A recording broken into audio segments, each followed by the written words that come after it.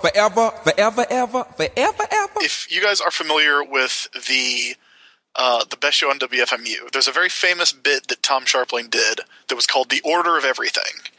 And what it was, it's a fun game to play at a party or on a road trip. He would have people call up to the show and just list off anything, like central air conditioning or pizza or George Harrison's All Things Must Pass. And he would rank them. He would make a master list and rank them. So is central air conditioning better than Revolver? Is the Star Wars trilogy better than pizza? It's not, by the way. Since the best show is over, I thought we might do a little something similar. Yes, what we're going to do is we're going to ask our listeners, and Chris actually did this on Thursday night before we recorded with no real explanation. We got a good number of lists, enough lists to last us for a good long time. Yeah, I suggest that people send us threes. Yes. Stories in threes. So we could do one, we could do a couple, but this is what we're going to be doing for this year. So we're taking lists of 3 comic book stories, and we are ranking them on a scale of which the bottom is Identity Crisis, and the top is... What was the top again, Chris? The list I have, it has 2 entries. The top is Batman Year One. Okay. The bottom is Identity Crisis. Okay. So that doesn't mean that they are... Like, if we get something that is worse than Identity Crisis, it will become the new bottom. If we get something better than Batman Year One, it will become the top. Now, I don't know how we're going to organize all these into one huge master list. I am keeping a text file. We are sure going to try. At the end of this year, in December of 2014, I want to read off the list. or maybe just post it on the site. But we will have a list of every comic book story we've been sent, ranked from best to worst. I wonder how long, by the time we get to like November, how long this segment is going to take. But we'll see. It's going to be good. It's going to be good. All right. The first list that we're going to do for this feature is going to come from Mike Pankowski, and I feel like these are 3 pretty easy-to-rank comic stories. Okay. That he has given us. All right, I've got my keyboard ready. The first of which is Heroes Reborn. Oof. All right, well, I'm going to put Heroes Reborn above Identity Crisis, but it is going to be well below Batman Year One. Yeah, that is in the middle of those 2, and that's all we can do right now. I think Heroes Reborn is definitely going to be somewhere near the bottom of the spectrum, though. Heroes Reborn is not very good. It is not good, and when you consider how huge it is, because it was a year of comics, 4 titles, and there was all that stuff leading up to it, the only good thing about Heroes Reborn is when it ended, and then Fantastic Four, Avengers, Captain America, and Iron Man all came back pretty good. Well, and also that it got rid of Teen Tony and Mutant Wasp. Right. But that's about it. It had some positive effects, but the journey to get there was no fun. The next story that Mike has suggested for us is No Man's Land. Ooh, I would put No Man's Land well above Heroes Reborn. I like No Man's Land a lot, even though it is kind of sprawling. It's a 60-part story.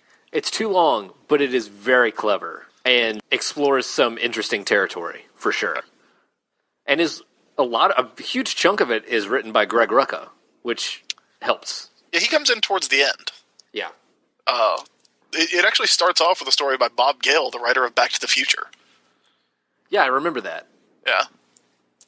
And then the last one on the list we have is Civil War, which I would put below No Man's Land, but above Heroes Reborn. See, I would almost put it below Heroes Reborn. I think, well, Civil War had pretty art. It had pretty art, and it had a great first issue. And then it really, really fell apart. It had Captain America surfing on a fighter jet. Yep. That was pretty awesome. It also had giant Black Goliath get killed by Thor and then wrapped up in chains and put in a mass grave. Yeah, it also had, like, very obviously evil Reed Richards and Tony Stark. It had clone Thor that kills people. It had a lot of problems. Okay, so, but you would put it above Heroes Reborn? Yes.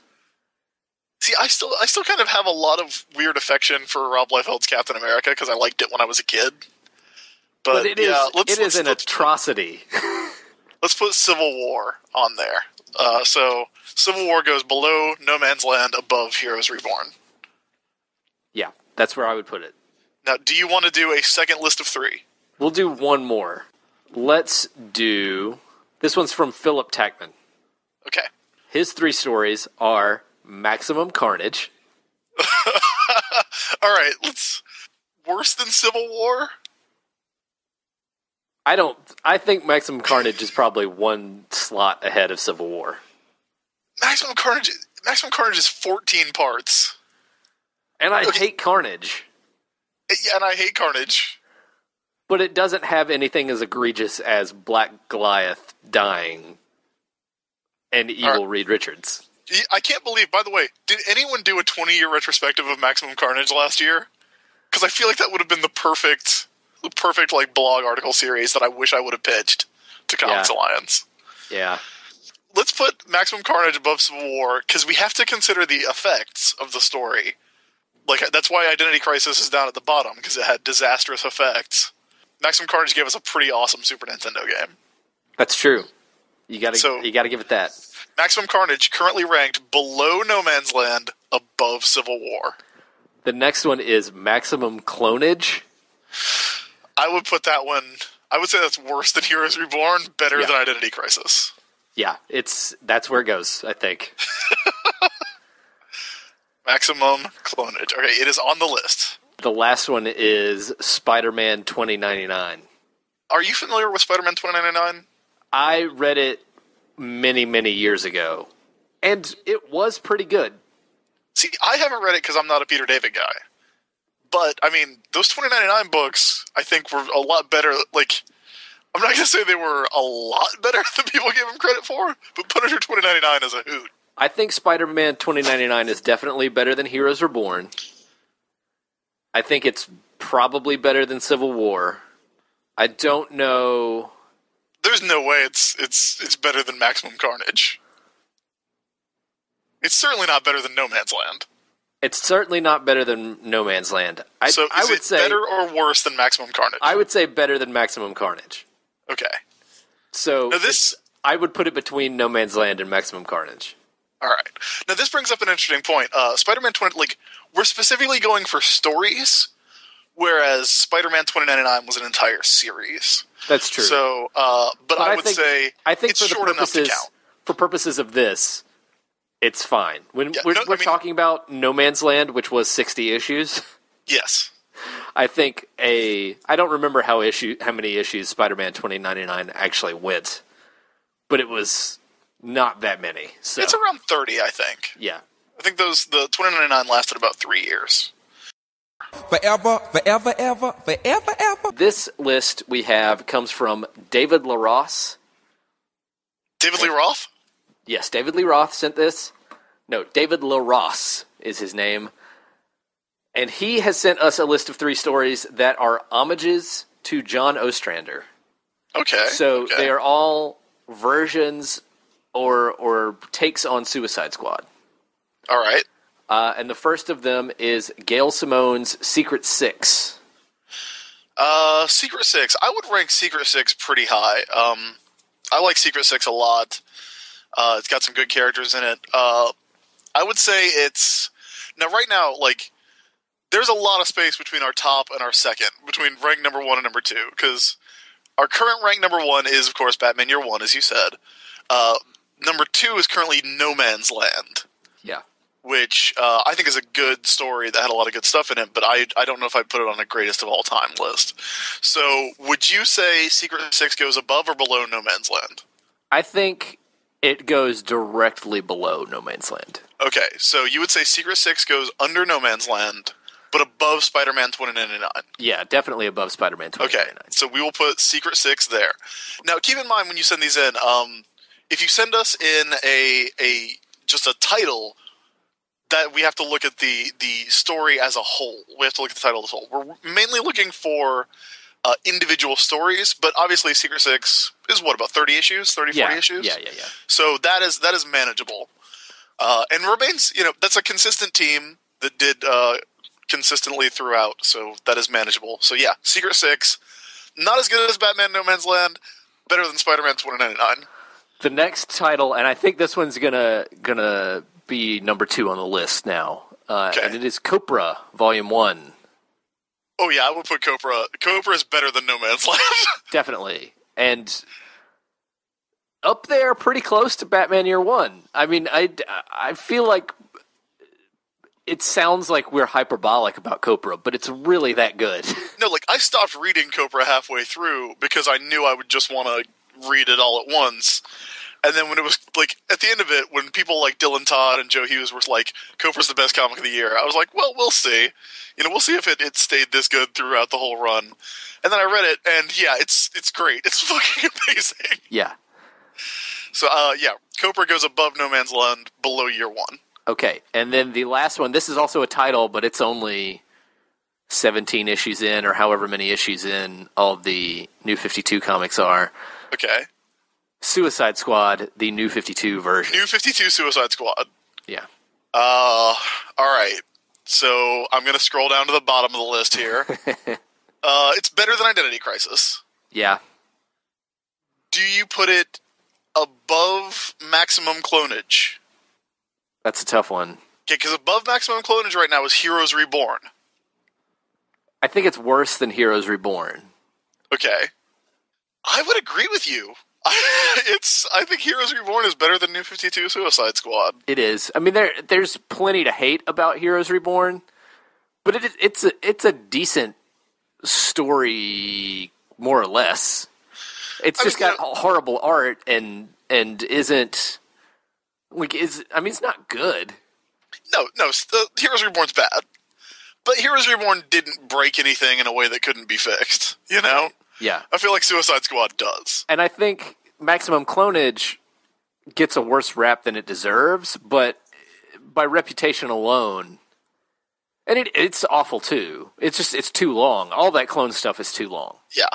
It's like Maximum Clonage is, I think it's where it is on the list because it was long and all-consuming and yet utterly pointless and forgettable. And it was one of those things where, like, as opposed to, say, Superior Spider-Man, which I think has gone on just long enough, you had people clamoring during the whole clone thing of just end this.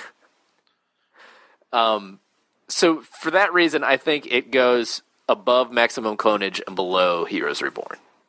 Okay, so that is where I'm going to put it in the official rankings. That's our set from David Lee Roth. Yep. Forever, forever, ever, forever, ever. Okay.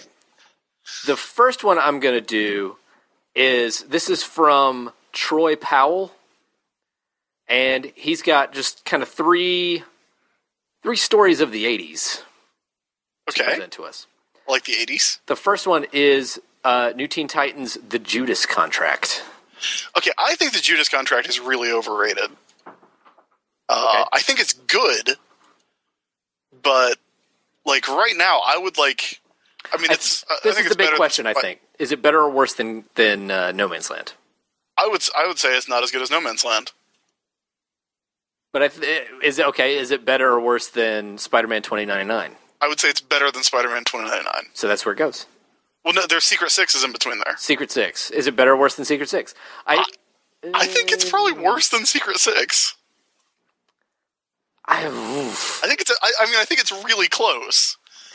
I think part of the reason that you feel like the Judas Contract is overrated. Because I don't give a shit about Teen Titans. Well, it's also because that big twist wasn't a big surprise for us.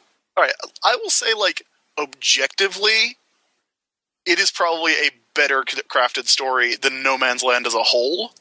But I feel like No Man's Land as a whole was a much more challenging project to pull off with the level of quality that they did, being a 60-part story. I have a really hard I'm having a hard time deciding whether it's better or worse than Secret Six. I'm going to say it's very slightly better than Secret Six. All right, but then I'm going to put it in here between No Man's Land and Secret Six. Okay. Teen Titans, the Judas Contract. That was a tough one, though. I'll give you that was That's the toughest one we've had so far. Because the Judas Contract, for the people reading it at the time, I think that big swerve was huge. Like, it was a major moment in their comic reading life, you know? We've talked about this before, and I'm a guy who likes Marv Wolfman and who likes George Perez a lot in other stuff, and I'm a guy who likes Wally West and likes Dick Grayson. But, like, did Judas Contract do anything that X-Men didn't do better? That Claremont and Byrne and Cockrum didn't do better? I will say that I think the true test of a story is whether or not it's still an amazing story, whether or not things are spoiled. Because I knew what was coming at the end of Watchmen, and I still loved it, and it's still Watchmen. So, but yeah, I will admit that it is. I think it's at the right place here. The next one on the list is Batman Year 2. When I actually first started talking to Mike W. Barr, he was like, "I've read your column about Batman Year 2 3 times, and I still don't know if you love it or hate it." And the answer is both. Batman Year 2 is so bonkers, but also so kind of fun, and also so bad. I'm always the image of Batman with that gun. But it's the gun that killed his parents. It's the same gun. How fucking crazy is that? I just remember seeing that in a comic shop when I was very young. All right, so it's like, better than Civil War. What is happening? say it's better than Civil War. Okay. Is it better than Maximum Carnage? I would say yes. Yeah, I would say yes, too. All right, is it better than Spider-Man 2099? I would say, like, better than Maximum Carnage is the best that story's going to get. So, above Maximum Carnage, below Spider-Man 2099? Yeah, I think that's the place for it. Okay. Okay, Batman Year 2. It's entered. It's done. Can't change it now. And then the last one is Born Again in Daredevil. Ooh, Born Again is like... It's Born top Again notch. might be above Cobra. It's top notch.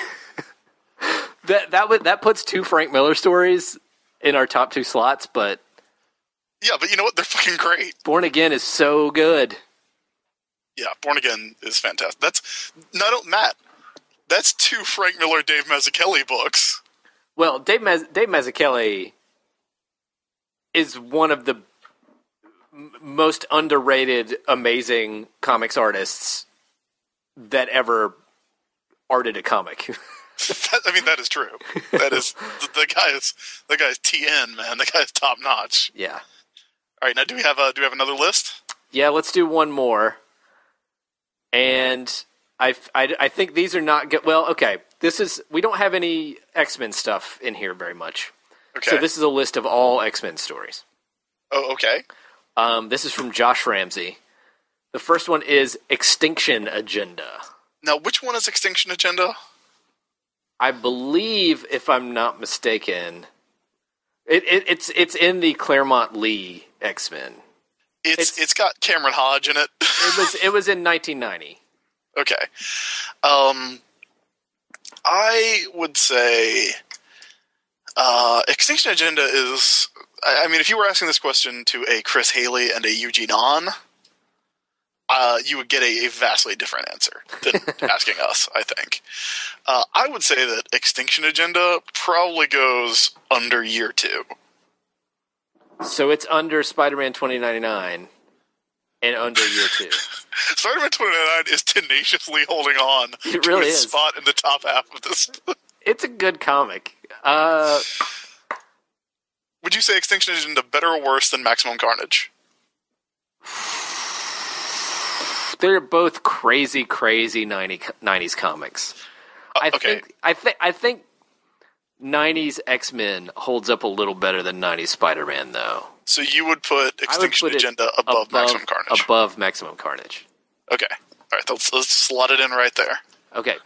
The next one is EX for Extinction, which is the first Grant Morrison new X-Men arc. I know right where that should go. I would put that above No Man's Land, below Cobra. I think that works. I have some wrestling going on in my head whether it's better than Cobra, but I think you're right. I think it's definitely above No Man's Land. and I mean, I would probably put like Riot at Xavier's above Cobra. Yeah.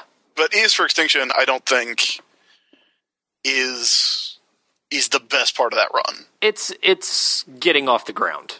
Yeah, and I think that one of the things that taints it is that's the one where like they kill Genosha and kind of start in like that's kind of the movement that climaxed with Decimation. Yeah, that they are now kind of trying to reverse to get more mutants. Right. So it's in a weird spot, but I mean it's good. It's very, very good. There are probably other Morrison X-Men arcs that I would put higher or above Copra.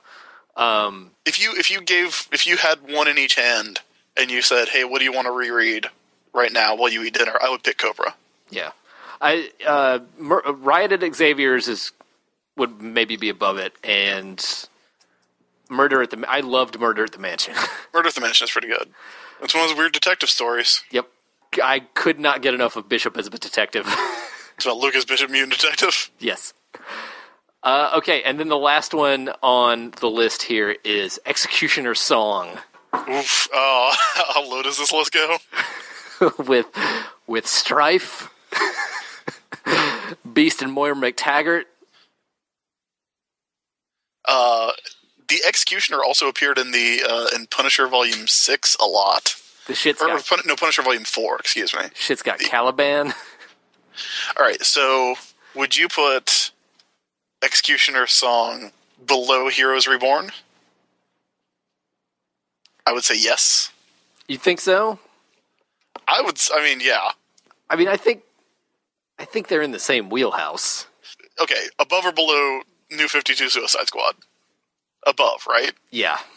Okay, definitely above. So it's got to be either... I would say Civil War is better than Executioner's Song. Yeah, I think I agree with that. Okay, so it's either above or below Heroes Reborn. I think they're neck and neck. Your first instinct was below. My first instinct is below, yes. Okay. All right. So we are slotting in Executioner's Song. What Executioner's Song? What a terrible name. It goes in right under Heroes Reborn, above New 52 Suicide Squad. Forever, forever, ever, forever, ever. This list comes to us from Ryan Howard. He wants to get us to weigh in on some of the lesser-known storylines from famous comics writers. Okay, that is my jam, so I'm ready to roll. The first one is the Smacks miniseries by Alan Moore and Xander Cannon. That is the spin-off miniseries from Top 10. Okay, that series is really good. It is really good. It is also really pro-incest. I'm a big Top 10 fan. I love Top 10. I think the Book 1 and Book 2 of Top 10 are both better than the Smacks miniseries. Yeah, I would say that. I like Smacks a lot. I think it's a great spinoff. I really enjoy it. I don't know. I mean, I would definitely put it higher than Spider-Man 2099. Yeah, it that is one of our standards. It's crazy. I mean, Spider-Man 2099 right now is basically the midpoint. I don't think... It is a perfect 5. I don't think it's better than Daredevil Born Again. Oh, no. God, no. I don't think it's better than Cobra. No. I would say it should go above Secret 6, under Judas Contract. I'm fine with that placement. Okay. So we will enter into the text file, Top 10, Smacks. All right. The next entry on his list is the Lee and Kirby X-Men, which would be the first 19 issues, the original 5 X-Men. I would say that is the worst of the original Marvel books. I agree. It did not find its footing until well after that. Yeah, I mean, there's interesting stuff in there. Obviously, Magneto comes from there. Blob comes from there. They fight the Super 8 Aptoid. No, they don't. Do they? Is that a Kirby issue? Or is that a Neil Adams Roy Thomas issue? Either way, I would say the Lee Kirby X-Men, I mean, I might put that under Maximum Carnage. I think it's better than Maximum Carnage. Okay. Well, really, because if you gave me the choice, if you had Essential Uncanny X-Men Volume 1 and Maximum Carnage, and you're like, okay, time to go to lunch, which one do you pick? Here's what I would ask. What actually came out of Maximum Carnage, other than that video game? The video game's really good. with the green jelly soundtrack. I mean, not a lot. And the Lee and Kirby X-Men gave us all those X-Men characters, Magneto. Like, it gave us the foundation for what eventually became the X-Men as we know it. Yeah, but I mean, I was just going through this with I just wrote an article about the Bill Finger stories. And the good thing about the Bill Finger stories, a lot of the ones I talked about, was that they're not only foundational stories, they really do hold up. Like, the first Joker story holds up really well 75 years later. X-Men #1 does not. Like, it's really... I mean, there's a reason that book was going to get canceled before they did the last-ditch effort with Len Wein and Dave Cockrum. Yeah. We can say... I still think it's better than Maximum Carnage. Well, if it's better than Maximum Carnage, it's certainly better than Extinction Agenda. Yeah. So I would put it under Batman Year 2. That's fine. I think All right. That's where it goes. What is our third entry on this list? Our third entry is by the man that Chris Sims loves to hate, and who already has one story on this list at the very bottom. This is Brad Meltzer's Green Arrow: The Archer's Quest. His one Green Arrow arc after the Kevin Smith Green Arrow. That was illustrated by Phil Hester. Okay, now see, this puts me in an interesting predicament, because Brad Meltzer is the devil. He ruined comics forever. But The Archer's Quest is actually a pretty decent story, as I recall. I remember liking The Archer's Quest when it was coming out. I remember liking it more than the Kevin Smith Green Arrow stuff, which I also thought was the best Kevin Smith comic. Yeah, I certainly think Green Arrow is the best Kevin Smith comic. And I remember a lot of that, like, the very first sketch I ever got was a Green Arrow by Phil Hester. I mean, Phil Hester helps a lot. Yeah, he's fantastic. But, like, I remember, like, Green Arrow going back to the old abandoned Arrow Cave and fighting Solomon Grundy. Solomon Grundy, that was pretty cool. That was fun. I remember that being fun. Yeah, the thing is, I have not read it since Identity Crisis came out. Like, yeah, I have not read it since at least 2005. I have not revisited it myself. And a lot of that has to do with Identity Crisis. Like, I would probably sit down and read those Green Arrow issues again, if not for the fact that the devil wrote them. Purely on memory, I'm going to say that one probably goes above Spider-Man 2099, below Secret Six. That seems fair. I would maybe think about putting it just above Secret Six, but putting it just below Secret Six is fine with me too. Look, Gail Simone never ruined comics. That's true. Say what you want about Gail Simone. She never ruined the entire comics industry. You have got me there. If we could do it very quickly, I think we can do. We'll do this one as quick as we can. This is a list of DC comics without Batman. Well, obviously they're all garbage. Well, the first one I don't know if we can count. We may want to narrow this down to one story. Okay. Because this is from Ryan Bialik. I hope I'm saying your name correctly, Ryan. His first entry here is the first 40 issues, or maybe all 40 issues of Gotham Central. Now, I think you could very easily count those all as one, because there is a consistent creative team throughout. It's not too terribly long. I mean, 40 issues is pushing it, but Secret Six is around 40 issues, right? I remember very distinct storylines in Gotham Central. What do you want to break it out a little bit? I mean, I'm fine just ranking it as is.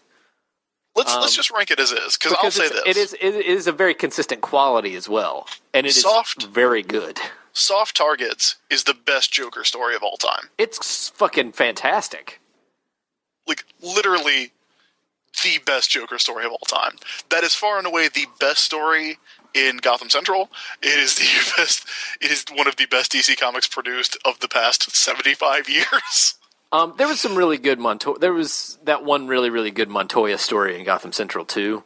But Soft Targets is, I feel like that story largely influenced the Dark Knight Joker. Yeah, I think the case can be made very easily for that. I would put, as a whole, Gotham Central is very consistent in quality. Like, Soft Targets is exceptional.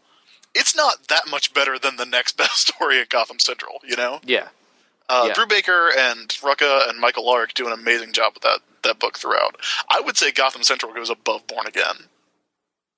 I say that as a Batman guy. Yeah. You can probably talk me out of it, but I would say like it is near the top. It was my favorite comic when it was coming out. Yeah, and I've reread it recently. I reread Gotham Central not too long ago, and it's still pretty GD good. At the risk of making the top of our list far too Batman heavy, I'll go with it. That comic is fan-fucking-tastic. All right, we are officially entering Gotham Central as the new number 2 spot, right under Batman Year One. All right, that's a big step. The next story on the list is Final Crisis, number 1 through 8. Now, see, I like Final Crisis a lot. I do too. I know a lot of people don't, but I feel like Final Crisis is a very daring story that Rule Ward's paying close attention. I feel like it has its flaws. I don't think it is as sort of heart-soaringly great as Gotham Central. No. I would say, like, the area that I'm looking at on the list is around Evious for Extinction and No Man's Land. I think it goes above No Man's Land. Okay, would you put it above Evious for Extinction? I don't know, man. It does have fucking Batman shooting Darkseid. It's pretty cool as hell. Well, Superman showing up at the end and holding Batman's body, and then Batman showing up in caveman days. That's all pretty goddamn good comics. Let's put it directly under Copra.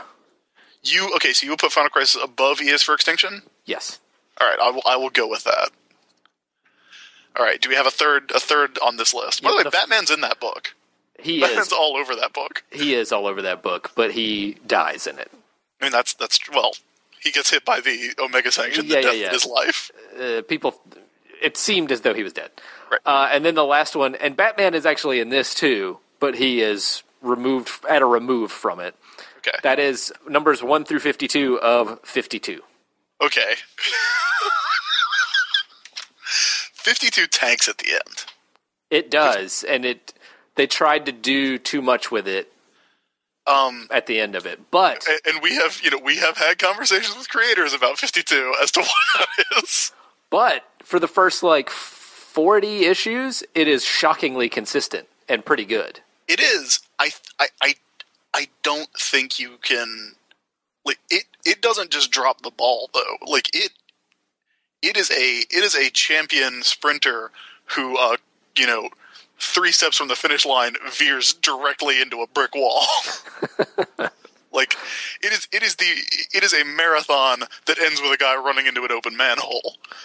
But until that point, it sets up so much important stuff that is still continuing, like the Crime Bible and everything with Batwoman, Bruce Wayne going to Nanda Parbat, and a lot of stuff with the Metal Men. But wouldn't you say that all the stuff that's good in 52 was good because it got better in other books? That it came out and continued in other titles? Batwoman's good, but 52 isn't the best Batwoman. No. The best Batwoman is in Detective Comics and then Batwoman. And then Batwoman, yeah. Yeah. I would put 52 around Maximum Carnage Civil War. I think it's better than Civil War. I don't think it is. I do. The thing I always say about Civil War, say what you want about Civil War, it's bad, and it is, but it's a story. It has a beginning, middle, and end. I feel like I remember liking reading it more than Civil War.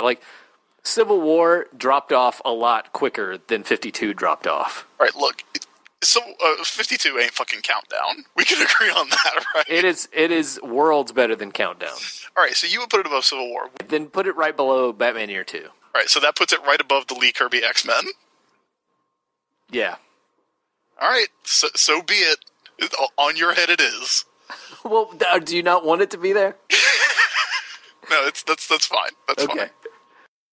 Forever, forever, ever, forever, ever. Now we can hit some lists. Okay. The first one I have here is from Bobby Vanderveer. Bobby Vanderveer. And these are some that I think are going to be a little high on the list. I think these are going to do well. That's good, because we could use it.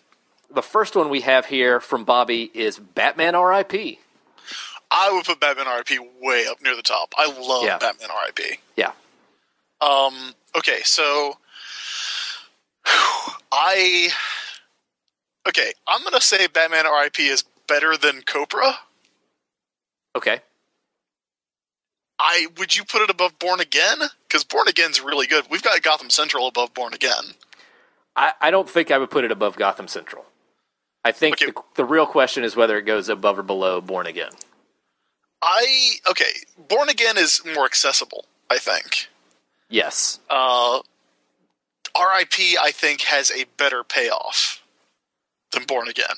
I think they're pretty close. I think Born Again is damn good and has a damn good payoff. But really, its payoff is just, Matt Murdock becomes Daredevil. I guess the payoff for R.I.P. is Batman becomes Batman again. Here's what I think the deal breaker is. Daredevil Born Again is drawn by David Mazzucchelli. Batman R.I.P. is largely drawn by Tony Daniel. Yeah, I think you're right. I think that artistically, I do think it's some of Tony Daniel's better work on the title. But as Chad said, if you can't draw Batman climbing out of his own grave and make it look awesome, then you should not be drawing comics. So let's go ahead and put Batman R.I.P. Right under Born Again. Okay. The next one on Bobby's list is Welcome Back Frank, which is definitely going to be up there. I might put Welcome Back Frank above Born Again. I am not totally against that. I love Welcome Back Frank. It is the story that single-handedly made the Punisher a viable, worthwhile character again. Yeah, and here's the thing, most people know this, I have read every Punisher comic. It was because of the 2005 PlayStation 2 Punisher game that made me want to do this, but I went back and I read every one. And I came away from that liking the Punisher a lot, and I had already read the Ennis run. I was really into Marvel Knights when it started, so I jumped on everything. But going back and reading it, it is far and away the first time that the Punisher is that good. And when you consider where the Punisher was at that time, yeah, he had just been the previous series had been a very badly received. One of the only badly received Marvel Knights books was that first Punisher book where he became an avenging angel of death. Yeah, I think Angel Punisher is actually slightly underrated, but it is certainly not good. Yeah. And I gotta say, there are good Punisher stories before that. The Stephen Grant, Mike Zeck, Circle of Blood Punisher is excellent. It's one of the best. But Welcome Back Frank is on another level. Ennis and Dylan are just dynamite on that book. It's funny. It has one of my favorite panels of all time, which was the header on the ISB for a long time, which was Punisher punching a bear. It created one of the first ever reappearing Punisher, other than Jigsaw. Right. One of the first ever recurring Punisher antagonists in the Russian. Yeah. Mon Nucci was one of the first really interesting Punisher villains. There's so much to like about Welcome Back Frank. I would be willing to put Welcome Back Frank above R.I.P. Do you think it goes above Born Again? Whew. It feels like sacrilege to put Welcome Back Frank above Born Again. It's so good. But it's really good. For me personally, Daredevil Born Again, for me, got ruined somewhat by having seen it talked up in Wizard all the time. You know what I mean? Punisher, the Ennis Dillon Punisher, Welcome Back Frank, I got to experience as it was happening. And that made it all the better. But that is entirely subjective, personal stuff. All right, I would say that it goes... I would say let's put it under Born Again. Okay. Because, again, it's still in good company. Like, our top books right now are Year One, Gotham Central, Born Again, and then if we put Welcome Back Frank in there, that's a good top 5. Yeah. All right, so it's weird to the list. It's weird to see Copra falling down the list, but... Yeah, but I mean, everything above Copra is like a masterpiece. Yeah. Like, Copra is itself a masterpiece, I think. I think maybe if we got a little more distance from Copra, it might be up there a little higher, but we'll see. Yeah. And then the last one here is Planet Hulk. Okay, now I think Planet Hulk's really good. And I've told this story. I think I've told it on the show when we had Greg here. Like, I initially dismissed it as being like, oh, yeah, that guy who wrote the guy who wrote Marvel Nemesis Rise of the Imperfects tie-in is writing a Hulk story. It's just like Jarella's World. It's just like the Bill Mantlo run. And so I read it in secret and then had to admit I was wrong. Now, is this when... Was that just Greg Pak? It wasn't Pak and Van Lente together. No, they get paired up for Hercules. Okay. Which is also really, really good. I'm going to put Planet Hulk. I would say that it's probably above No Man's Land, below E is for Extinction? Yeah. Yep. That's exactly where I was going to say, too. Yeah. So, because, I mean, it does, like... I think near No Man's Land is a good place for it, because it is another one of those stories that goes on for well over a year. It's a 17-part story. All right, so slotting that in right between New X-Men, E is for Extinction, and Batman No Man's Land. All right. Those are the first 3 from Bobby Vanderveer. Thank you, Bobby, for that list. Bobby. This next list is from Christopher Crowell, or Crawl. I'm not sure which one it is. He has 3 stories for us. The first of which is Civil War Frontline, which was the accompanying story about Sally Floyd and Ben Urich, reporting on the events of Civil War as they happened. Now, my recollection of that story is rather vague. Yeah, mine too. I read it, but I read it as I was reading Civil War. I remember liking it a little bit more than the main Civil War story itself. I mean, that's not going to be difficult, though. Yeah. And I mean, this was a book where the creative team was Paul Jenkins and Steve Lieber, so right. it was probably pretty good. Yeah. At the same time, like, it's 2014. We are 8 years removed from Civil War. Do you feel like you would ever go back and reread Civil War Frontline? No, it's too tied into Civil War. Yeah, like, I don't even think, like, even if it was better than Civil War at the time, I don't think we can rank it as high as Civil War, because I am far more likely to go back and read Civil War, even though I am very unlikely to do that. Yeah, I think it definitely goes below 52. Also, issue 4 includes an extended Billy Joel reference. Yes. So... See, I would, like, 52 is above Civil War on this list. I would put it below Civil War. Civil War Frontline? Yeah, I would put Frontline below. I would put Frontline, I guess, maybe... I don't know. I would put it under Heroes Reborn, just because it's, like, I don't think it really stands on its own. But I think it's a better story, even if it is a side story, than Civil War. I mean, I would at least put it in the slot directly above Civil War. I'm gonna let you decide this one, because I have only the vaguest memories of Civil War Frontline. But again, I have crystal clear memories of Civil War. Yeah. I'm okay with it going directly above Civil War. All right, that would put it right under Maximum Carnage. Yeah.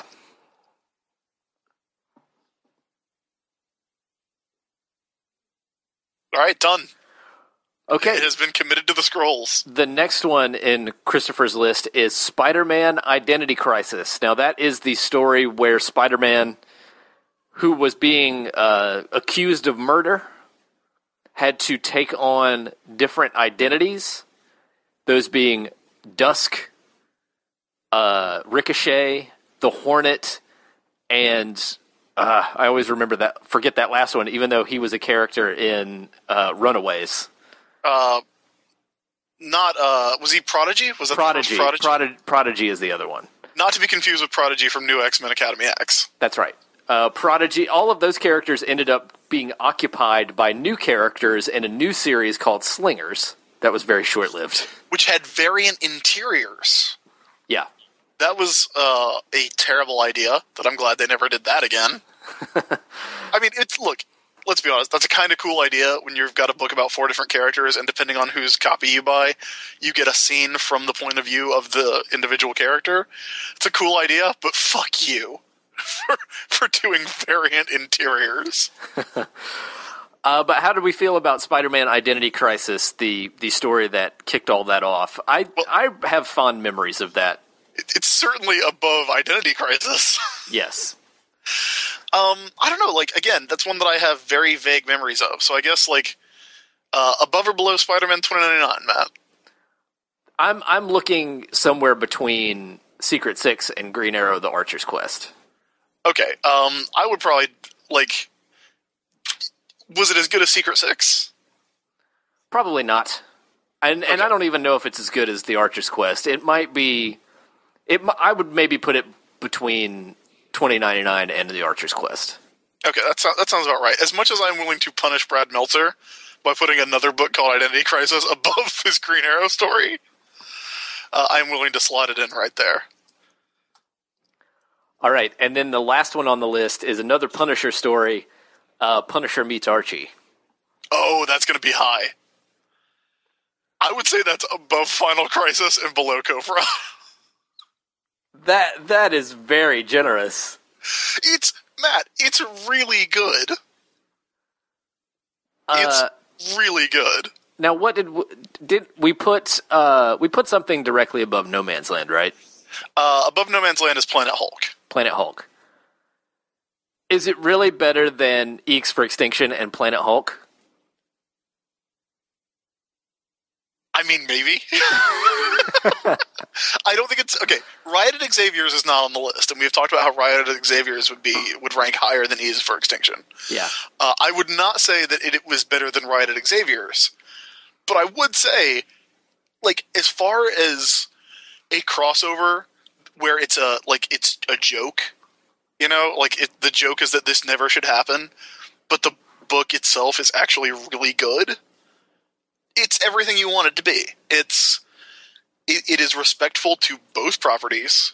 It makes sense for both properties. It has everything you want from both properties, and it's Punisher and Archie. Yeah. I genuinely think it is probably a masterpiece. I would put it above Final Crisis, to be honest. Okay. I will let you do that. All right, it's going in. Punisher Meets Archie is above Final Crisis, just below Cobra.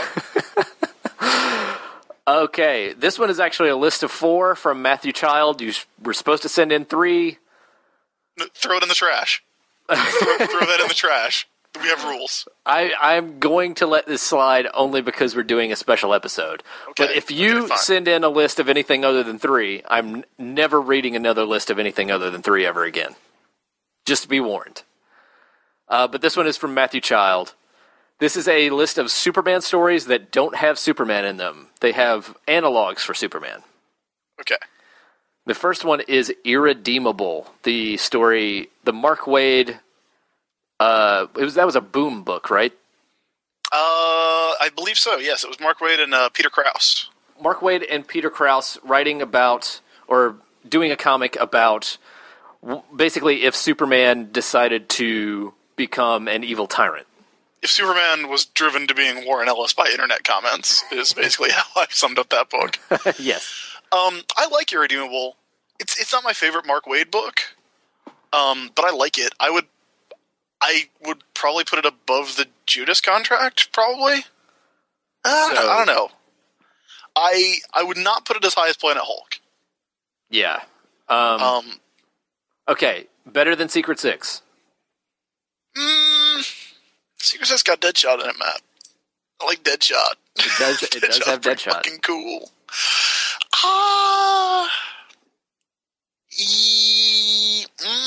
That's tough. Because here's what I'm thinking. I don't think it's better than the Smacks miniseries. The top 10 Smacks series. Yeah, Smacks is pretty good. I don't know. I don't know if it's as good as Secret Six. It's definitely better than Archer's Quest. So we've got to decide. We basically just got to decide whether it goes above or below Secret Six. All right. So what's good about Secret Six? It's kind of a Suicide Squad riff. It has Deadshot. It's got Deadshot. A lot of starring roles for female characters, which is nice. It doesn't fall into grim gritty. Right, even though it has like characters like Deadshot and Bane that really lend themselves or have been used in those. Yeah. Ragdoll is pretty funny. Yeah. And Irredeemable is a great concept that I think is well executed at first, but kind of peters out. I do think I will say, like, and again, I love Mark Waid. You know, he's tops in my book. I did kind of lose interest in Irredeemable towards the end. And I also think it's Waid kind of playing outside of his sandbox, which is good. Which is good. I think the better Mark Waid series about villains kind of becoming the leaders, like villains winning, is Empire. Yeah, I think Empire is really good. I think the only problem with Empire was that it took like 8 years to finish. Yeah. I would say it's not as good as Secret Six. Okay, so it's between. If we're gonna have to break some hearts, between Secret Six and the Archer's Quest. Yep, there it goes. Irredeemable. All right, the next one on the list is the original Sentry miniseries. Oof! I really hate that book. I don't hate the original miniseries. I hate a lot of stuff that came after, where the Sentry got like really injected into the Marvel universe. A lot of that Avengers stuff I do not like at all. Now I wrote about this too. Like, we did Sentry for a book club that we had when I used to work at the store, and we all kind of went in going, yeah, Sentry, it's pretty good. You know, it's Paul Jenkins, Jay Lee, it's pretty good. We talked about it for an hour, and we walked out going, yeah, fuck the Sentry, that series sucks, that series is awful. Like, the longer you think about it and the longer you really critically examine it, the worse it gets. It just completely falls apart under any kind of examination. It's the whole point of the story, the whole idea of the story is that it's based on a gimmick, right? Yeah. And that is not a great foundation to build a story on. No. I think and it's such like, and even when it came out, like, oh, what if Superman was in the Marvel universe and he had problems? Like, that's, you know, Squadron Supreme does that 10 times better. Like, Squadron Supreme is 10 times the story that Sentry is. Well, hang on to that. Okay. I don't know. I feel like my feelings about the Sentry are somewhat boosted by the side issues that came out along with that original series, where it was just the Sentry meeting with other Marvel characters and having conversations with them, particularly the one with him and the Hulk. That was the best part of that run. I really like that specific issue. Now, I don't know the one where Spider-Man wins the Pulitzer Prize. Yeah. I don't know if those side issues, or if we're including them in that miniseries or not. I think they elevate it, at least. See, I would definitely put it, like, here's the range I'm thinking about for it, okay? Okay. I would definitely put it under the Lee Kirby X-Men. But above Extinction Agenda? I might, if you gave me the choice, I would probably read Maximum Carnage again before I would read The Sentry again. I think between Lee Kirby X-Men and Extinction Agenda that seems right to me. All right, well then that is where we will put it. All right. Now, I'm guessing I know the next one. Well, the next one is The Age of the Sentry. Oh, well, that goes super high. Yeah, it's really good. It is easily the best comic with the Sentry in it. Oh, easily. Like, I have a pull mile. quote. I have a pull quote on that trade where I call it the apex of the art form. Yeah. I'd say that goes above Punisher meets Archie. And Punisher meets Archie is where? Punisher meets Archie is between Cobra and Final Crisis. Okay. Yeah. Yeah. Directly under Cobra is fine with me for Age of the Century. Yeah, that is a damn good comic book. So, And- like, Harrison Ugar, the Caveman of Wall Street, he's in that. McFody's in it. Cranio, the man with 3 brains. That guy's pretty cool. There's so much models in it. So much good stuff in the Age of the Century. That's a series we should be putting on this list. Is Models Inc. the Paul Tobin Millie the Model series that I was the only person who read. Well, if somebody sends it in one of their lists, we will. It'll get surprisingly high. It's going above Judas Contract if it comes in. You'll deal with that. And then the last entry on this list is one you probably know, Squadron Supreme. Yeah, I would put Squadron Supreme. I would probably also put Squadron Supreme above Punisher meets Archie. Squadron Supreme's really good, and we're talking about the Mark Grunwald. So, are you putting it above or below the Age of the Century? I like Age of the Century more. Squadron Supreme is probably the better story. Squadron Supreme is a story that Marvel and DC both have tried to recreate several times. Like, the further we get away from it, and this is crazy, and it's also crazy that no one has sent in Watchmen yet, which I think we would end up ranking shockingly low because it's not going above Batman Year One. It may be on this. It may be in something someone has sent in. I just haven't read off that list yet. Okay, but I would say like the further we get away from him, and the more I look at what like the after effects of each story, I like Squadron Supreme more than I like Watchmen as a look at sort of, you know, superheroes dealing with real problems. And I don't like that is not a slight against Watchmen.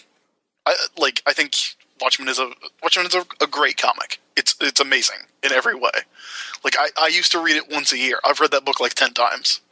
It's amazing. But I feel like Squadron Supreme is really, really good and nobody talks about it except for like that J. Michael Straczynski tries to do it and Watchmen. And like that Mark Grunwald's ashes are in a trade paperback version. Yeah. But only in the first printing. Yeah. Here's what it comes down to. Like, people have tried to remake Squadron Supreme many times. Like, not only is the J. Michael Straczynski stuff an attempt to redo it, The Authority is an attempt to redo it. In a lot of ways, yeah. You know, that whole concept of, like, what if superheroes decided to become dictators? Comics has revisited that concept time and time again. Yeah. And I don't think nobody has ever succeeded in surpassing the original execution. Yeah, no, I think Squadron Supreme's great. I mean, it's definitely going in our top 10, as the top 10 sits now. Yeah. Which is Year One, Gotham Central, Born Again, Welcome Back Frank, Batman R.I.P., Cobra, Age of the Century, Punisher meets Archie, Final Crisis. What a crazy top 10. I would probably put Squadron Supreme. I'm not sure if I want to put it above Batman R.I.P. because I really like Batman R.I.P. I think the question is, do we put it above Age of the Century? Yes. Okay. I would put it above Age of the Century. Then like I said, I like Age of the Century, but I feel like Squadron Supreme is a better story. Do we put it above Cobra? Cobra's pretty goddamn good. See, Cobra's really good. Cobra is sort of the opposite of this, in that it is an attempt to recreate something that is really good, that comes damn close to surpassing it. Yeah, Cobra is fan fiction that's as good as the original. Yeah. Like, that's the amazing thing about it. Like, they said it couldn't be done. But you know what? So is Squadron Supreme. I think Squadron Supreme compares very favorably to Cobra in that respect, in that it's, you know, Mark Grunwald always wanted to write Justice League, and never got the chance because he, worked at Marvel till the day he died. Like, literally, he died while he was working at Marvel. And never got the chance to write Justice League, so he did Squadron Supreme instead, like, full of Justice League analogs. So it's that Cobra being the work of one person, like a unified vision by one guy who was knocking that thing out, like, and it's that good, really makes me want to keep it ranked as high as we can. I would say Cobra goes above Squadron Supreme. Directly above. Yeah. I don't think anything's getting in between those. Okay. We don't know, though. We don't know. We can see. All right. Forever, forever, ever, forever, ever. If you listened to last week's episode, we did 3 Every Story Ever lists. This week we're going to have to do one really quickly because we're running out of time.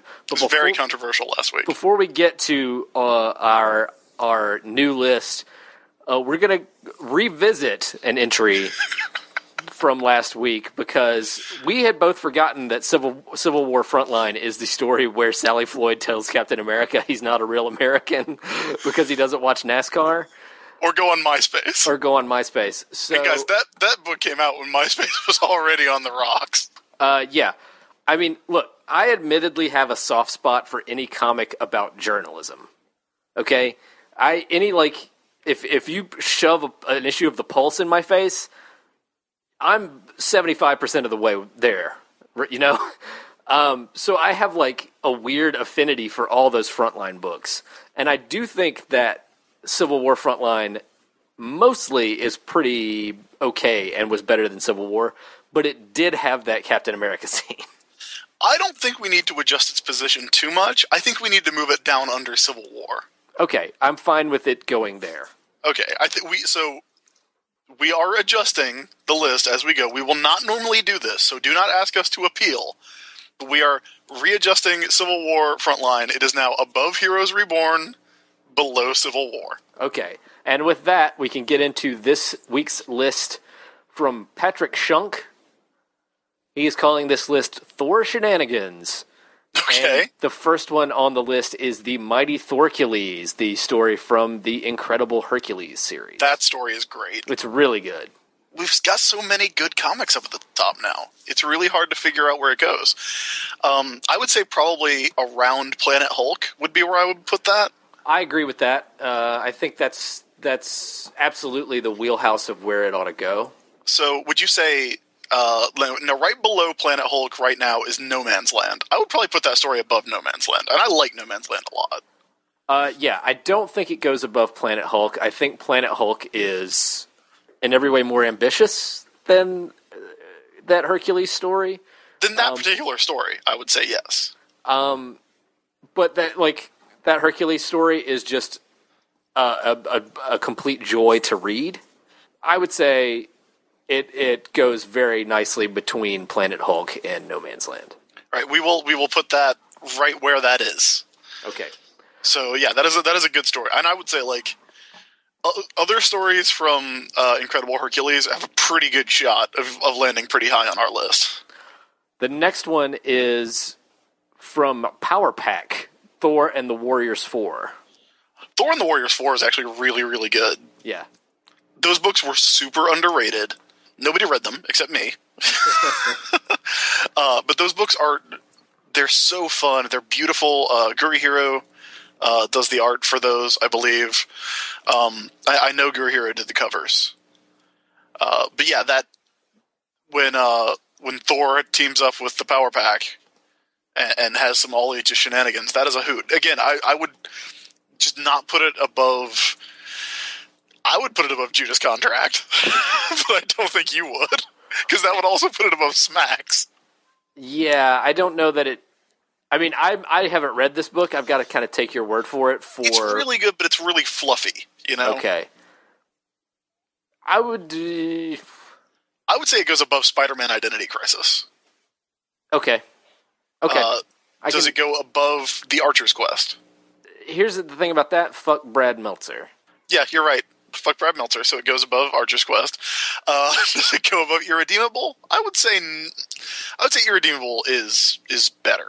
Okay. then just on a purely technical level. That's around the middle of the list, and I think that's fine. All right. And, okay, the last one we have is going to do well. I gotta say, I just gotta say real quick, the Power Pack were given their powers by a unicorn from space. And then Thor and the Warriors 4, they meet Beta Ray Bill, who is a horseman from space. It's great. All right, now please continue. The last one we have here is going to do really well. That time Thor was a frog. Oh man, Frog Thor. Yeah. Frog Thor is going to be high on this list. Yeah. I think we have been submitted the Simonson run as a whole, but this breaks it up into that one story. You could almost argue that the Simonson run, like I would give you like the first 2 years of that run as a whole because they really are one big story. But after that, there is a lot of breakup. Like the story of Justice Peace and the Zaniac is clearly not the story of Surtur and the attack, the Battle of Ragnarok. Frog Thor does come at the end, towards the end of that run, but I would rank it still pretty high because it's still part of the best run of comics ever. All right, so Frog Thor by itself. I'm gonna super underrated. People I'm gonna start the bidding at above EX for Extinction. That's high on the list. I would put it above Punisher meets Archie. The next one on the list I'm looking at is Final Crisis. Put it above Final Crisis. Above Final Crisis, okay. Yeah, I'd put it above Final Crisis. Above Copra. I would not put it above Copra. So, Copra's the one to beat on this list, man. Yeah, it really is. So, between Final Crisis and Because here's the thing, Simonson doesn't draw the Frog Thor story. Right. It's Sal Buscema. Yeah. So, which is good. I mean, Sal Buscema's great, but you have to take that into account that Copra is a unified vision of one man. Are we going between Copra and Final Crisis? Is it above Squadron Supreme? It's either above or below Squadron Supreme. I would say... As we said, Squadron Supreme is the story that everyone has been trying to recreate ever since. Yeah. But, at the same time, I feel like we kind of have to avenge Frog Thor. Look, I don't think we're not giving Frog Thor a fair shake. Yeah. I mean, it's under high. It's in the top 10 on this list. Yeah. I think I would say below Squadron Supreme. Okay. Then that is where that goes. Forever. We got some lists this week from people who wanted some comics added to the bottom because it is getting rather top heavy. Yeah, we've got a pretty good top 10 or top 15, I would say. Yeah. But the bottom of the list is just, and a lot of it's easy stuff too. Like Maximum Clonage was never gonna break through to the ceiling. I know that top 10 is going to shift around before we finish, before the end of the year. But these are some comics that I know we're going to add to the bottom. This list is from our good friend Ben Gully, and these are all JMS stories. And the first one... I will clear out some spaces at the bottom. The first one is a story that had a major impact on me.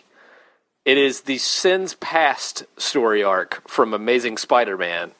This is the story that revealed that Norman Osborn and Gwen Stacy had an affair, which led to Gwen Stacy having 2 children, who then are aged at an accelerated rate, and then meet Peter Parker. I actually referenced this story in a column I wrote last week, and talked about the scene where Spider-Man makes out with Gwen Stacy's daughter, Gwen Stacy, who is 10 years old. Yeah, but looks like hot Gwen Stacy, hot adult Gwen Stacy, because she ages super fast, right, but is 10 years old. Yeah, because that's what Green Goblin did, right? He aged super fast. Is that one of his powers? Right. The explanation for their quick aging is the Goblin Serum, which makes no sense whatsoever. Here's what I'll tell you about Sins Past. After something in the area of 15 years of buying every Spider-Man comic, maybe it wasn't 15, maybe it was more like 10, but a very long period of buying every Spider-Man comic, this is the story that made me drop Amazing Spider-Man. There was a point where I defended this story. How? I was waiting for the dramatic sting there. It was at the reveal of Gwen Stacy's affair. And the reason was that I'm a Mary Jane guy. I am a Mary Jane partisan. I like Spider-Man and Mary Jane together. I like Spider-Man being married to Mary Jane. I think Mary Jane's a great character who gets a weird amount of shit for reasons I don't understand. And at that point, I was just like, look, anything they got to do to make Mary Jane look better than the sainted Gwen Stacy, fine, whatever. Then the whole thing with the ninja kids happened. And there is a scene I will always point to as one of the dumbest scenes in comics history. And that is when the ninjas are fighting Spider-Man, and one of the ninjas takes off her hood, and she's Gwen Stacy. And we know she's Gwen Stacy because she has long blonde hair held in place with a black hairband. Yes. Like the classic Gwen Stacy look now, underneath her fucking ninja mask. That's more on Mike Deodato than JMS. But... Oh yeah, no, look. Mike Deodato and JMS are both terrible. Look, Mike Deodato, I'm sure he's a very nice man. And I guess I should say this. I have never cared for his stuff. I have never cared for his art in anything he's done. Whether it was, Wonder Woman back in the 90s, whether it was Spider-Man in the 2000s. But I honestly think that Spider-Man stuff is the worst. It's probably because he's working from a truly garbage script. And it's also, heavily photo-referenced. It's heavily photo-referenced. And he's following up John Romita Jr., who...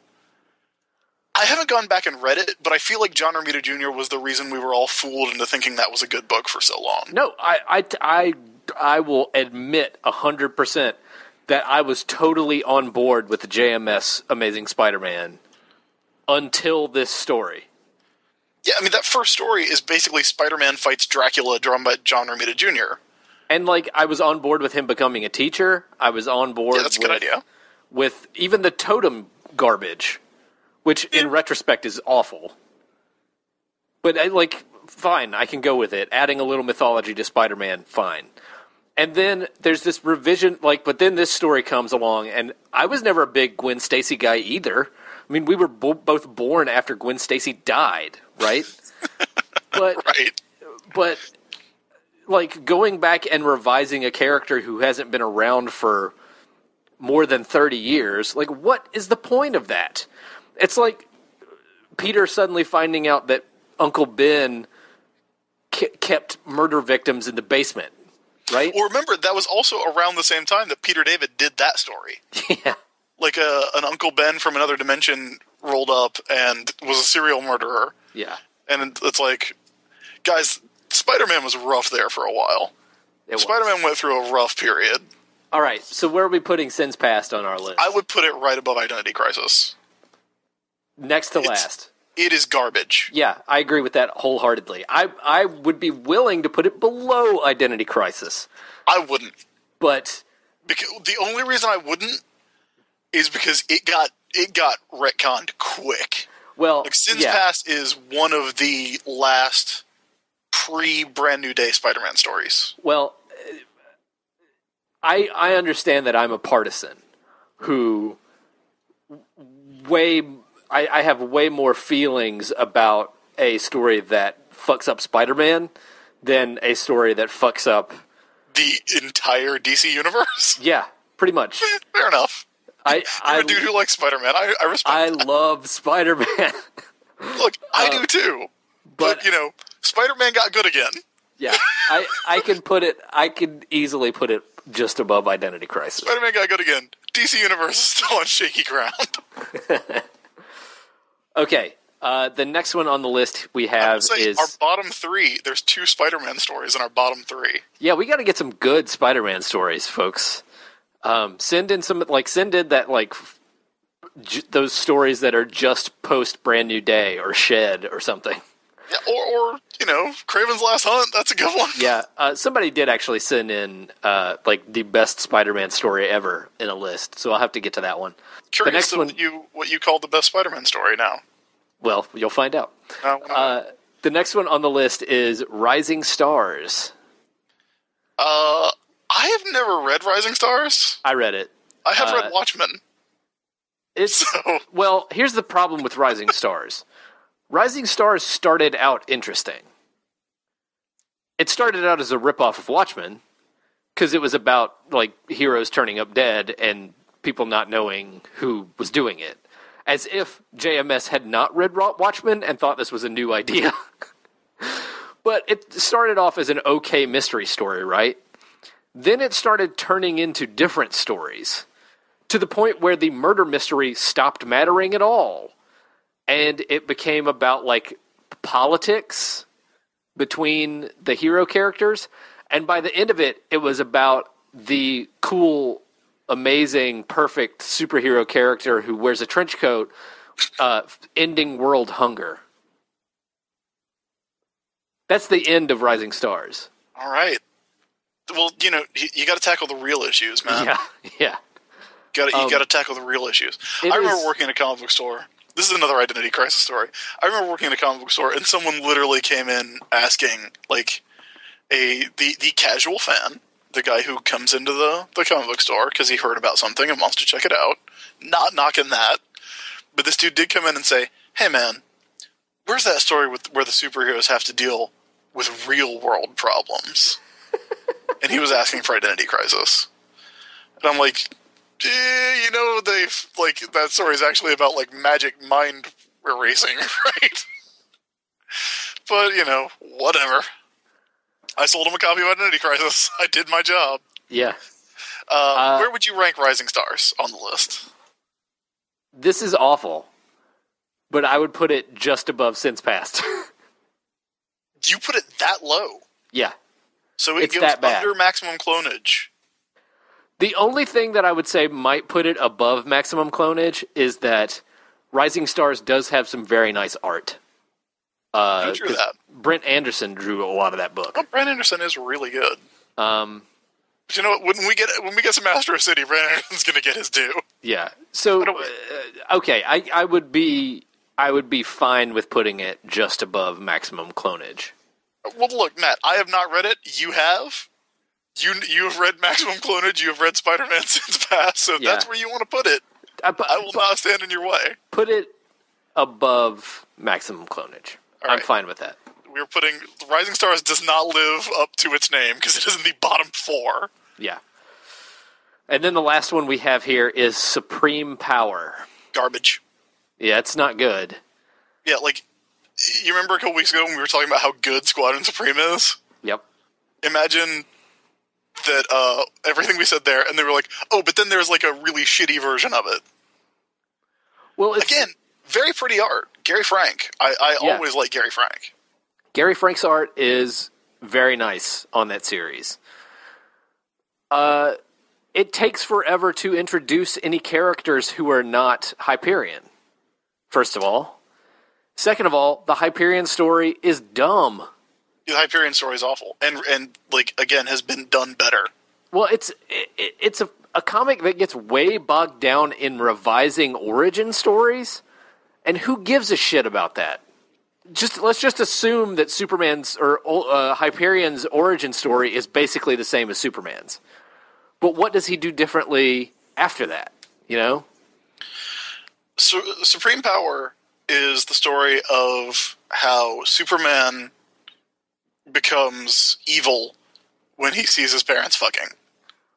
And literally what happens in that comic. And when the government comes and takes him and wants to use him as a government weapon. Guys, that's literally what happens in that comic. I'm not kidding. Yeah, that does happen. Because they're so scared of their son that they just want to feel alive.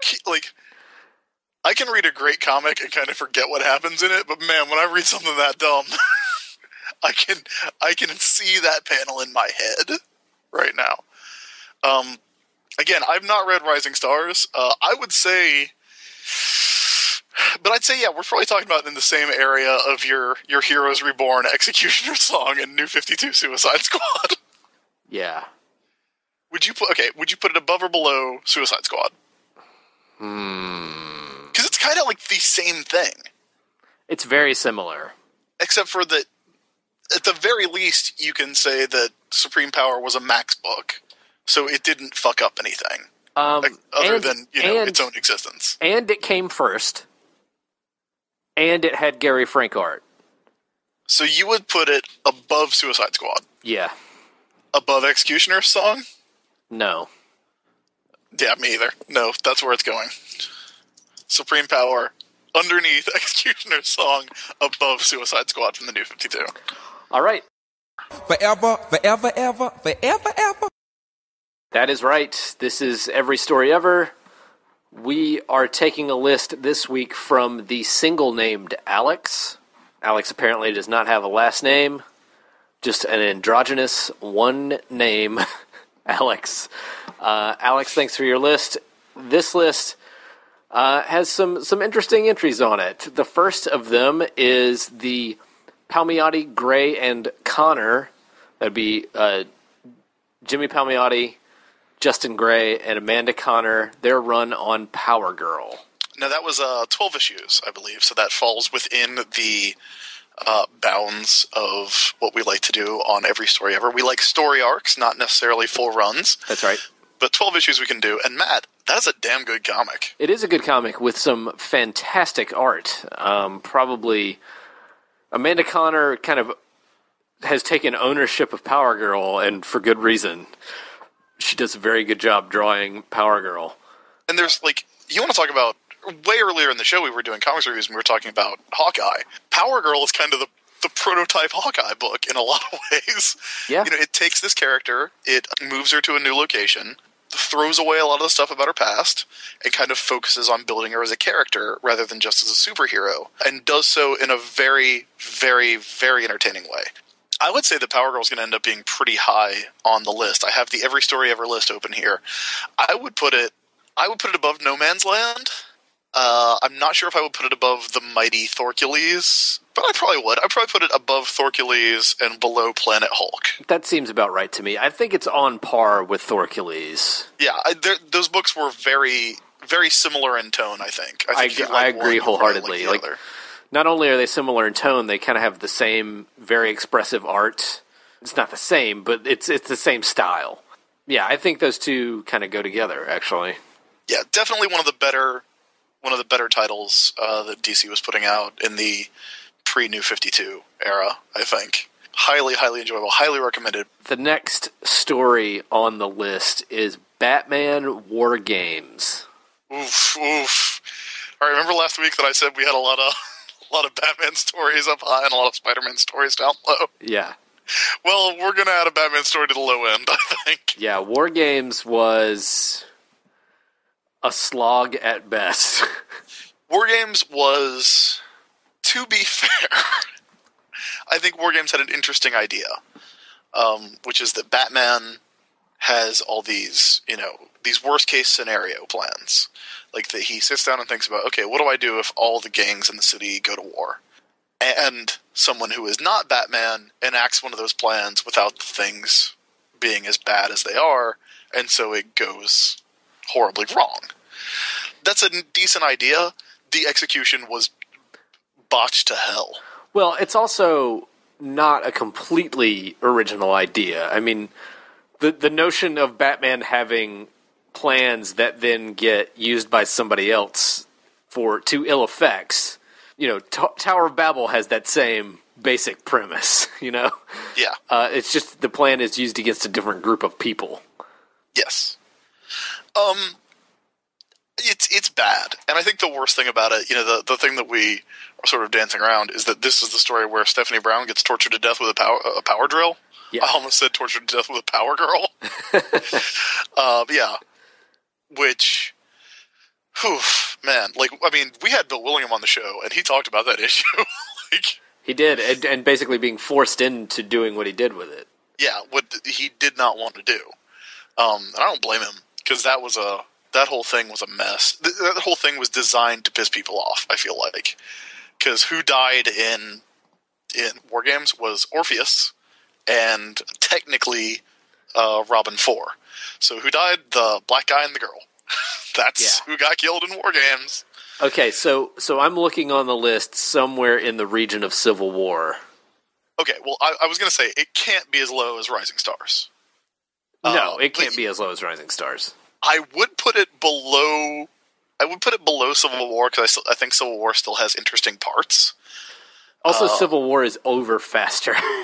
Yeah, Civil War only 7 issues. I would put it under Heroes Reborn, to be honest. Like, I find a lot of enjoyment in Heroes Reborn. I'm fine with that. I'm fine with putting it directly under Heroes Reborn. Okay, so above Executioner's Song, or is it below Executioner's Song? Who dies in Executioner's we Song? may not be giving Executioner songs. We may be giving it short shrift. I'd be fine with putting it under Executioner Song. I don't think it's worse than Suicide Squad. Oh, no.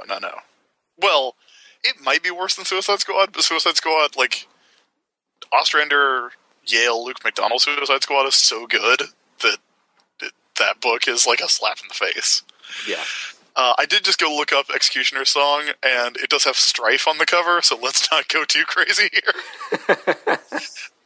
Let's put it above Executioner's Song. Okay. Below Heroes Reborn. Okay, I'm fine with that. And then the third one on the list is the Ultimate Galactus trilogy, which was written by Warren Ellis, and yet kind of didn't do a whole lot for me. Yeah, like we talked earlier in this episode about how we both kind of really like Warren Ellis. His Ultimate stuff was kind of rough. It felt like his heart wasn't in it. Yeah. That book had the Steve McNiven redesign for Captain Marvel. It's got some great art, yeah. Really beautiful. I really love the simplicity of Galactus. Here comes this dude, he's going to eat planets. Like, that's a beautiful comic book concept. Right. I love, like, how it can be as complex as simple as you want. The Ultimate version was a cloud. Hard sci-fi applied to that idea. Yeah. In a way that I don't think really worked. Like, I didn't even finish it, to be honest. I read, Ultimate... It's weird because it's on the one hand, it feels like it's trying to be more, for lack of a better term, reader-friendly. It's trying to be something that people can swallow a little more than a giant guy in a big purple helmet with a big tuning fork on it, you know? Yeah. But at the same time, it's an entity from a Star Trek episode, basically. Like, how many floating talking clouds did Star Trek episodes have, you know? and that's sort of what this is. Like a big sentient cloud.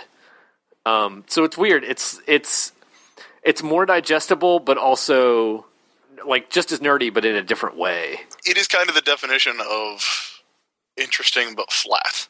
Like, yeah. It's kind of soulless, to be honest. That's what I would agree. It's technically fine. It's not badly written. Yeah, it's got 2 staples and a cover. It's got some nice art, but it's soulless. So where do we put that? Like, I think that somewhere in the region of the Sentry and Lee Kirby X-Men. It doesn't have, I think, the ambition of a Maximum Carnage. You know, like, I don't think it has the ambition of a Heroes Reborn. I feel like I respect those bad comics more because they have so much, like, the fucking Maximum Carnage goes for it, guys. Like, you would say, you're putting it in, like, the Lee Kirby X-Men Sentry area. I want to move it a little bit lower. Because if I hadn't seen those 2 stories before, and you held up the Ultimate Galactus trilogy, you held up Ultimate Nightmare, and in one hand, and you held up Maximum Carnage in the other, just open to a random page, which one am I going to go, okay, I want to read that? So you're saying that enjoyably bad trumps well-made but ultimately bland and uninteresting. Yes, I would say I would rather read an interesting failure than a boring success. Okay, which I think is I can buy that argument. I can even support it. So where do you think it goes? Like right under Maximum Carnage? I would say it goes between Maximum Carnage and Civil War. Because Civil War, I think, was an ambitious failure, or an unambitious failure. Okay, like it's just so by the numbers. Like, what if these 2 fight? Okay, I can take that. I was trying to put Ultimate Galactus in a sort of just kind of like middle of the pack sort of place, but it's very. I think you're right. I think it's very baseline, but I think our list is currently still very top heavy with like good stuff. I think it really is. Okay, so we're putting it between Maximum Carnage and Civil War. Yes. Okay. I feel like I would move Maximum Carnage up.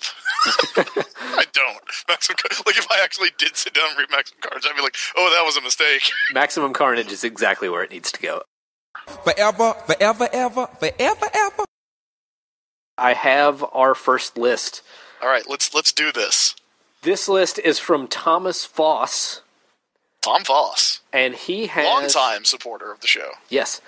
He has some stories that he thinks are going to flesh out the bottom of our list a little bit. All right. That sounds good. As we've said in the past, our list is a little top-heavy. So adding more toward the bottom is probably going to, make it a little more balanced. The first one he has on here is Justice League: The Rise of Arsenal. Oh man! widely regarded as the worst comic of that year. This is the comic where Arsenal, formerly known as Speedy, swings a cat around in an alley. A dead cat. A dead cat around in an alley. He envisions his dead daughter. He has really, really disgusting, kind of off-putting sex talk in the book. It is not a good comic by J.T. Kroll. I would say it is the reason they rebooted. Like, I think if you can point to one thing and go, okay, here's when they decided they needed to just throw everything out, it was that book. It was so poorly received. It was so poorly reviewed. That's it. Like, they broke the universe with it, with that and Justice League Cry for Justice. That said, it kind of fell into this weird category of like so bad you had to read it. Oh yeah, like we were all obsessed with it at the time. Our friend David Wolkin actually had a sketchbook that year where he would get artists to draw Arsenal holding a dead cat. And I forget who it was who drew Ray Smuggles, like Arsenal holding a dead Ray Smuggles. Oh, I remember that. Obviously, there was a Garfield. Yeah. So where does this go on the list? It's obviously it goes under Maximum Clonage, right? Okay, so what we're going to have to decide is whether it is better or worse than Spider-Man Since Past, and whether it is actually going to be our bottom under Identity Crisis. Okay, I don't think it goes under Identity Crisis. Okay. And I'll tell you why. Rise of Arsenal was about Arsenal, and who gives a shit about Arsenal? Like, if you ruin Arsenal, like, 5 people are going to care. And if you're one of those people who cares, sorry, but look, we all know that's true. Roy Harper, nobody gives a shit. Identity Crisis ruined the Justice League. Identity Crisis ruined Batman, Superman, Zatanna, everybody. Green Lantern. Well, along those lines of reasoning, Spider-Man Since Past did some irreparable damage. Well, not irreparable, but very, very hard to repair damage to Spider-Man. Well, again, Since Past, if you want to know why they did Brand New Day, like, that's the reason. Certainly one of the reasons. Just get that right out of there. And I think Spider-Man is a much more is a character of much more consequence than Arsenal. But Spider-Man isn't really the character who's ruined in Sin's Past. It's Gwen Stacy is the character. So I think we're debating, is it worse to ruin Gwen Stacy, or is it worse to ruin Roy Harper? I would say, even then, it's worse to ruin Gwen Stacy. I would say you're probably right. I think Rise of Arsenal fits in neatly between Sin's Past and Maximum Clonage. I would say you're right. I think it's amazing that we're ranking it, that we have created a list where it is not the bottom. Well, it's also that thing of being enjoyably bad. Spider-Man Sin's Past is not enjoyably bad. It's not enjoyably anything. The test we always give is, if I'm getting ready to go to lunch, and there's, the shelf by my door. I'm just going to grab something on my way out to read while I eat a burger or whatever.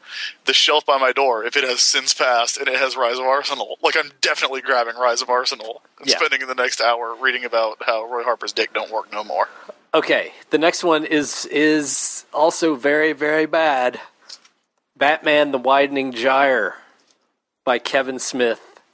That might be an Identity Crisis. This is one that I actually just recently had occasion to write about too. That book's worthless. Yeah, it's very bad.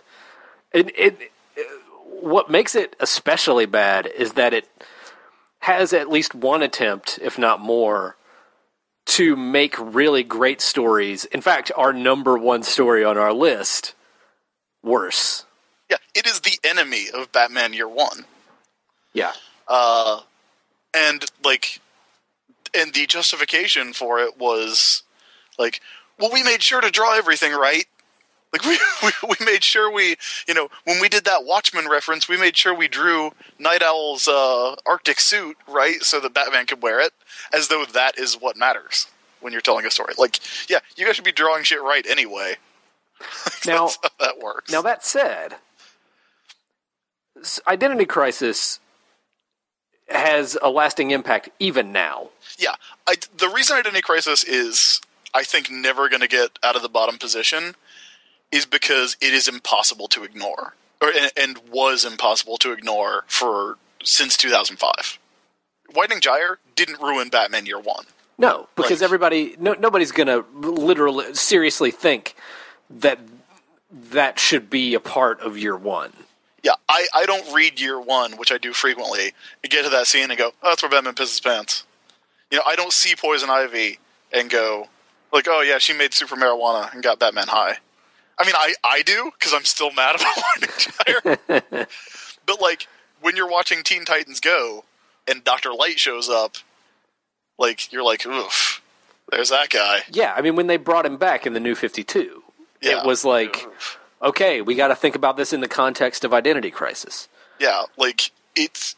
And again, the thing that I always write about Identity Crisis is that it ruins things in both directions.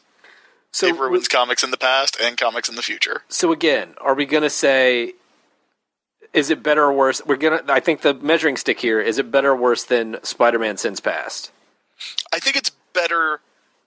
God, I can't believe I said that. I think it's better than Sins Past, because again, Sins Past is harder to ignore. The Kevin Smith Batman stuff exists in its own dumbass continuity.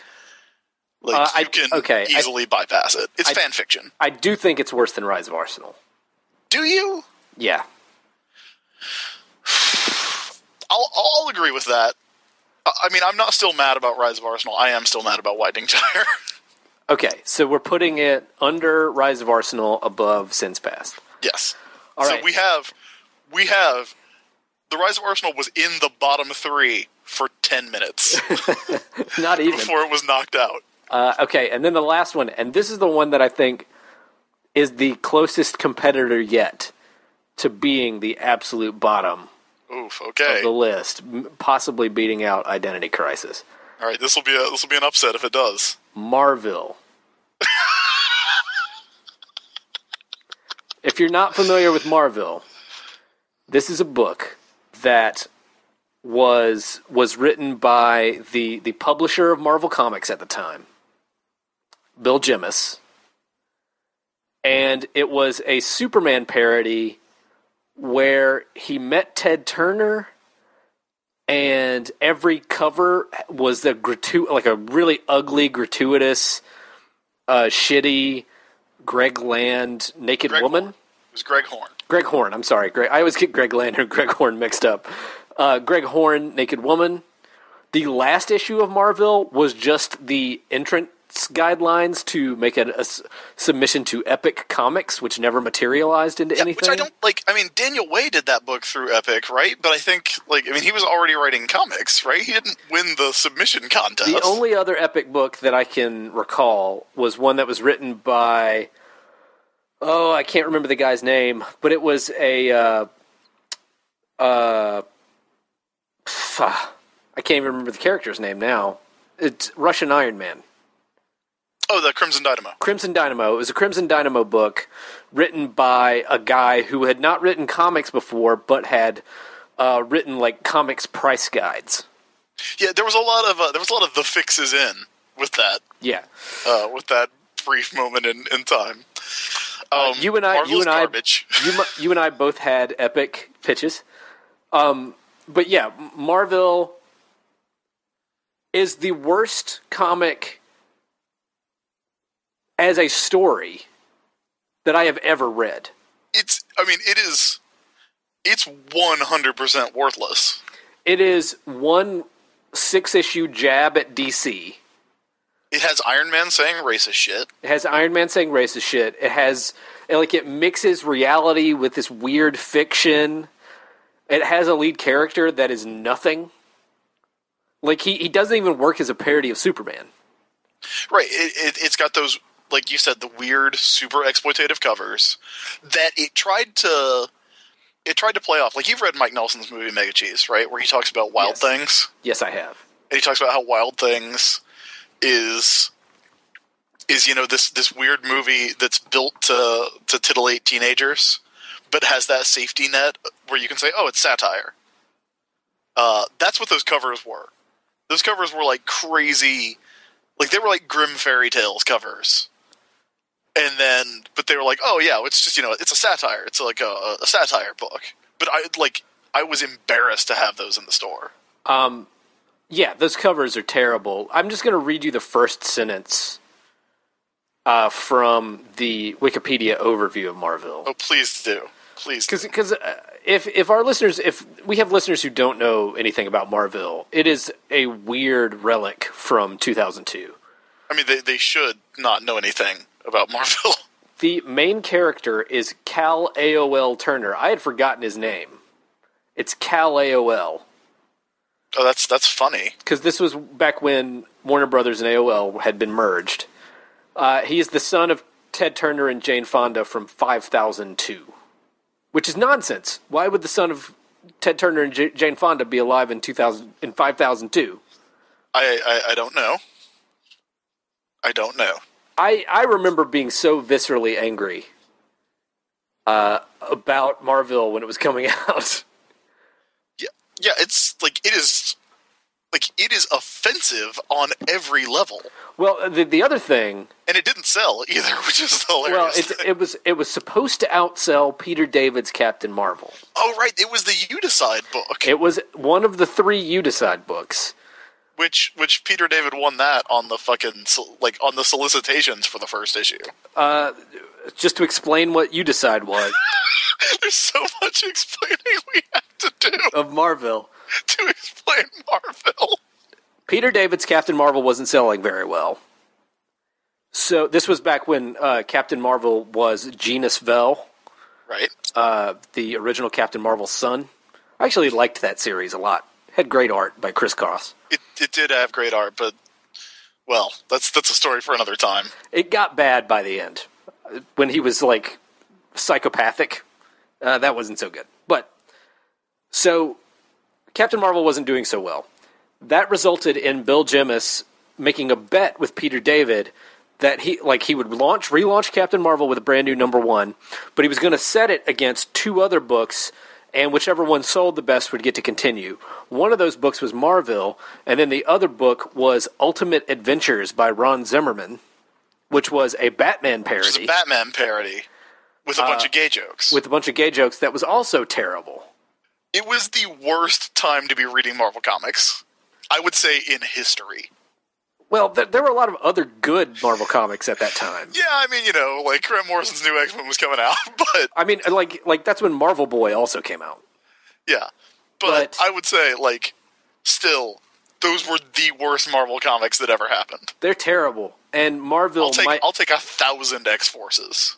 Marvel is certainly, I think we can safely say, the worst Marvel comic ever published. Oh yeah, I don't think it...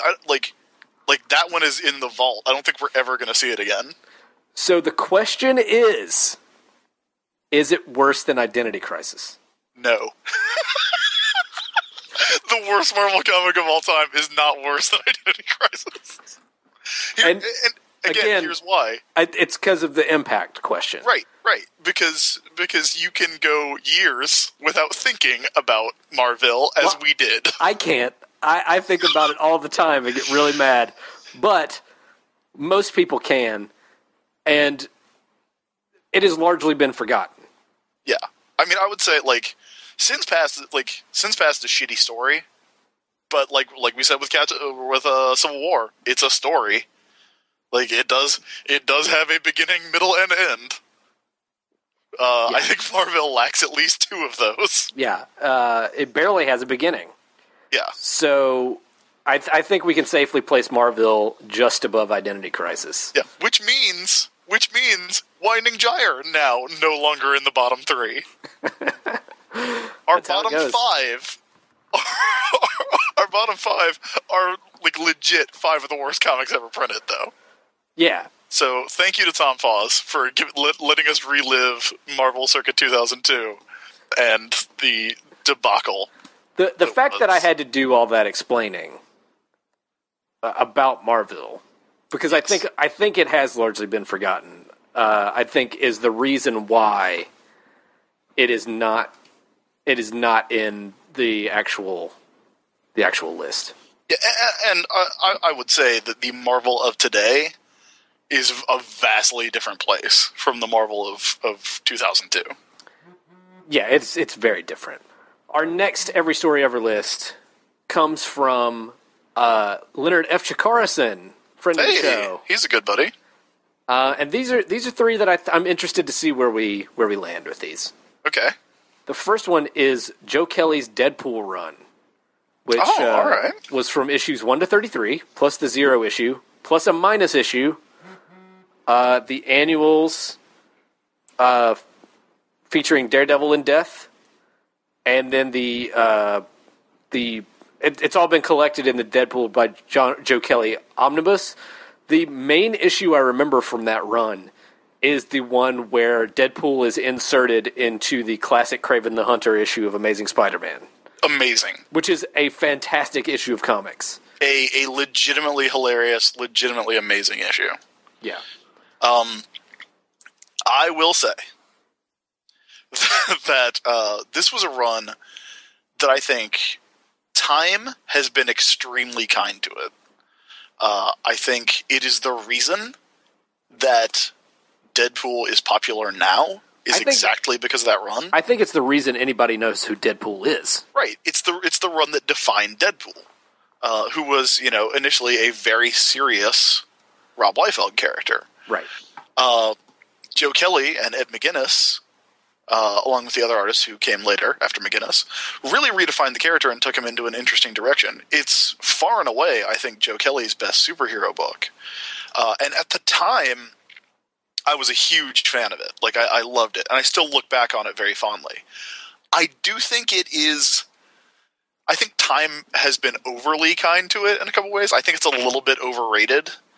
I think it's weird that people have embraced that book while other...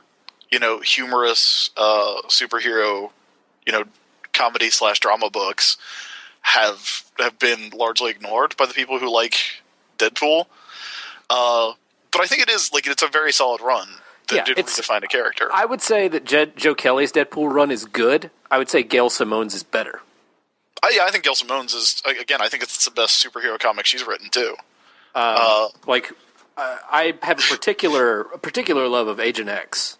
Yeah, Agent X was great. And everything between those two runs was terrible. So where would we put Joe Kelly's Deadpool? I'm thinking it probably lands somewhere in the area of... Well, where would you be thinking to put it? I mean, I would say it's comparable to the sort of Power Girl to Secret Six range. Yeah, that's where I was looking to. The thing about it is... that one issue with the Kraven the Hunter story is amazing. All that stuff with Tiamat and Wade being Landau, Luckman, and Lake, and Wade being the chosen one, and the crazy stuff with T-Ray being the real original Wade Wilson, that does not hold up as well. That's very 90s X-Men. No, and there's a lot of humor from that from that book that if you go back and read it now is nowhere near as funny as it was when I was 14. Yeah. But you know, that's who those comics were for. Yeah, I mean, Deadpool thought naked old people were gross. Yeah, and Kitty Pryde getting a Shoryuken in the face. Yeah. Hilarious. Yeah. When I was a teen. So where are we thinking? I would say... Let's start with above or below Secret Six. I don't know, like, I think they're very comparable. Yeah. But I'm looking at the stuff that's around Secret Six. Like, I feel like that run of Deadpool was better than Irredeemable. Yeah. I feel like it's more enjoyable to read than Smacks. Okay. But I feel like it's uneven. You know, I feel like Judas Contract, even though it doesn't have the resonance for me that it does for a lot of people, is a very, from a craft standpoint, a very even book. It's consistent and thought out. It is of a piece. Yeah, but I think we've got a lot of good. Like, we've got a very good mid card here. Yeah. Okay, so I guess the question is, I can't figure out if I want it to be above or below Secret Six. Yeah. I guess, like if we're gonna look back at influence, like we did with the bad comics, Deadpool had a huge impact where I don't think Secret Six did. Yeah, and you said it's more enjoyable to read than Smacks. Yeah. So I would be fine putting it between Judas Contract and Smacks. I think that's a good place for it. I think that's a really good place for it. Okay, that's where it goes. The next one on our list, and this is a comic I have not actually read. If neither of us have read it, we may have to disqualify it. We may. That'll be the first. We've read everything that has been on the list so far. At least one of us has. The next one is the first Quantum and Woody series from Valiant, which was the Christopher Priest Quantum and Woody. I have never read it, and I want to. I really want to, but I've never read it. So I guess what we're going to have to do is disqualify it. That can't. Every story ever except for the original run of Quantum and Woody. We'll probably run into this again. Stories we haven't read. Yeah, and I would say that's what we got. Like, we got through 48 of these. Yeah, without missing one. But we should be honest about this. If we haven't read a story, we should speak up and say so. Yeah, I mean, I've heard a lot of good things about it, but I mean, geez, we're the guys who like Superman 3, so who knows what'll happen if we put in a book based on Reputation. And then the last one, I know we're going to talk about this one a lot, and maybe place it pretty high, because it's one of my favorites, Next Wave. Oh, man. Yeah, Next Wave is going up in, the top 2 or 3. Next Wave is my favorite Warren Ellis comic. It is my favorite Warren Ellis comic. That's when it was a great time to be reading Marvel comics. Yeah, a couple years after the Marvel thing, it got a lot better. Next Wave is funny. Again, I think the fact that everyone who loves Deadpool now, the fact that everyone who was supporting Deadpool having 3 books a month didn't pick up Next Wave. The Civil War era was a weird time, you know? Yeah, every character from Next Wave should have a solo series now. Yeah, I mean, I have said this before. I love Elsa Bloodstone. She is legit top 5 Marvel characters for me. But consider how much Next Wave did for every single one of the characters in it. Machine Man. Machine Man got a personality in Next Wave. Yes. That has stuck. That has stuck through that has hung around multiple books. When he has shown up in Marvel Zombies, he has had his Next Wave personality. Yeah, and you know what? We would not get those Fred Van Lente Marvel Zombies books if it wasn't for Next Wave. Yeah. They're very much in the same tone. Monica Rambeau, who I always liked, really broke out of her shell in Next Wave. Yeah. She, it took the idea of being an also-ran Avenger and made that a really compelling character point, you know? Boom Boom. Boom Boom, kind of had her personality taken away, but it was a good thing. Yeah. Elsa Bloodstone. And the Captain. All those characters came out of Next Wave so much better off than going into it. Yeah, I mean, I like the original Elsa Bloodstone, which is just British Buffy by Abnett and Lanning, but Next Wave Elsa Bloodstone, crazy, big hair, monster hunter, Elsa Bloodstone, is the best. Using giant weapons all the time. Yeah, like just shotgun and shovel fighting broccoli men, Elsa Bloodstone. Oh my god, they explode. Elsa Bloodstone, the best. I would legit put Next Wave above Gotham Central. I would put it in the number 2 spot. I don't. Oh. I love that, but I bought it 5 times. I was looking at putting it just above Welcome Back, Frank. And we talked about Warren Ellis and the writing and the character stuff. Stuart Immonen, it's gorgeous. It looks great. The whole issue of Next Wave that is nothing but 2-page spreads, pretty much. Yeah, is one of my favorite comics ever. Yeah, like it's beautiful. I don't know if it goes above Gotham Central though. I mean, look, I like Gotham Central a lot. I fucking love Next Wave. Next Wave is, like, to me, what comics should be. Yeah, if you're talking about putting it above Welcome Back, Frank, I would also agree with that. Like, I think that's a good place for it. I think Born Again and Gotham Central are both, those are worthy competitors. The only thing that makes me hesitant of putting it in number 2, and I would, is that Next Wave is not weighty.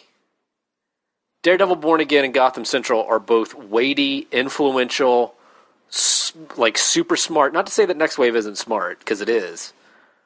But they are like books that you can hand to somebody who has never read a comic and say, read this. This is why comics are good. I don't think you can do that with Next Wave, simply because Next Wave has so many jokes in it, so much humor in it. It's got a lot of in-jokes. So much humor in it that is specific to comics. Yeah. I mean, just Boom Boom alone. Yeah. Like, people, I think it could be very easy to read that book and be very off-put by Boom Boom. Even though, I think Monica and Elsa Bloodstone are both really great characters. Like, if all you see is Boom Boom, it's going to get rough. Also, there's a joke about that cop that works that's a little rough. So maybe we'll knock it down a space. Elvis MODOK is amazing to us, but it wouldn't be amazing to everybody. So I'm going to say just above Welcome Back, Frank. I'll agree with that. Okay. And again, Welcome Back, Frank is one of my favorites. So for me to move it down, Next Wave, Agents of Hate. For it to get into the top 5 is a pretty big deal. And a lot of people are probably not going to agree with us. Well, they're wrong. But Next Wave is, when I heard that Warren Ellis was coming to Heroes Con one year, I brought every single issue of Next Wave and had him sign them all.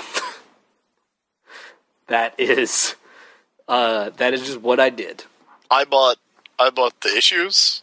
I bought they did it as two hardcovers, bought those. 2 softcovers, bought those. Then they did a full edition, bought that too. I might have it digitally. I can't remember. The next list we have comes from L. Collins. Oh, it's the Comics Riot Tumblr. Comics Riot on Tumblr.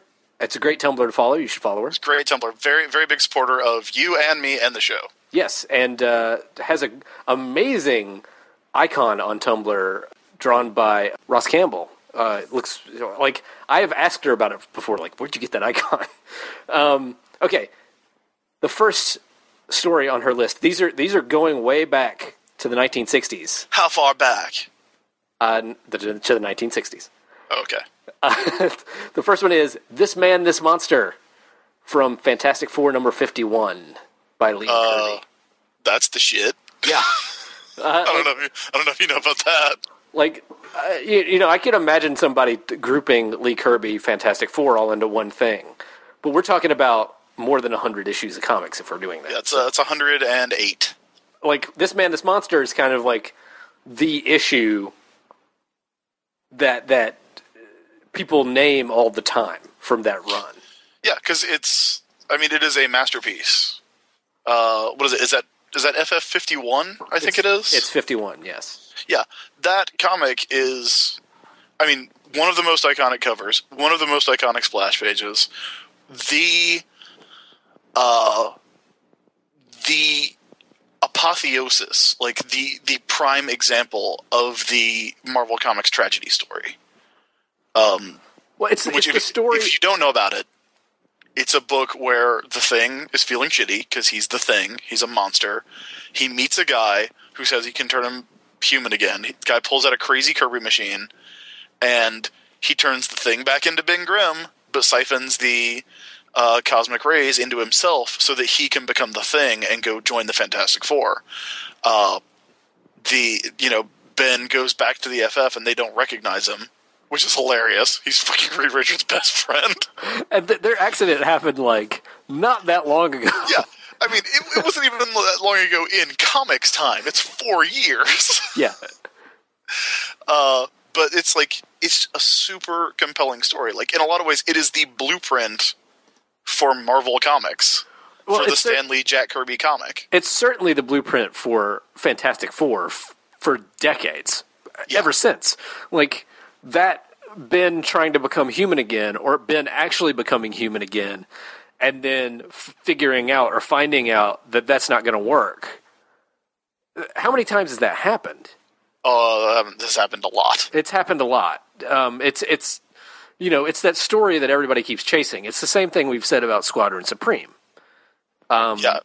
And it's I'm not going to say it's never been better than it was in FF51, because that, I don't think comics have ever been perfect. I think there's, except for Next Wave, but and Batman Year One, and according to this list, Frank Miller's Daredevil. But this is certainly a blueprint story. It's a foundation, and it holds up. It holds up really, really well. Yeah. And there's I'm looking at it right now, and there's crazy Kirby machines in it. The Negative Zone is in it. It's got, a photo collage. It's got everything you want out of Kirby and everything you want out of Stan Lee. Yeah. It's a perfect Lee Kirby comic. So where do we put it? Definitely top 10. Without even looking at the list, it's top 10 material. Yes. I would say above Squadron Supreme. I'm going to say above Cobra. Okay. It's hard not to put it it's hard not to put it really, really high. It's hard not to put it at the number 2 or 3 position. Where would you put it, Matt? I think all the stories that we have, our top right now is Year One, Gotham Central, Born Again, Agents of Hate, Next Wave Agents of Hate, Punisher, Welcome Back, Frank. Those are all stories that I personally love. Yeah. But This Man, This Monster, you can't argue it. It's objectively a foundational comic. Yeah. Which is why I'm thinking it's probably above Welcome Back, Frank. It's probably above Next Wave. I'd say that's fair. Where I start getting iffy is with Born Again. Born Again's really good. Because Born Again took Daredevil and completely redefined him in a way that has made, established Daredevil ever since. Born Again's so good at redefine Daredevil and then redefine Batman. Yeah. So for that reason, I think the number 4 slot would be a good one for this man. Yeah, I think it goes above Next Wave, below Born Again. Okay. All that debate about putting Next Wave at number 2 are immediately knocking it down. Yeah. Okay, this next one is going to be so hard. So hard. Okay. Because this is my favorite Spider-Man story. Oh, okay. And it is If This Be My Destiny, a.k.a. the final chapter. Oh, you're talking about Amazing Spider-Man 33? 31 through 33. You're talking about the best Marvel comic ever written? Yes. The best Marvel comic ever produced? I'm talking about the comic that made, look, Amazing Fantasy, number 15, made Spider-Man. But Amazing Spider-Man number 31 through 33 made him Spider-Man. Yeah, right. Look, you love Spider-Man. Yes. I love Spider-Man. We like your Kraven's Last Hunts. We like your Brand New Days. Hell, we kind of like Maximum Carnage. The thing I was saying earlier about how I don't think they perfected comics in the 60s, they literally could have stopped Spider-Man at number 33. Like, if that had been the last issue of Spider-Man, it would still be amazing. Well, okay, what does Spider-Man do? Spider-Man overcomes adversity. Right.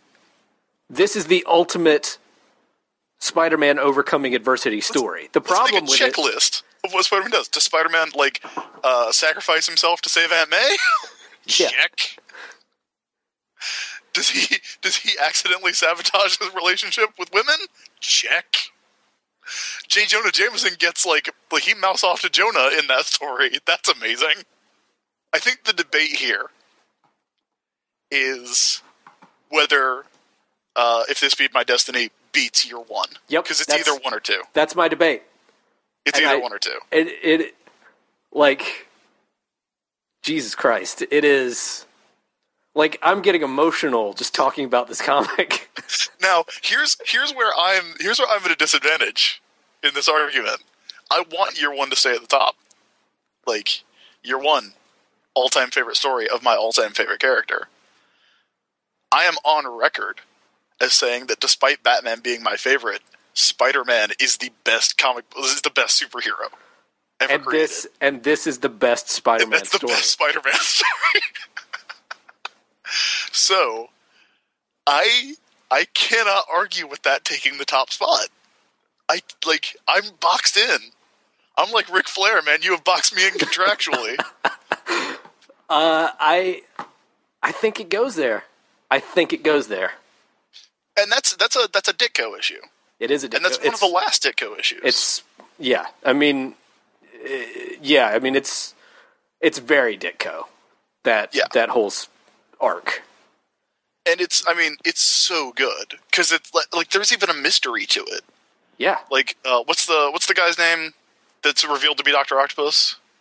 There's a new villain that turns out to be Dr. Octopus. So there's a twist in that second chapter. Turns out to be an old villain, which is another Spider-Man thing. Yeah. He was the master planner. Yeah. Yeah. It goes. It's at the top. Year One has been dethroned. Oh man. I had a feeling that something might come in number one, and that something still could. But edging out Identity Crisis at the bottom is going to be the big thing that's going to happen now. Okay, and then the last one from L is Batman 156, Robin Dies at Dawn. Robin Dies at Dawn is the shit. Yeah. Robin Dies at Dawn is really good. These are all really great comics that she sent us. I know. And again, we have this, weirdly top-heavy list, but these are fun debates to have. Robin Dies at Dawn is one of the best Batman stories of all time. I would say it is the best Bill Finger story. Yeah. Which, they don't come with a better pedigree than that. It's got Batman in a gorilla suit. It's got Batman on another planet that turns out to be a weird psycho head trip. It's got fucking Dr. Hurt in it. Look, you want to do a retcon? You want to retcon a villain and some weird motivations into a story and not have it ruin everything like Identity Crisis? Put fucking Dr. Hurt in Robin Dies at Dawn. I would say Robin Dies at Dawn, the one thing that works against it is that it's hokey in a lot of ways. Like a lot of those Batman stories from that period are. It's a product of the 50s. If This Be My Destiny feels like a 60s comic, but those 60s comics still feel modern, Marvel comics from the 60s still kind of feel modern. But the thing about If This Be My Destiny is that it feels like a comic from the 60s because it defined what comics from the 60s were. Yeah, it is.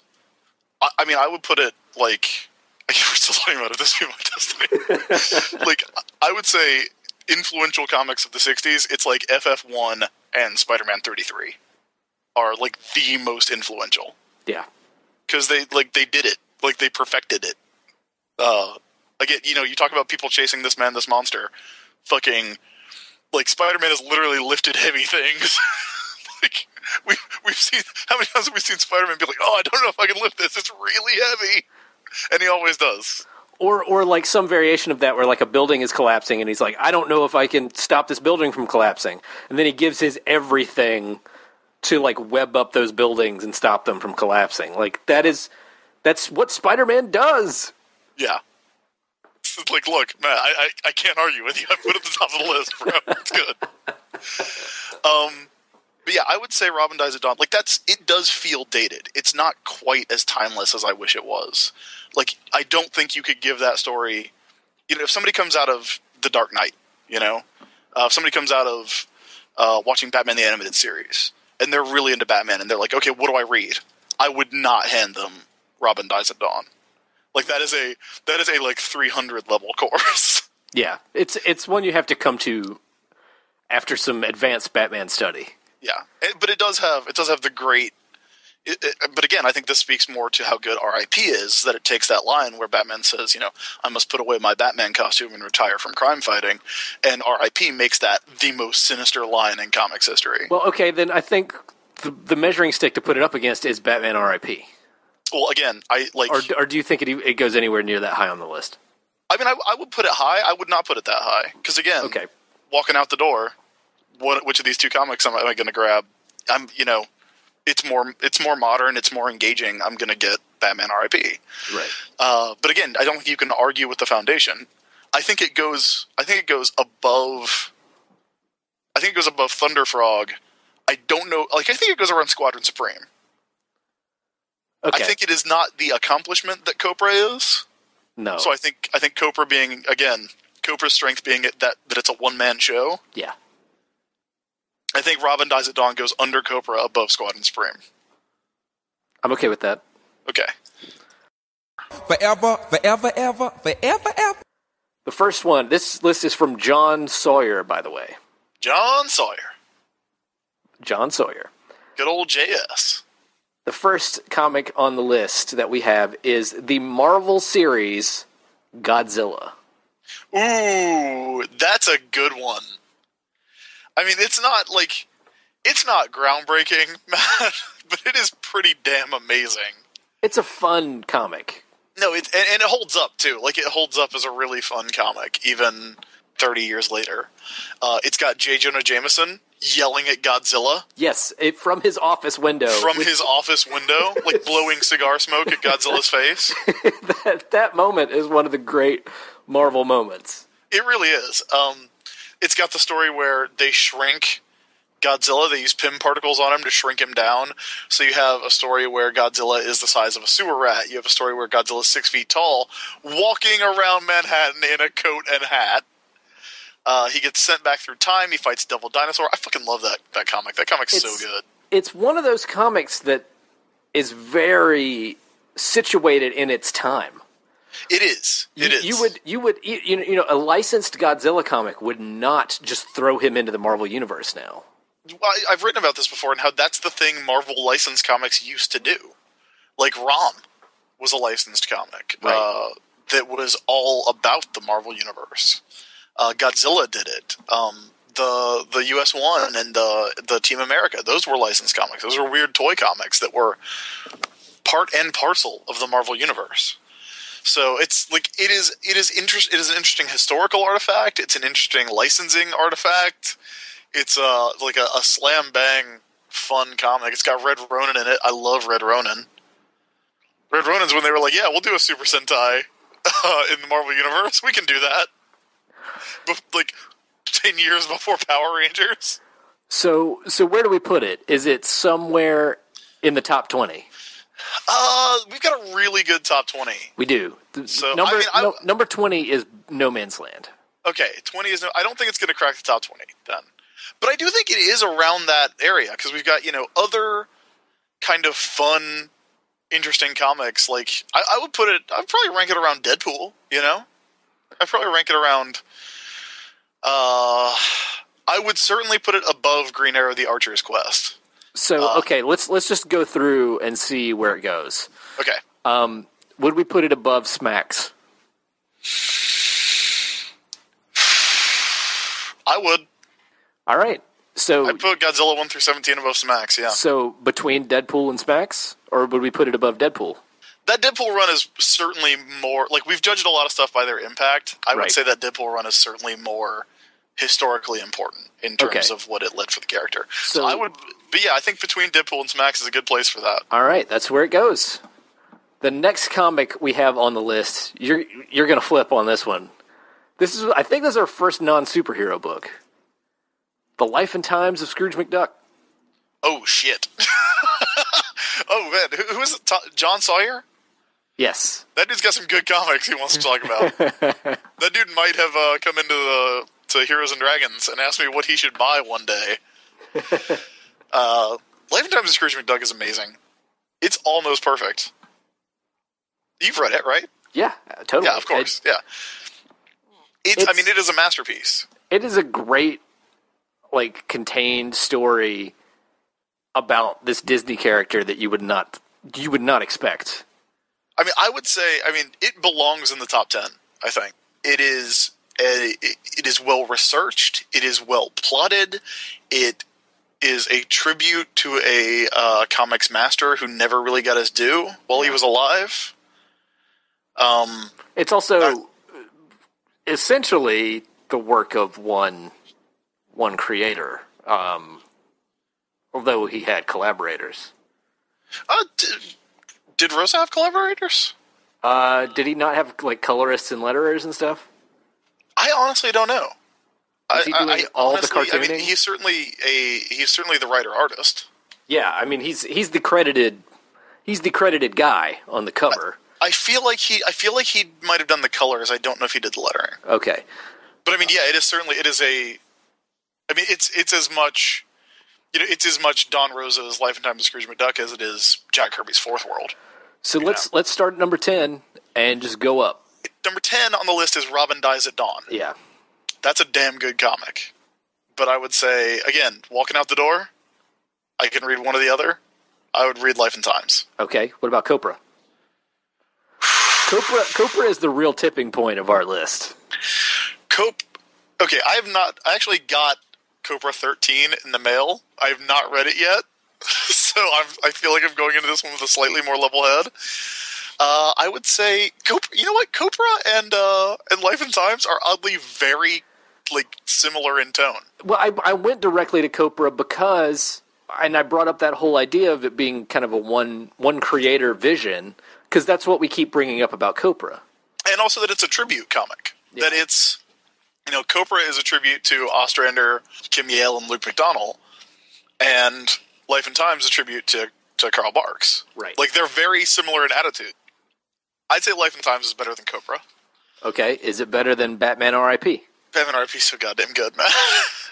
I think Life and Times and Copra should be together. I think Life and Times might be better than R.I.P. You think it is? I think it is. I would be willing to put it up between Next Wave and Punisher. If that's where you want it to go, that's where we'll put it.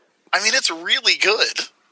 It is really good. Really good. And I'm all for having some representation of non-superhero comics high up on the list. All right, well, I don't think it's as good as This Man, This Monster. It's not. But I do think it's better than Welcome Back, Frank. Okay, I'm fine with putting it between Next Wave and Welcome Back, Frank. All right, that's where it is going. Okay, and then the last one is Persepolis. Persepolis? I've heard it both ways. I haven't read it. It is a really good graphic novel. I've been avoiding this, to be honest with you.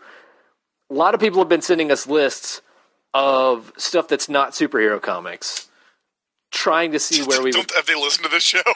Trying to see where they would go on the list. And I know the whole idea of this is we're going to rank everything. I find it really difficult to compare apples to oranges. Well, that's why I do the going out the door test. Yeah. For a lot of them.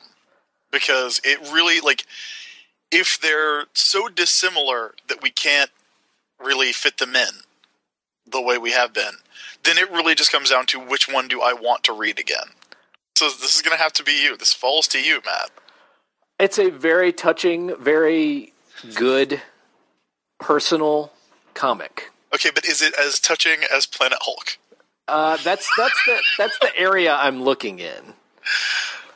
This is our list, and I'm sure lots of other people are going to scoff. The Eisner group, the Eisner crowd is going to scoff at me for not putting it higher on the list. But I think It goes. I love that we have found our version of other people's us. that we are not the pretentious douchebags in this equation. I mean, we are, but we're pretentious in our own special way. I think, personally, I would pick up Planet Hulk going out the door. That doesn't necessarily make Planet Hulk a better story, but it makes it the one I want to read more. I think it probably goes somewhere between Planet Hulk and Power Girl. What do we have there? Okay, look, there's only one way to do this. Clear your mind, take a deep breath. Then Planet Hulk. If we're doing the walk out the door test, is it better than Planet Hulk? No. Is it better than Power Girl? I think Is it better than Power Girl? Yeah, I think it goes. I think that's where it goes. All right. Now, if you give me other graphic novels, black and white graphic novels, I would put them higher on the list. But I think that's where Persepolis goes. Like by black and white graphic novels, you mean like One Piece? What do you mean? You mean like Getsuba? Yep, those are the ones I mean. Like Batman Black and White? Is that what you mean? Forever, forever, ever, forever, ever. This list, we don't have a lot of time this week, so this list from Casey Retham is 3 stories, but one we have already ranked. Okay, which one have we already ranked? We have already ranked Justice League Rise of Arsenal. Yeah, and that one landed pretty low. That pretty low. Rounds out the bottom 5. The other 2 on Casey's list, I think, are going to be interesting to talk about. Okay. The first one is an elephant in the room that we are going to get out of the way. We're going to deal with this one. All right, I'm putting on my sunglasses because I'm ready to deal with it. Watchmen. I, on purpose, did not go the traditional route when we started of making the top Watchmen. Since it's you and me, since we're talking about comics that we like, and since this list is equal parts subjective and factual, right, that we would pretty easily dethrone Watchmen from the top, I think. Yeah. Here's the thing about Watchmen. It has a lot of problems that are not its own fault. Yeah.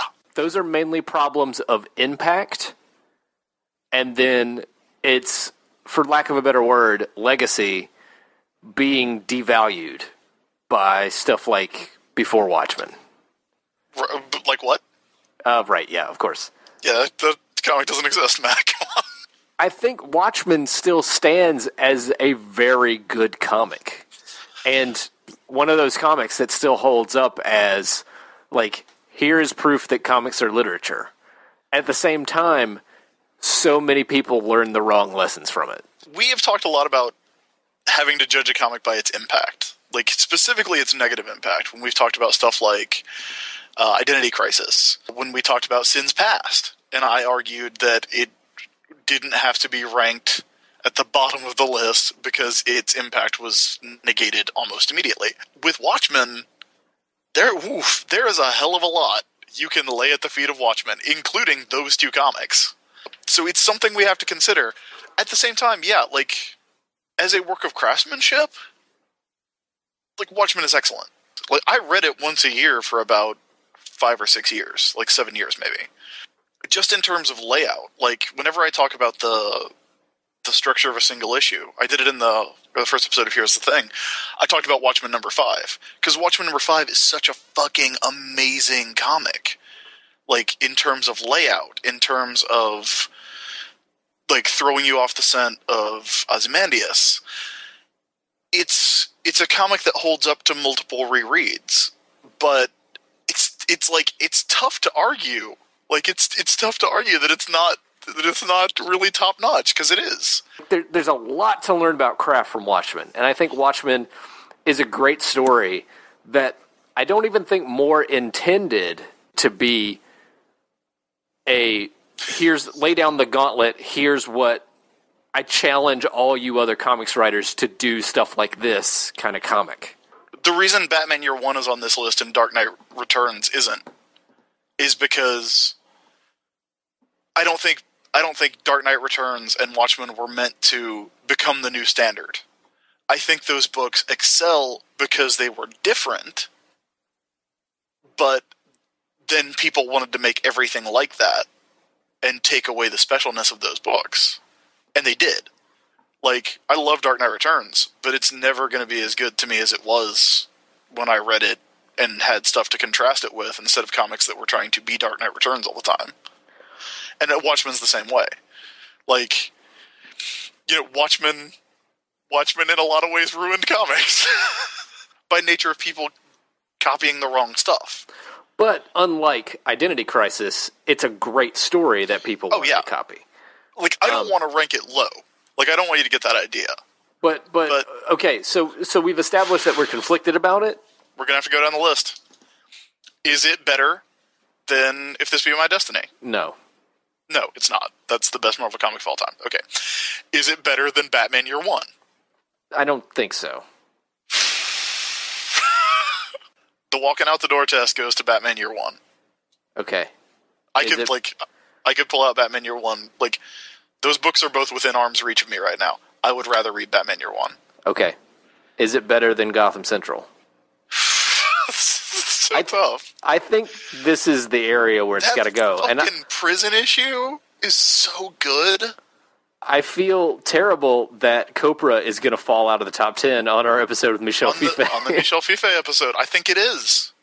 I think we've got to put Watchmen at number 3. Yeah. Because I don't think you would have Gotham Central without Watchmen. Without all those effects, Watchmen could have easily been number 1 on this list. Well, here's the thing about the number 1 and number 2 that we have now. The Spider-Man story we're talking about comes in 1965. And it redefines superhero comics. And it sets the tone for 50 years of Spider-Man. For 50 years of Spider-Man, and 50 years of superhero comics. Like, every superhero created after Spider-Man is following the mold of Spider-Man. Right. That's, like, there's no getting around that. Right. It's not until either as a direct use of the Spider-Man formula, or in a lot of ways as the contrast to Spider-Man. Like, there's a reason that, you know, the Punisher got so big in the 80s and 90s, because he was created as a contrast to Spider-Man. Same goes with Wolverine. Batman Year One, 1986. Also redefined comics in a lot of ways. Made it, you know, again, changed the formula. So that stuff that comes after Batman Year One, like, you can see its influence. Dark Knight Returns is the same way. So Gotham Central is the first thing on our list that would come after Watchmen. And I don't think you can really discount the influence that Watchmen had in, like, just the superhero murder mystery genre. Yeah. You got to take the good and the bad with it, but you can't discount the good either. It does kind of kill me that we're ranking it above This Man, This Monster.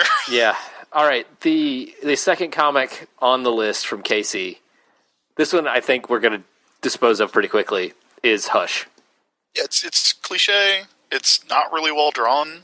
And Riddler's plan makes no goddamn sense. Riddler's plan makes no goddamn sense. Everything that Clayface does makes no goddamn sense. The climax of the story makes no goddamn sense. All right, like, so that Riddler is a character entirely motivated by trying to prove that he's Batman. And Batman's like, well, you're just not going to tell anybody, because then it wouldn't be a secret. You know, then the Riddler's like, hey, I'm not called the Secreter, you asshole. Yeah. I'm called the Riddler. I solved it. I'm smarter than you. Like, that is not the end of the story is frustrating. And that that was retconned out by a head injury. Like, a literal, I got bonked on the head and got amnesia. Honestly, what else are you going to do? But, okay, I'm just going to start here, and we're going to go down. Is it worse than Maximum Clonage? What would you say? You've got more familiarity with Maximum Clonage than I do. I would say yes. Okay, then keep going down. Rise of Arsenal. No. So, between Maximum Clonage and Rise of Arsenal? Yeah. Done. Hush's biggest sin is that it's overrated. Rise of Arsenal's biggest sin is that it's an abomination. Hush, at the time that it was coming out, I don't know that I was angrier about a comic being going so off the rails and being so bad. Like, you really think those Jeff Loeb comics are going to be good? And then it's always a murder mystery, I get the superhero murder mystery genre. Like, it's always, who is it? Oh, it's this brand new guy. It's this brand new guy that we just introduced in this story that you've never seen before. Yeah. Who is the bad guy? But for some reason, I didn't think that Long Halloween was this bad when I read it. Tim Sale, man. I guess Tim it's Sale Tim. really I guess good. it's Tim Sale, but it's just like Long Halloween made some kind of sense to me. Hush was it is just the best garbage. of the three 12-issue Jeff Loeb Batman superhero murder mysteries. The same story that he told 3 times. They got increasingly bad. Yeah. Like, I would say Long Halloween is by far the most readable of the two. If Long Halloween gets submitted to Every Story Ever, we will find a place for that. Thank you, Casey, for that Every Story Ever list. Forever, forever, ever, forever, ever. And this list this week comes from our listener, Michael Francis, who says it took him a really long time to come up with these 3 suggestions. These are some Star-related comics. The first one is All-Star Batman and Robin, The Boy Wonder. That book's garbage. I wish we had David Brothers to come debate you about it. But I will say that I enjoy that comic on a complete look at this train wreck. Maybe Frank Miller's trying to do some kind of a satire kind of way.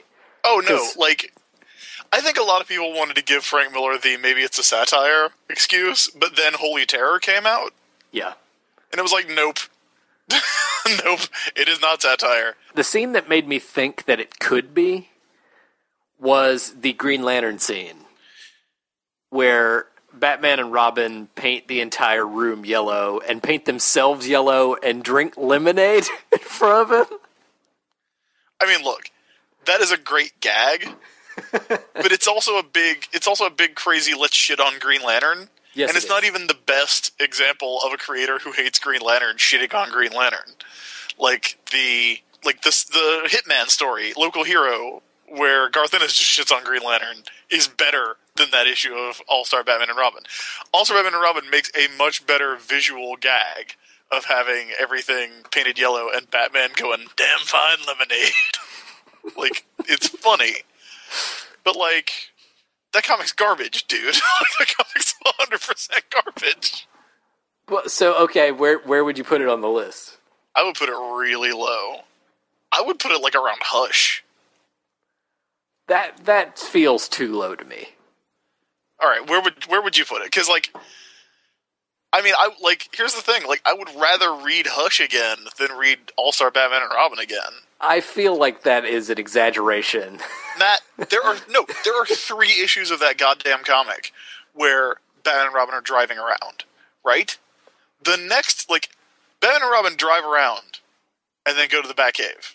And Batman says, I'm the goddamn Batman, and then makes Robin eat rats or whatever. Then, the next morning, in that comic, the timeline of that comic, the next morning, Dick Grayson's picture is on a milk carton in Metropolis. Yeah. And Superman has to come and save him. It's got one of the worst Joker scenes I've ever read that Kevin Smith did not write. Joker with his back tattoo. It's got one of the worst Wonder Woman scenes. Where's that page where all Wonder Woman says is like, damn you, and she says it like 18 times? I thought it's like that was a fucking parody. Wait, wasn't that Black Canary? Black Canary does it too. There's one with Wonder Woman I know for a fact. Okay. I'm going to go up a few spots, and we'll just start there and come down, okay? Okay. Do you think it's worse than Heroes Reborn? Oh, yeah, unquestionably. Okay. Do you think it's worse than War Games? Yes. Do you think it's worse than Executioner's Song? Yes. Okay, well, here's where I get hung up. Okay. Because the next one is Supreme Power. Supreme Power is really bad. Yes. But, like, here's what I always say. Like, people always tell me, like, how can you say this is the worst comic when you read Tarot, Witch of the Black Rose, which, by any objective standard, is worse than whatever it is you're talking about. The thing about that is, you can't ruin Tarot. Tarot starts out ruined. Like, it doesn't have anywhere to fall. Batman has a long way to fall. Like, especially from the dude who wrote Year One. Like, Squadron Supreme is good, but Squadron Supreme will always just be, really, really amazing Justice League fan fiction. So how much can it really be ruined? Whereas fucking Batman and Robin, they have a long way to fall, Matt. Do you think it's worse than Suicide Squad, the New 52 Suicide Squad? I think it's on par. I would certainly hesitate to put it below Rising Stars. Okay, no, I have not read Rising Stars. Rising Stars is a series that I got no enjoyment out of. Even though at first I thought I did, I came to realize that I did not. That is Straczynski's talent, man. He will fool you into thinking something's good.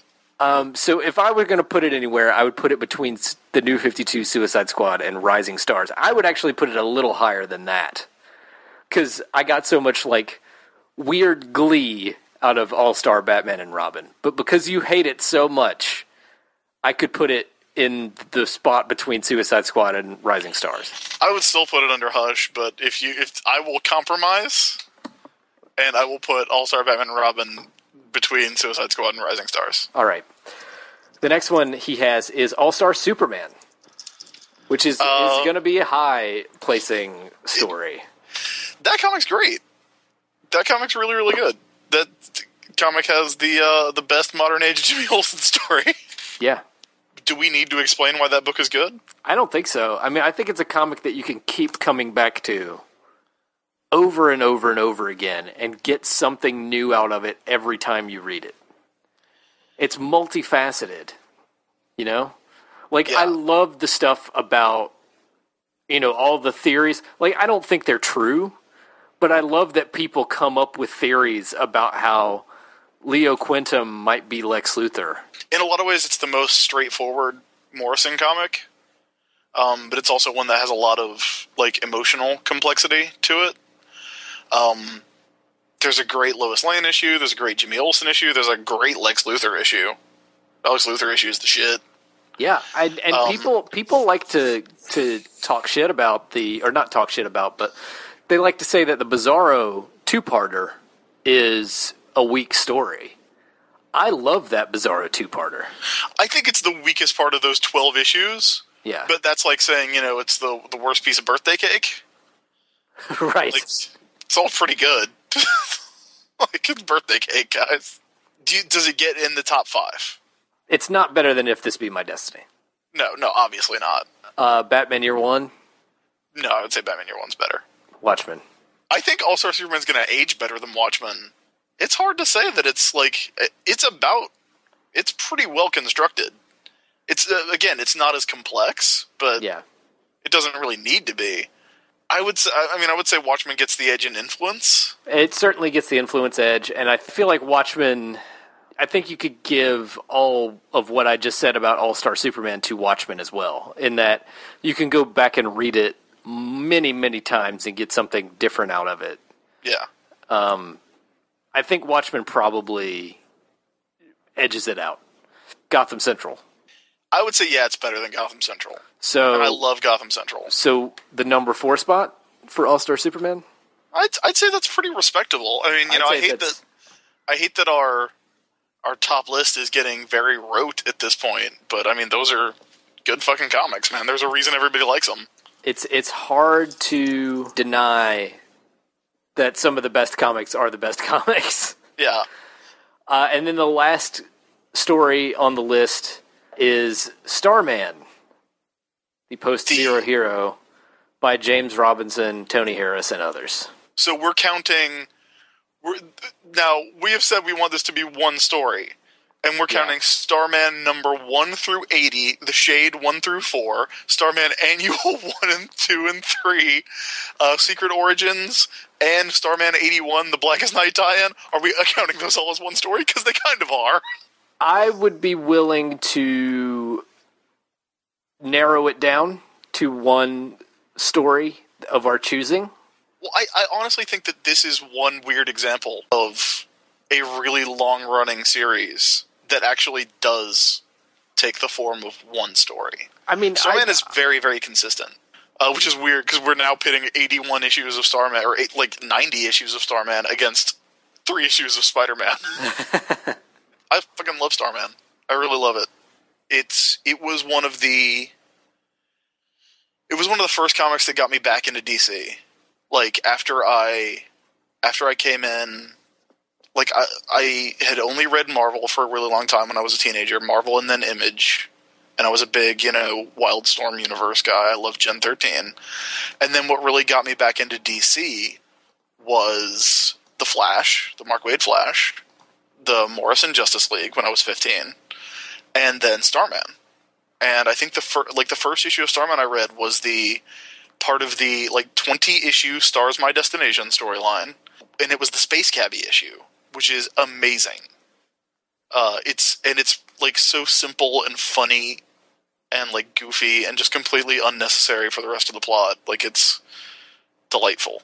So I really, really love Starman. I had it all in issues at one point, and then I got the omnibuses, and I still have the omnibuses. I talk about it a lot in the video series that I do for Comics Alliance. It's pretty damn great. And even though James Robinson has gone on to write some of the worst comics I've ever read, and even though Tony Harris is one of those dudes who talks about fake geek girls at cons, and even though I guess Peter Snabjerg, I have never heard him say anything outside of comics. Even though James Robinson wrote the League of Extraordinary Gentlemen movie, I will always have a huge amount of affection for that comic. That nothing that comes after can take away. Above or below Copra? I mean, I would put it above Copra. Above or below Batman R.I.P.? Okay, no, that's the tough one. The weird thing is, I was looking at stuff above that and going, yeah, I probably like it more than that. But then I remember where Batman R.I.P. is on the list. And I'm like, oh, shit. Yeah. that Batman R.I.P. is really good. I don't know, Batman R.I.P. is my second favorite Batman story. But there's so much good stuff in Starman. And there's so much bad dialogue in Starman. There's so much awful, awful dialogue. Now, Matt, are you a Starman guy? Have you read it? I have read. I haven't read all 90 issues. I have read certain stories within it, and I have enjoyed it. I did not have the same experience as you or Andy Curry, where it was this formative comic that I read. Though I came back to it after people told me it was good. Okay, I figured it out. Okay, Batman R.I.P. is a celebration of superheroics. It's a Yes. celebration of being Batman and what that means. Starman, thematically, ends with a guy wanting to move past superheroics. And I disagree with that. Quite obviously, I feel like superheroics are valid and meaningful. I feel like superheroes can teach people a lot of things. The idea behind Starman is that they're just not for everybody. But for me, R.I.P.'s message resonates more than Starman, so I would put it below R.I.P. So between R.I.P. and Copra. Yeah, I think that's a good place for it. Okay. Forever, forever, ever, forever, ever. The first list that I have here, this is going to be interesting, is from Michael Clare. He's calling this list the Mark Miller Special. Oh, boy. Oh, boy. And the first story on the list is a very well-regarded Mark Miller storyline from his Wolverine run, Old Man Logan. Old Man Logan's kind of shitty, dude. That's it. Care to elaborate? Yeah, it's just kind of shitty. It's kind of terrible. Now, that story arc is drawn by Steve McNiven, right? It is. It's pretty. It does have some nice art. I think Old Man Logan is probably the last acceptable Mark Miller story. I think this is the last time that there was a Mark Miller story that had anything enjoyable to it whatsoever. I think the last genuinely good Mark Miller story was Enemy of the State, the Wolverine story he did before Old Man Logan, which is really good. John Romita Jr. does the art. It's a big dumb action movie, but it's a big dumb action movie that's a lot of fun and not insulting to the reader. Old Man Logan, though, it's it's such a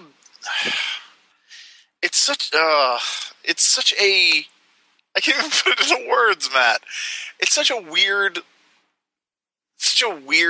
like pastiche of future Marvel stories. It's such a weird pastiche of the last Avengers story and Future Imperfect and stuff like that. And when you're kind of, when you're Mark Miller encroaching into Peter David territory, like, read it again if you think it's good and let me know.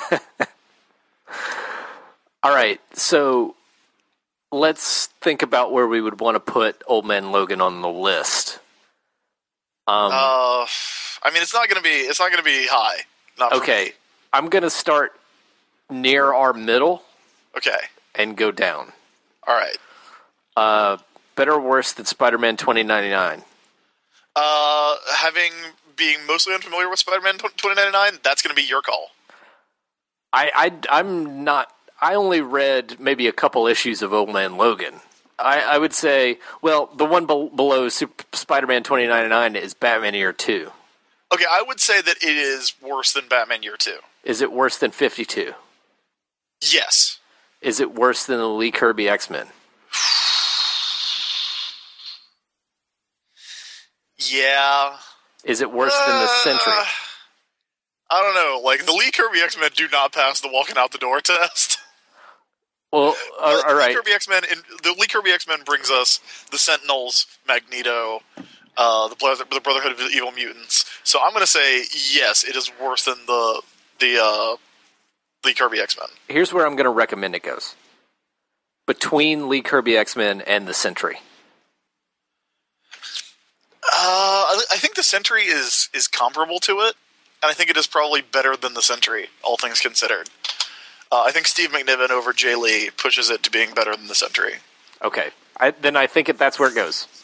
All right, it has been entered into the list. All right, the next one. Oh, this is gonna be tough. Kick-Ass. Okay. Kick-Ass is not as bad as Marvel. So that's where I'm going to go ahead and start it. Okay. But Kick-Ass is genuinely terrible. Kick-Ass is awful. Kick-Ass does the Mark Miller thing where it actively dares the reader, or it actively insults the reader. You know what I mean? Like, yeah. It's not quite as bad as oh shit. Which Mark Miller series is the one? Wanted. It's not as bad. Wanted. Yeah. It's not as bad as Wanted in terms of just open disdain for the reader, but it's close. It is. Oh, Matt. Kick-Ass was a book that comic book fans really loved because it was about a comic book fan, right? About a comic book fan who becomes a superhero and he beats up a bunch of dudes. But he's, like, weirdly racist. The book is weirdly racist. And when you get right down to it, he ends up not being the main character, the most interesting character, or the hero of the story. Yeah. You want to know why kids don't read comics? It's because there was a comic with a 10-year-old girl on the cover that said the bitch is back. Yeah. That's why. And she ends up actually being the lead character of the story. Popular character. Yeah. Every time I see like a little girl cosplaying as Hit Girl at a con, I go, "Oh, you've got bad parents." I don't say that to them. I just think it. Yeah. She's like, "Oh, you've got bad parents," because you should A, not know who that is, and B, they should have said, "Oh no, we're not doing this." You don't want to be like her. I was so excited for Kick-Ass because, like I said, I really loved Wolverine Enemy of the State. Wolverine Enemy of the State is good, I think.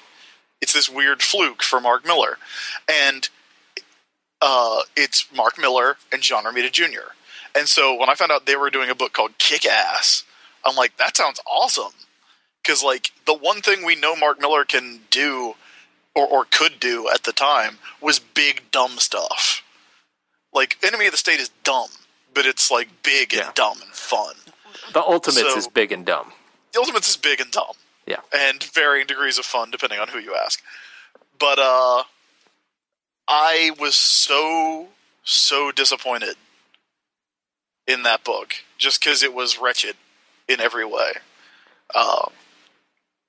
So yeah. Okay, so it's better than Marvel. It's better than Marvel. I think it's better than Spider-Man Since Past. I think it's probably better than Batman the Lightning Gyre because it doesn't ruin Batman. So here's where we start getting into maybe territory. Okay. The Rise of Arsenal. I would say it's better than Rise of Arsenal. Is it better than Hush? No. It is not better than Hush. I think Hush similarly shows an active disregard for the reader, but I'm not sure how intentional it is. With Kick-Ass, I feel like it's 100% intentional. Yeah. I think Mark Miller hates his readers. Absolutely, straight up hates them. I don't think that. I think Mark Miller is conniving. I think the thing about Mark Miller is that he realized he didn't have to try. And so he makes super dumb comics that idiots enjoy, and he makes millions of dollars doing it. But I think he knows that idiots enjoy them, and so he puts things into the comics to actively insult those readers. I really feel that, but that's getting beside the point. So we're putting it below Hush. We're putting it below Hush. All right, that's where it goes. And then the last one here on Michael Clare's list is Superman Red Son. Now this brings up an interesting element of this this little list that we're making, Matt. How much of Red Son do you think was written by Grant Morrison? I don't know. Here's what ultimately I remember very little of what actually happens in Red Son, but I still believe it to be a fantastic concept for a comic book, like an Elseworlds comic book. I think Red Son is super overrated. I think it was on so many people's best Superman stories of all time lists, like since it came out, because it came out in a time when there weren't a whole lot of good Superman stories coming out monthly. It's also the same thing happened with Superman 775, where people were like, "This is the best Superman story ever." It's like, nah, not really. But I think the big thing about Red Son is that you don't have to read it to think it's cool. I think you're 100% right. Now, that said, I think it's good. I do think it is a good comic. I think it does right by the characters mostly. I do like that there's a commentary made about how Superman, Clark Kent raised by farmers will always be Clark Kent raised by farmers if they were in Kansas or if they were in Siberia. I do think that is a nice treatment of the character. I like the Luthor stuff in it. I like the Bizarro stuff in it. The Green Lantern stuff is okay. I think when Soviet Batman shows up is when the entire thing falls to pieces. But I think at the same time it's everything you want out of an Elseworld. Like, you would want Soviet Batman to show up, and I think it does like the kind of most interesting Soviet Batman it can. I think it ruins the concept, though. I think the concept is basically a what-if story, right? It's a Marvel what-if. And the what-if is, what if Superman landed in Russia instead of Kansas, right? If that's the case, then that doesn't mean there's also Soviet Batman. That doesn't change Batman. Yeah, but it does, like, it is weird that Batman in the world of Red Son is a Russian guy, and everyone else is, Lex Luthor and Lois Lane and Hal Jordan are still whoever they would be. But Bruce Wayne does not become Batman. Right. But at the same time, like, again, I think it does something interesting I just don't think it's as good as everybody says. I do think it's good. I do think it's very readable. I think it's probably going to end up going down as a career highlight for Mark Miller. Once again, it's not the best Mark Miller Superman story by far. Once again, fantastic art. The Dave Johnson art in Superman Red Son looks really nice. Yeah, it's beautiful. But I would put it. I mean, I would certainly put it above Civil War. I'd put it above Old Man Logan. I'm looking at the list for other Mark Miller comics. I think Old Man Logan is the highest rated one we have at this point. Yes, it is. But, I wouldn't put it above, say, Godzilla 1 through 17 from Marvel Comics. Okay, what about directly below that? What about directly below that at top 10 below Smacks? Godzilla is Smacks. Yeah. Then Secret Six, then Irredeemable. Right. And I think it's comparable to Irredeemable in a way. And the Irredeemable is also that kind of a what if Superman story. It's absolutely a what if Superman story, yeah. So I guess the question is, which one's a better what if Superman story? Don't make me say that like a Mark Miller comic's better than a Mark Waid comic. You've already pissed Mark Waid off in this episode. I think Irredeemable. I think Red Sun is an easier sell as a concept. Yeah. It's a concept that you hear and you think it's cool. Yeah. Right? I think Irredeemable is a concept with more legs. With more staying power. Yeah, but I think they're very comparable. I think they're very, very comparable in terms of how enjoyable they are to read. Like this is the going out the door test. They both kind of rank equally. I would have to go read Godzilla again. I would say that Irredeemable. I think we're gonna have to put Red Sun above Irredeemable. Yeah, I think it goes between Secret Six and Irredeemable. I think I think it kind of does. Even though I think it's overrated, like I think that's a good place for it. All right, it has been entered into the list. Now this is a weird one. Okay. This is from David Morris. Okay. And this is good. These are going to be a little hard to put in the list, because they all have the same title. The first one is OMAC 1 through 8 by Jack Kirby. That's a great book. That was for a long time, and it might still be my favorite Kirby book, like my favorite Kirby series. It's so good. It's bonkers. Yeah, it makes a big statement. Page 1. Yeah. Of this is a weird comic that you're just going to have to deal with. It really is. Like I wrote about it not too long ago, where it has the most non-Kirby cover and then the most Kirby first 3 pages. Yeah. Where the cover is tiny little OMAC on a blank white background throwing a girl at you. And, a box of girl. What looks like a box of dismembered girl. And it has so much text on the cover. Like, the cover is amazing, because it's like, Kirby is here! OMAC! One-man Army Corps! Are you ready for the world that's coming? It's like so much text for a cover. It is overwhelming. But it's so good. I think we could not objectively, or, as close to objective as this list of comics we like. I don't think we could objectively say, it's better than Commandy, or that it's better than the Fourth World stuff. Right. But, it is, it's so good. If you want to be surprised and thrown off guard by a comic, read those original Kirby OMAC comics. Yeah, and the thing is, Kirby does that book in 1971. Okay? 71.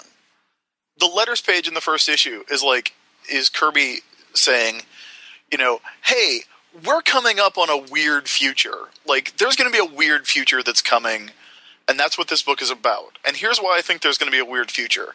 We've got crazy bombs that can blow anybody up. Can blow up the entire world. We've got computers that are linking up and talking to each other. So Kirby, in 1971, is the internet's coming and things are going to be weird. I think OMAC is undeniably a comic that is way, way, way ahead of its time. Yeah, it's super ahead of its time. Like, because it wasn't even a decade before that Spider-Man debuted. Like, yeah, exactly. And that was a huge leap forward for comics. Yeah. And then, 8 years later, not even, you've got OMAC. You've got this crazy thing. Yeah. You've got the weirdest... And the interesting thing that I think a lot of people miss is that OMAC is Captain America for the future. He just turns back and forth. Like, if Captain America could turn back into Steve Rogers, like 98-pound weakling Steve Rogers, that's OMAC. That's what OMAC is. So it's him revisiting Captain America and trying to make Captain America for the internet in 1971. It's amazing. So I guess the question we have to ask, Matt, the question we have to ask, the first Kirby book we have on the list is This Man, This Monster. Yes. I don't think we can objectively say that OMAC 1 through 8 are better than This Man, This Monster. No, it's certainly not in terms of influence and impact on the world of comics. Yep. That's the other weird thing about OMAC, because we talk about influence on a lot of these books, and OMAC was a buried treasure for a long time. Like, into this century. When I was working at the comic book store, you could get OMAC as, like, dollar books. And they're Kirby comics. Even after the kind of Kirby rediscovery happened in the late 90s, like, nobody gave a shit about OMAC. Right. Other than Keith Giffen and Dan DiDio. Which, well, I assume we're going to get to it. We're getting to that, yeah. But yeah, so... It has almost zero impact. It's just a weirdly ahead of its time comic that nobody has read. So we're saying it's not above This Man, This Monster. Do we think it gets into the top 10? I don't think it gets in the top 10. Our top 10 is too strong. At this point, the top 10 is too strong. Because what rounds out? What's the number 10 story? Is it Life and Times, or is it Punisher? It's Punisher. Yeah, Welcome Back Frank's really fucking good. but then like the next 5, like. Our list is so front-loaded. Yeah. The next 5 are Batman R.I.P., Starman, Copra, Robin Dies at Dawn, and Squadron Supreme. If Starman wasn't 80 issues long, I would be tempted to put OMAC above Starman, but it goes on 10 times longer, and it's good and influential. But I would say OMAC is better than the Thunderfrog story from Thor. Yeah. Do you think it's better than Squadron Supreme? Squadron Supreme has been a weird measuring stick for us, because we talk about how it's one guy's work, but it's also fan fiction. It's Justice League fan fiction. It's really good fan fiction, though. But I think for pure creativity, you have to give the edge to OMAC over Squadron Supreme. All right. Are we going to put Squadron Supreme over Robin Dies at Dawn, or OMAC over Robin Dies at Dawn? I'd leave that up to you, because I would say OMAC goes above Copra, below Starman. Okay, I can live with that. All right, OMAC Volume 1 is on the list. What is our next one? The next one is what we discussed, OMAC 1 through 8 by Giffen and DiDio. Legitimately top 3 comics of the New 52. Oh, one of the best New 52 comics. Also, has already been completely forgotten. Yeah, again, like really, really good. Did it last 8 issues? Did it also go 8 issues? It went 8 issues, yes. Okay, so the second 8-issue OMAC series that is really good, that it has been completely ignored. Although they've got that teaser out, like the Future's End teaser that has Brother Eye stuff in it. So, yeah, who knows how much of that will actually pertain to that OMAC series? That's a good point. But yeah, that was the top 3 of the New 52, and admittedly, that's not a great record. But it is an extremely fun comic. No, I loved it. I loved that Dan DiDio comic. It honors the Kirby OMAC without being a complete homage. It honors it by trying to do some different stuff. It tries to get the spirit of it. Yeah. Which is really interesting. Like, it's interesting that those are the projects Dan DiDio chooses for himself. You know? Yeah. Because that Outsiders book, like Dan DiDio, here's the books Dan DiDio has written in his time as publisher of DC Comics. He has written Outsiders, OMAC, and Forever People. Those are weird books for that dude to write. And he did some Metal Men stuff too. And did he do the Metal Men Wednesday comics? He did the Wednesday comics. Yeah, which I thought was fantastic. It was my favorite thing in Wednesday comics. Well, I guess Commandy was probably my favorite thing in Wednesday comics. But yeah, so weird. Now, I will say the biggest problem with OMAC is that it is very forgettable. It's like, you forgotten. could ask me what happened in that book, and I couldn't tell you. I would just be like, oh, it was really good. Yeah, I remember the what were they called? The Manadiles? Yes. That's the main thing I remember from it. That said, I remember it being an extraordinarily fun book to read. So I'm looking somewhere in the region of Godzilla 1 through 17 and Deadpool. Do you think it's in that area? I think it's probably in that area. I don't think it gets to where Deadpool is. Okay. Do you think it's above Godzilla? I don't think it's above Godzilla. Do you think it's Godzilla, above... I think, is very memorable in a way that OMAC Volume 3 is not. Yeah. Do you think it's above Smacks? I would say no. Okay. Do you think it's above Secret Six? No. All right. So below that we have Irredeemable and... Well, below Secret Six we have Red Sun. Right. Below that we have Red Sun and Irredeemable. I'd say it's better than Red Sun. Okay, so are we going to put OMAC Volume 3 just above Red Sun? Yeah, we're going to do it. We're going to do it. Okay. And then the last one here on David's list is OMAC 1 through 4 by John Byrne. So that's OMAC Volume 2. Yes. Not as bad as you think. Not as bad as you think.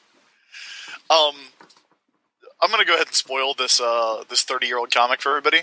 The twist with OMAC 1 through 4, OMAC Volume 2, is that it starts out as a super gritty 80s take on OMAC. It's black and white. It's super gritty. It's like the first thing that OMAC does is like he saves this post-apocalyptic town and then he has sex with a girl and makes sure to impregnate her with an OMAC that will rise so that the OMAC line can continue. And that sounds awful, and it kind of is. But if you read it, the last thing that happens is that OMAC goes back in time and changes history, but he gets separated from Brother Eye. So he turns back into this, his human form, and he gets hit by a car, and he can't remember anything. So this guy's like, hey, buddy, what happened? And since he can't remember his name, he becomes Buddy Blank, because he doesn't have a last name. And then he goes to work at the Build-A-Friend factory. So the trick to OMAC Volume 2 is that it ends with OMAC Volume 1. Like, it just adds on this crazy post-apocalyptic future that OMAC prevented in this ultra-gritty future. I think it's enjoyable. I think it is thoroughly unnecessary. But it's, it's one of those... It's one of the least read John Byrne comics that was clearly done because John Byrne loves Kirby stuff, or loved Kirby stuff at the time. But it's better than you think, but it's still not very good. But I would say it doesn't get down to the dregs of the list. Like, I would say it's probably on par with Maximum Carnage. Above or below? It's 10 fewer parts than Maximum Carnage. Oh, but it was prestige format. So I would say it goes below Maximum Carnage. So between Maximum Carnage and Ultimate Galactus. Yes. Okay. That's right. The OMAC list from David Morris. Man, that was a good list. All right. I think we have time for just one more. We really, like, the longer this list gets, the longer this stuff takes. Okay, this is an interesting one. I don't know if we're actually going to be able to do every story on this list, but we'll see. This is from James Harmon, and he's titled this list "Or Miss," as in hit or miss. Okay. And the first one is, he gets the title wrong, but I'll forgive him that. The first one on the list is Ravage 2099, number 1 through 7, the Stan Lee 2099 series. All right, here's the thing. Have you read Ravage 2099? I've read a couple of issues of it. I've been trying to put together a run of Ravage. This is not a joke. I've been trying to put together a run of Ravage because after, I think, the first 4, maybe the first 6, Pat Mills and Tony Skinner come on as quote-unquote co-writers. So the writers of the fucking original editor of Judge Dredd, the writer of Punisher 2099, comes on to quote-unquote co-write with Stan Lee Ravage 2099. And I loved Punisher 2099. But that said, I have not read those comics, so I cannot judge. This is only the first 7, by the way, which is, I think, only the Stan Lee issues, the Stan Lee by himself issues. But I only having read the first couple issues for a laugh, and they're good for a laugh. I feel not entirely qualified to include this on this list myself. Okay, I think what we're going to have to do, we're going to have to table Ravage 2099. Because I don't want to rank Ravage 2099 based on reputation when we are two dudes who think Superman 3 is the best Superman movie. Yeah, I think that's fine. Based on what I've read about Ravage 2099, or read of Ravage 2099, those first few issues, which are the ones that James has here, do pretty much completely live up to their reputation. All right, we will revisit it at a future date. Matt, track those issues. You'll be at C2E2. Yes. Hit the dollar boxes. Get Ravage 1 through 7. Okay. The next one on James's list is Arkham Asylum, the Grant Morrison miniseries. Okay. It's a one shot. Oh, that's right. You're right. Yeah. It's an OGN. The worst Grant Morrison book. The worst by far Grant Morrison book. If the book that made me like, ooh, I don't know if I want to read Grant Morrison on Batman, and then he went and did my favorite run on Batman ever. But I feel like he had to work through a lot in Arkham Asylum, but it's so 88 or whenever it came out. It came out in 89 because it's a post-movie book. Right. And I believe he bought a house with what he got from Arkham Asylum. I recall something from the Grant Morrison Talking with Gods documentary where he says essentially that Batman Arkham Asylum bought him a house, yeah. Yeah. Like, didn't he take, 2 years off comics and just not work? There's a whole section of the documentary about how much money Arkham Asylum made him. Yeah. It's also I hate it. I think it's the worst thing he's written. It's so 1989, dude. It is so 1989. It does not hold up. I mean, I think we're talking a lot about writers in this list, and that's natural for us. Yeah. But I think so much of the feel of Arkham Asylum is at least in part because of that Dave McKean artwork. Yeah, I think you're right, and I also don't care for McKean, as a sequential artist. It's not my cup of tea either. It's like Bill Sienkiewicz kind of goes up to that line of being too abstract, and I think McKean crosses it. Yeah, I think Bill Sienkiewicz. I think Dave McKean is the Pokemon that evolves into David Mack. That is the Pokemon that evolves into Bill Sienkiewicz. Only you would come up with that analogy. But you get it. You get what I'm saying, though. Yeah, it makes perfect sense.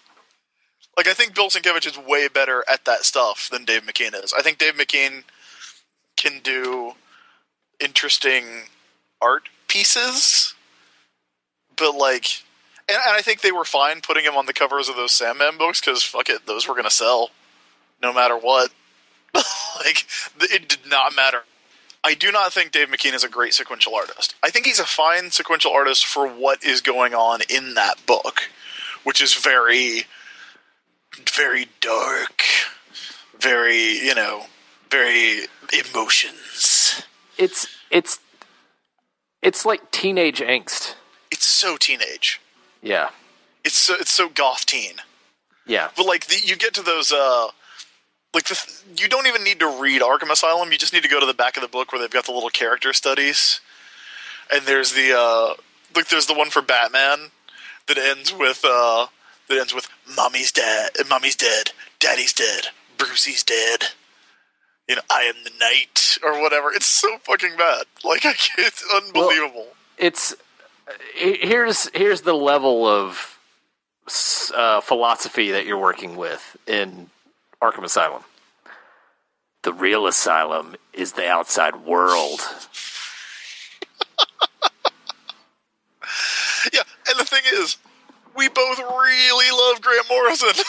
Yeah, but Arkham Asylum is kind of it's goth teen garbage. Yeah, and I feel like he felt it was something he had to work through. But yeah, it is bad. I would say, that said, the worst Grant Morrison comic still should probably be better than the best Mark Miller comic on this list. So you basically just want it to go ahead of Red Sun? No, I'm not going to put it that high. But okay. I would put it... I feel like it is very much in company with the OMAC Volume 2 or Ultimate Galactus, which are books that are very much of their time.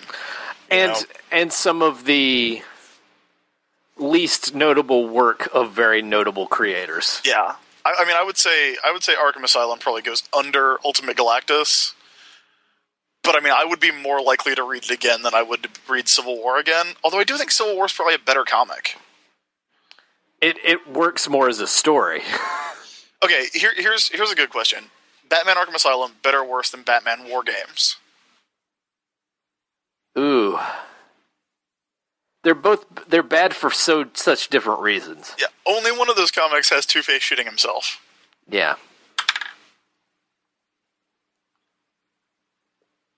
Only one of those comics has Black Mask killing Stephanie Brown with a power drill.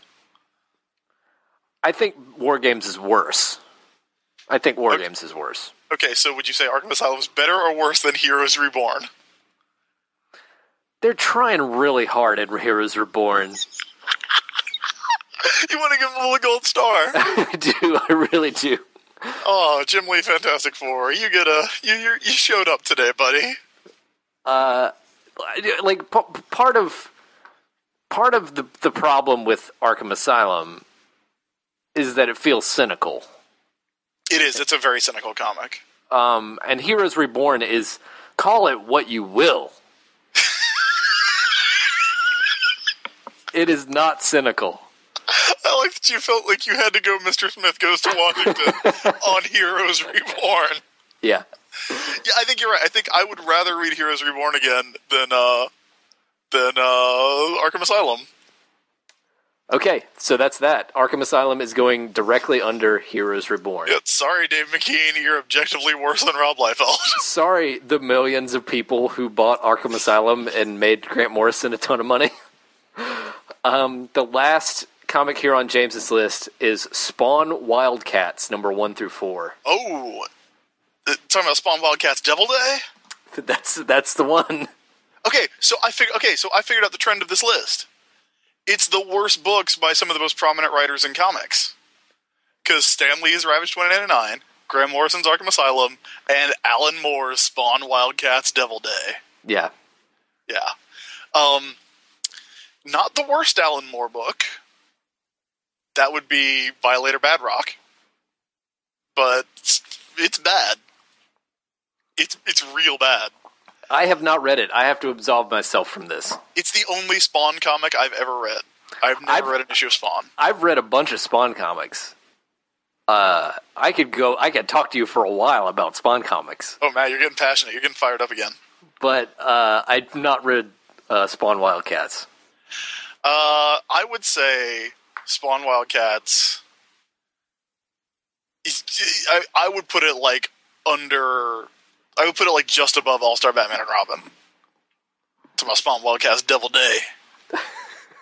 Devil Day.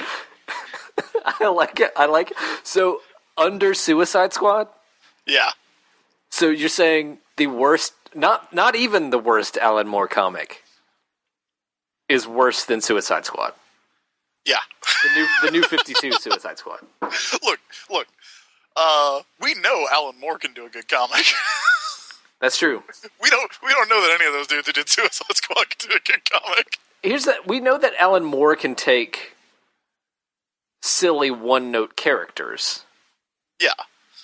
And make them good. Supreme exists. Here's a fact about Alan Moore.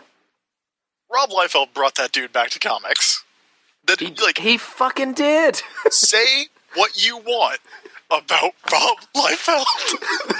We are getting so passionate about the Rob this episode. Without the Rob, we would not have Supreme, Tom Strong, Top 10, League of Extraordinary Gentlemen, even though that kind of got shitty there at the end. We would not have those books if not for Rob Liefeld. Alan Moore was done with comics until Rob Liefeld brought him back in. Now, I feel like that means that Alan Moore had to get back in the groove a little bit before he could do his solid late period work. And I feel like he had to take a lot of paycheck books. And I feel like Spawn Wildcats Devil Day by Alan Moore was cashing the check. Devil Day. That put that got Leah Moore braces. All right. If I have to go by your judgment on this, so it's bad. We're putting it under New 52 Suicide Squad. Oddly enough, JLA Wildcats is really good. I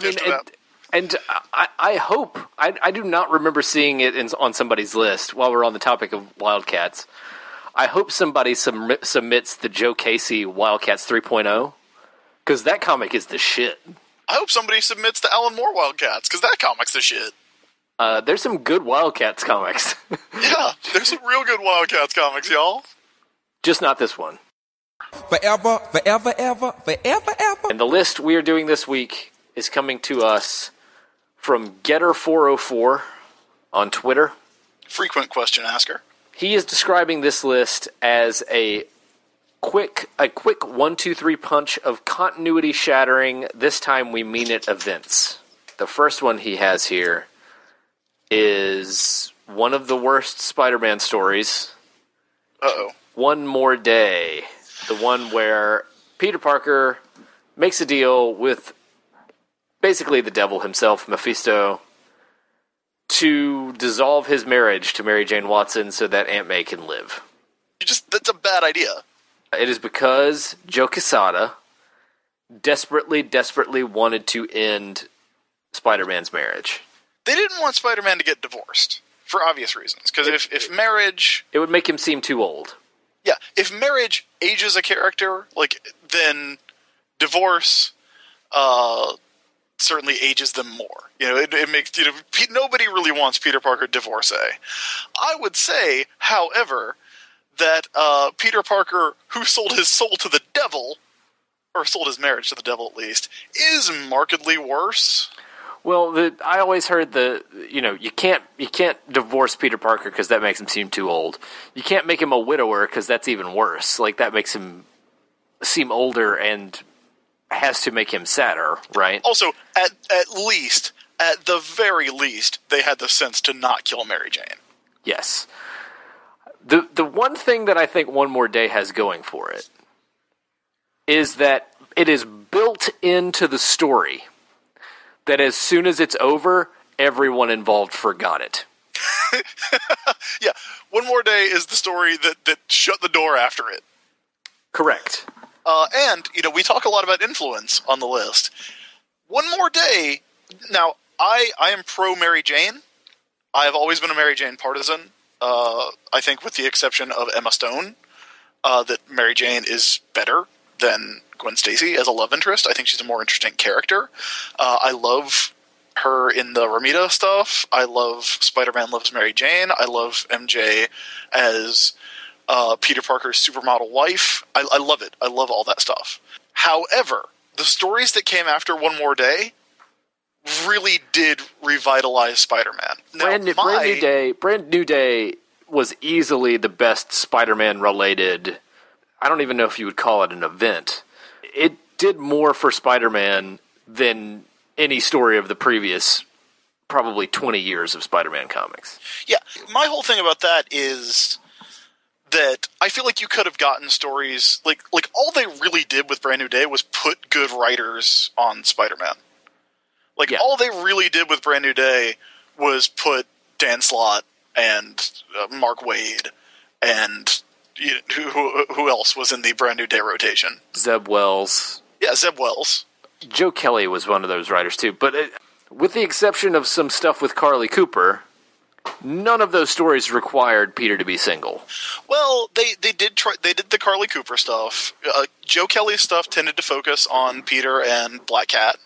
Actually talked to Roger Stern about this, and he was talking about how there is no need to get rid of Superman's marriage because there's never a question.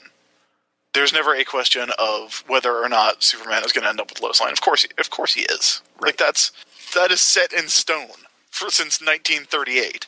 With Peter, it's a little different because he has had more prominent love interests. That said, all the stuff that came out of that book was good. That book is garbage. It is not good. I don't know if it's so bad Straczynski took his name off it. It's certainly not as bad as Sins Past. It's not as bad as Sins Past, but I don't like it when superheroes kill people. I certainly don't like it when they make deals with demons. No, I don't either. How are we gonna judge One More Day? Do we judge it in terms of influence or on its own merits? Because it's kind of the opposite of Identity Crisis, where Identity Crisis was a huge piece of shit and also ruined all comics forever. Well, and it's kind of Sins Past. It's nowhere near shit. It's nowhere near Sins Past. It's nowhere near Identity Crisis. Where I'm looking is somewhere in the region of Supreme Power. Yeah, because if nothing else, you immediately ignore One More Day. Yeah, it will never come up again. I would say I would just because I think Supreme Power is worse. I would put it one slot above Supreme Power. Spider-Man doesn't make any deals with the devil in Supreme Power, dude. I'm not getting past the fact that it negates its own value immediately. All right, then we'll put it below Executioner's Song, above Supreme Power. I think that's a fine place for it. The second story on this list is House of M. For a story where Spider-Man becomes The Rock? House of M's a huge piece of shit. I remember exactly one thing that happens in it, and that's all. Which is the Scarlet Witch saying "No More Mutants" thing. It's the only thing that has survived from House of M.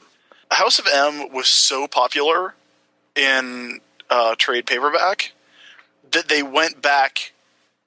That they did a series solely to put on the shelf next to it that was called House of M Avengers.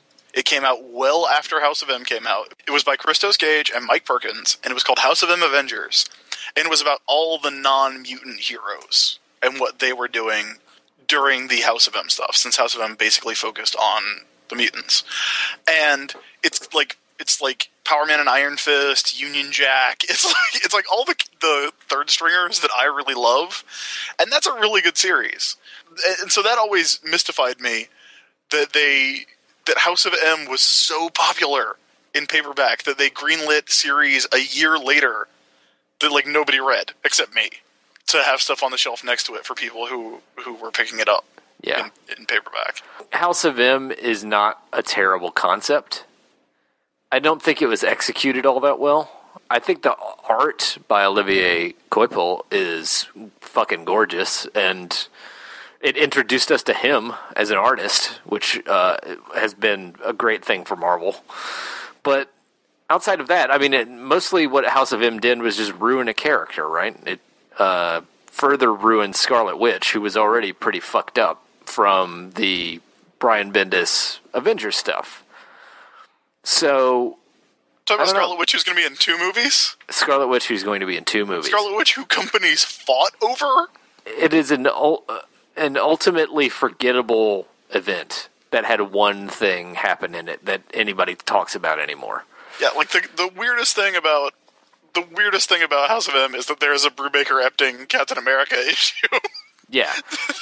that reads like a fever dream.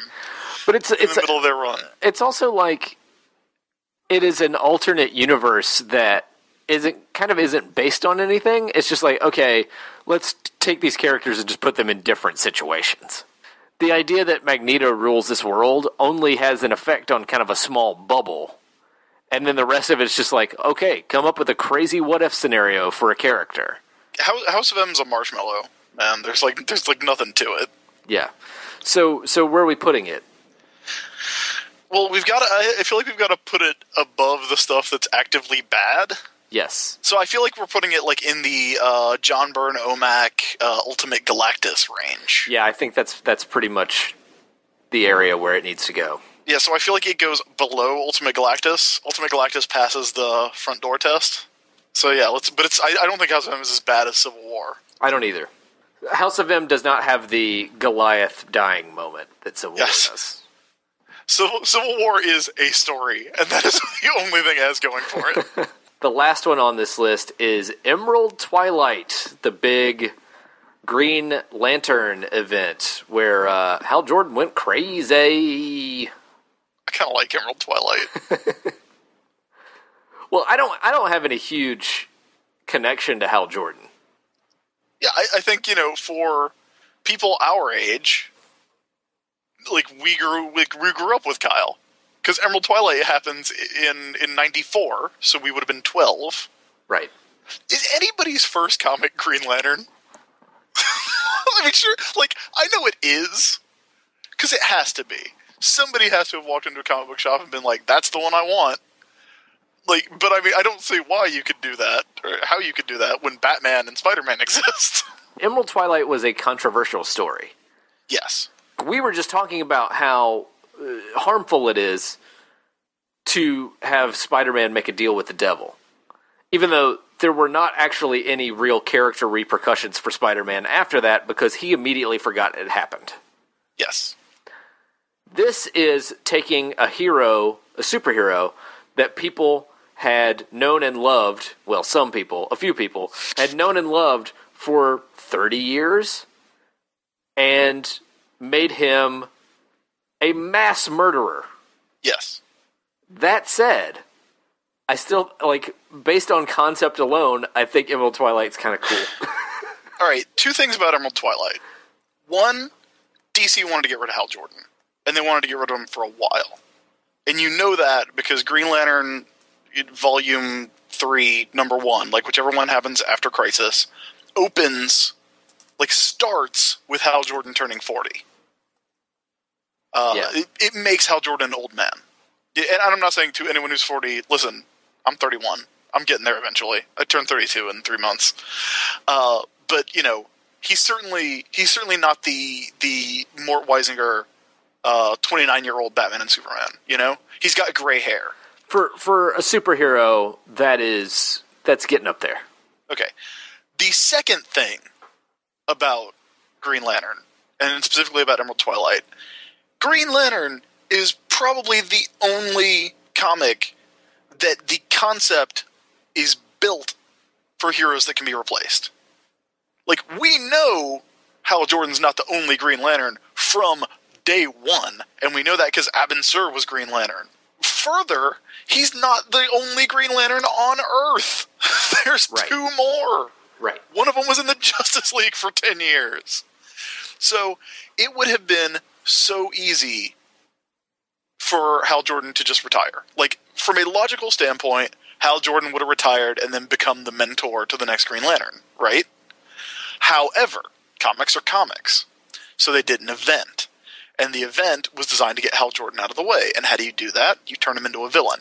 So the third thing about Emerald Twilight is that it's fucked from Jump Street.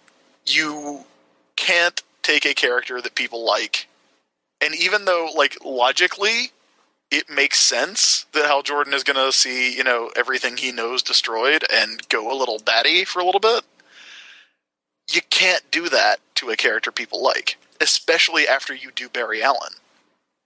Wally West worked. Nobody was clamoring for the return of Barry Allen. The story of the return of Barry Allen is very good, but nobody wanted Barry Allen back except Jeff Johns. Well, but Barry Allen got a hero send-off too, right? Because Barry Allen dies saving the universe. Right. Hal Jordan goes crazy and kills a bunch of people. Like, Hal Jordan kills 3,000 people with his bare hands. With his willpower and a ring. And then you get, again, talking about impact, then you get, he becomes the Spectre so that he can redeem himself. And then you find out that it wasn't really Hal Jordan, it was a giant yellow space bug that lived in his head, and that's dumb as hell. And also Green Lantern is, the Green Lantern power is actually a whale.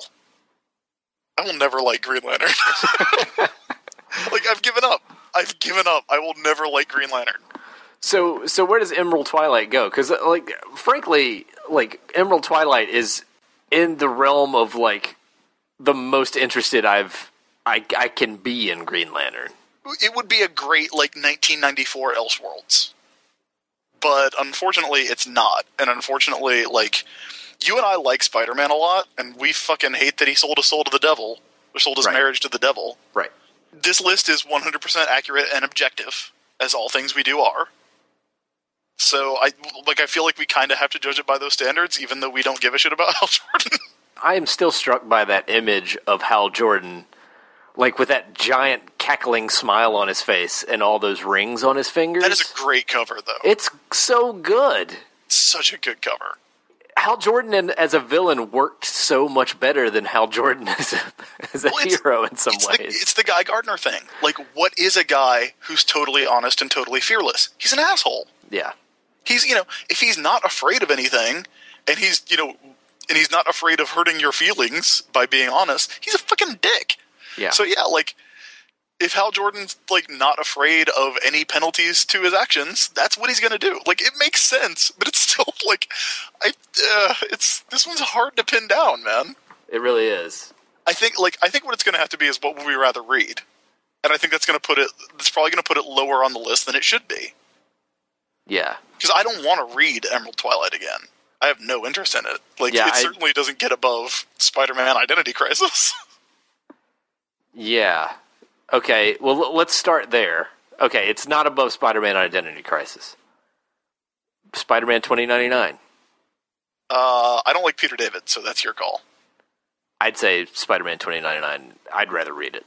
Okay, I would definitely rather read Year 2. Okay, 52. Yeah, I'd probably rather read 52. Okay, Lee Kirby X-Men. Emerald Twilight. Okay, so that's where it's going. Emerald Twilight, better than the first appearance of Magneto. Maybe we were wrong. Maybe that's exactly where it needs to go. I think that's probably right. I think Emerald Twilight, for all its faults and for all it did to ruin Hal Jordan, is an enjoyable... you described it as an enjoyable Elseworlds. Yeah. I don't even mind that it wasn't an Elseworlds, but I don't mind that that character got ruined either. I don't, because I have no attachment to Hal Jordan. But, I think the biggest problem with Emerald Twilight, the biggest flaw with Emerald Twilight, is that Hal Jordan doesn't die in it. They let him stick around to be a villain until Final Night, and then they give him, a kind of token redemption that is bullshit. Yeah. So that he, they try to go back and give him that Barry Allen moment, and at that point it's too late. But we're putting this all in the context of stuff that comes after, rather than looking at Emerald Twilight on its own. Well, look, what was the subject of this list? Stories that changed everything. That's true. Forever, forever, ever, forever, ever. This list came to us today Ooh, okay. So this is a fresh one. This is a brand new, fresh list from our pal, one of the co-writers of Trip Fantastic. Oh, Jason Baxter. Love that dude. Who has this list for us. This is going to be an interesting one. He said he wanted to give us a theme list, but he just wanted us to talk about these 3 comics. So that's what we're going to do. And the first one is one that he just wondered why it isn't on the list yet, and it's The Dark Knight Returns. Dark Knight Returns is special to me. Dark Knight Returns is obviously one of my favorite stories. But, like, as I have grown up, it used to be my favorite story, and it is still, like, I still love it. Like, nothing will ever stop me from loving that story. But I've flipped around on it. Like, I feel like Batman Year One, the reason we started with Batman Year One at the top of the list was because that is, I think, the better story. Like, the further away we get from them, the more I think Year One holds up. I agree. And here's why. I think Batman Year One is Frank Miller showing uncharacteristic restraint. I mean, it's not that it was uncharacteristic for him at the time. But you go back and read that comic now, just like you go back and read some of his Daredevil comics, and you see a restraint in his storytelling that you wouldn't expect from Frank Miller now. Dark Knight Returns is the first story of Frank Miller's, I think, that shows some shades of Frank Miller as we know him now. It's that Frank first Miller step. Unchained. It's that first step toward the Frank Miller of the 2000s, the Frank Miller who directed the Spirit movie. Now, clearly, Batman, the Dark Knight Returns, is a great story. It's a fantastic story, but it is unrestrained in a way that Batman Year One is not. Here's what I think hurts Year One. There's a couple things that I think are strikes against it. Because, look, if you're listening to this show, you already know every argument in favor of Dark Knight Returns. I think I just said Year One, but I meant Dark Knight Returns. Okay. You already know Dark Knight Returns is beautiful. You already know it's groundbreaking. You already know that it's got, like, the most quotable dialogue of any story. It's also got just scenes that will be burned into your mind forever. Yeah, the fight in the mud pit against the mutant leader. Yeah, like the Batman stomping the dude's arm onto the taxi window. Like the Joker breaking his own neck. That shit is gonna, like, it's a life changer. But here's the strikes against it. One, it is very much a comic of its time. It is the 1980s in comic book form. Ronald Reagan is in it. Ronald Reagan is in it.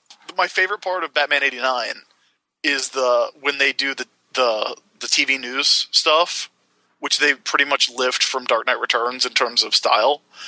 But that's such an 80s thing to do. So it's got that. Like, for good or ill, it is, like, that book could not have come out at any other time than 1986. The second thing that works against it, and this is the same conversation we had about Watchmen, it is a victim of everything that came after. Watchmen and Dark Knight Returns both are so groundbreaking that they led to some pretty dodgy stuff that was trying to live up to it. I think, namely the Dark Knight Returns scene that has led to the most dodgy stuff, I would argue, is the Batman-Superman fight. I would trade Dark Knight Returns. If you told me, hey, we're going to go back in time and you never have to see this fight scene again, but you will have never read Dark Knight Returns, I'd be like, can I keep Year One and Daredevil? And they would be like, yes. And I'd be like, you can take Dark Knight Returns. I never need to see Batman kicking Superman's ass again in my life. I think Dark Knight Returns suffers just because Superman is in it. Because Frank Miller's attitude about Superman could not be more wrong. Well, because the thing people always miss about Dark Knight Returns, the thing that I have told people time and time again, Dark Knight Returns isn't the future of Batman. Dark Knight Returns is Batman 66 20 years later. It's silly Batman in the shitty 80s. So it's a silly Superman. It's a silly one-dimensional Superman fighting a Batman in this shitty city that would have been how it turned out if Batman quit in 1970. It's not the real Superman, and I put air quotes around it. Don't worry, everybody. But it's kind of the way Frank Miller feels about Superman. I feel like that's true. And I feel like you can tell that because there's none of that in Dark Knight Strikes Again. Like, That's the biggest strike against Dark Knight Returns, is that we got Dark Knight Strikes Again, and they put them in the same book. I do not own the absolute. I have never owned the absolute of Dark Knight Returns, because it was Dark Knight Returns and Dark Knight Strikes Again. But now they're doing a fucking artist edition, and yeah, I'm gonna get that shit. It's gonna be awesome. Dark Knight Strikes Again, and then fucking Holy Terror, make you want to not like Dark Knight Returns anymore. Well, with all that context in mind, where do you think we put it on the list? Do you think? I still think it goes top 5. Do you think we put it above Born Again? It's really good, but damn, Born Again's very comfortable. I feel like Born Again's better, honestly. Okay, do you think we put it above This Man, This Monster? Yeah, I would say. Yeah, I'd say it's better than This Man, This Monster. Okay, sorry, then Jack. it's going. Sorry, Jack. It's going between Born Again and This Man, This Monster. We didn't let Before Watchmen drag down Watchmen, so we can't let modern Frank Miller drag down 86 Frank Miller. Yep. All right, the next one on Jason's list is Sea Guy. Matt, I'll be honest with you. I am not as enamored with Sea Guy as everyone else is. I like it. I love Sea Guy. I mean, no, I like it, but I mean, if you look at the Morrison stuff I like I'm the guy who doesn't like The Invisibles, but I'll fucking read JLA all day long. Yeah. That's just my wheelhouse, So I don't dislike Sea Guy, and I think Sea Guy is really good, and it's beautiful, and it's got great stuff in it, but it's far from my favorite Morrison thing. Now, I'm a little surprised to hear that you're not more into Sea Guy than you are, because Sea Guy has a very clear riff on Brother Eye in it. Yeah, I know. With Mickey Eye. Yeah, I know. Look, the reason I put it like that is because everyone I know who likes Sea Guy's like their favorite Morrison thing. It's just not mine. I wouldn't say it's my favorite. I would say that's probably either All-Star Superman or We Three. But I do like Sea Guy a lot. Partially, I'm just enamored with how completely nuts it is. How unhinged, insane Morrison went with it. I feel like this is the Morrison book that all the people who read... Was this coming out during Batman? It was, right? Earlier. Was it earlier than Batman? Yeah. I know Slaves of Mickey Eye came out during Batman. Yes. I feel like people who read Rock of Ages and were like, I don't understand what's going on. Grant Morrison's weird. And, that's dumb, because Rock of Ages is a very straightforward time travel story that if you have read a comic, you should be able to get through it okay. So if you don't get Rock of Ages, that's your fault, not mine. I feel like Sea Guy is his reaction to those people being like, okay, if you want to see, just crazy, doesn't make any sense comics, okay. Here you go. Here's the death of Chubby the Tuna. I love Chubby the Tuna. I know you do. I like the stuff on the moon a lot. I love Chubby the Tuna. I love the weird gleeful death that Sea Guy plays chess against. Yes. I'll say this about Sea Guy. I think it works for me more as just a collection of crazy ideas than a cohesive story. Yeah. It helps that it has got amazingly gorgeous Cameron Stewart art. Yeah, it's beautiful. Maybe somewhere in the region of Godzilla and Deadpool. I just remembered that Tree Guy was in it, and Tree Guy was as tall as a tree, so that might have to bump it up a little bit. I mean, this was during the period. I feel like Sea Guy was coming out, if not just before, around the time of Seven Soldiers. And my favorite Morrison stuff of that period was the stuff that just had these weird, funny ideas in them. Sea Guy has got a ton of those, comedy ideas almost. And my other favorite Morrison thing of that time was the Manhattan Guardian. Yeah, I love Manhattan Guardian. Because it's full of ideas like subway pirates. All beard, false beard, and no beard. Yes. I feel like Manhattan Guardian is, in a lot of ways, and I feel like the comparison is just there because it's also a Morrison and Cameron Stewart book, but I feel like it's the better version of this, where it's all the weird ideas, but there is also a story involved. Yeah. In a way that I think Sea Guy lacks. But yeah, I mean, I like Sea Guy. It's fine. It's just not my favorite thing. So where are we going to put it? Now, you said you had it around Deadpool? Yeah. I mean, I would put it, just on the strength of its ideas, I would put it, around your OMAC Volume 3. Okay, we're not that far apart. Yeah. Do you think it's better than OMAC Volume 3? I think I would enjoy reading OMAC Volume 3 more. Again, I feel like, again, the going out the door test, I would probably lean towards OMAC. I would rather read Sea Guy. Okay, what about Secret Six? I think it maybe can go between those two. Yeah, I would say it's definitely not as enjoyable a read as Secret Six. Secret Six, there's just more of it. Yeah, for one thing. I think I can live with Sea Guy going between that's still in good company. Yeah, that still puts it above Red Sun. The last one here on Jason Baxter's list is DC: The New Frontier by Darwin Overrated. I said it. It's a very pretty comic. It's good, and I enjoy it. It is not the greatest comic that has ever happened, nor is it the greatest thing Darwin Cook has ever worked on. I think it overreaches. I think Darwin Cook should have just done a Martian Manhunter series. Yeah, I think that would have been good. Like, my favorite stuff in The New Frontier is the Martian Manhunter stuff. I have owned the absolute of New Frontier. I think it is a good story, but I also feel like it is, in a lot of ways, forgettable. Except that I can never forget that it's got Wildcat beating up Muhammad Ali. Yeah.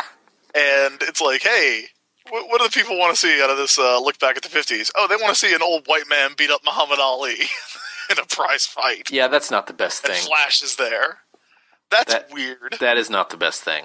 I love Darwin Cook's artwork. Like I said, there's other Darwin Cook stuff I like more than I would put Slayground or The Outfit above New Frontier.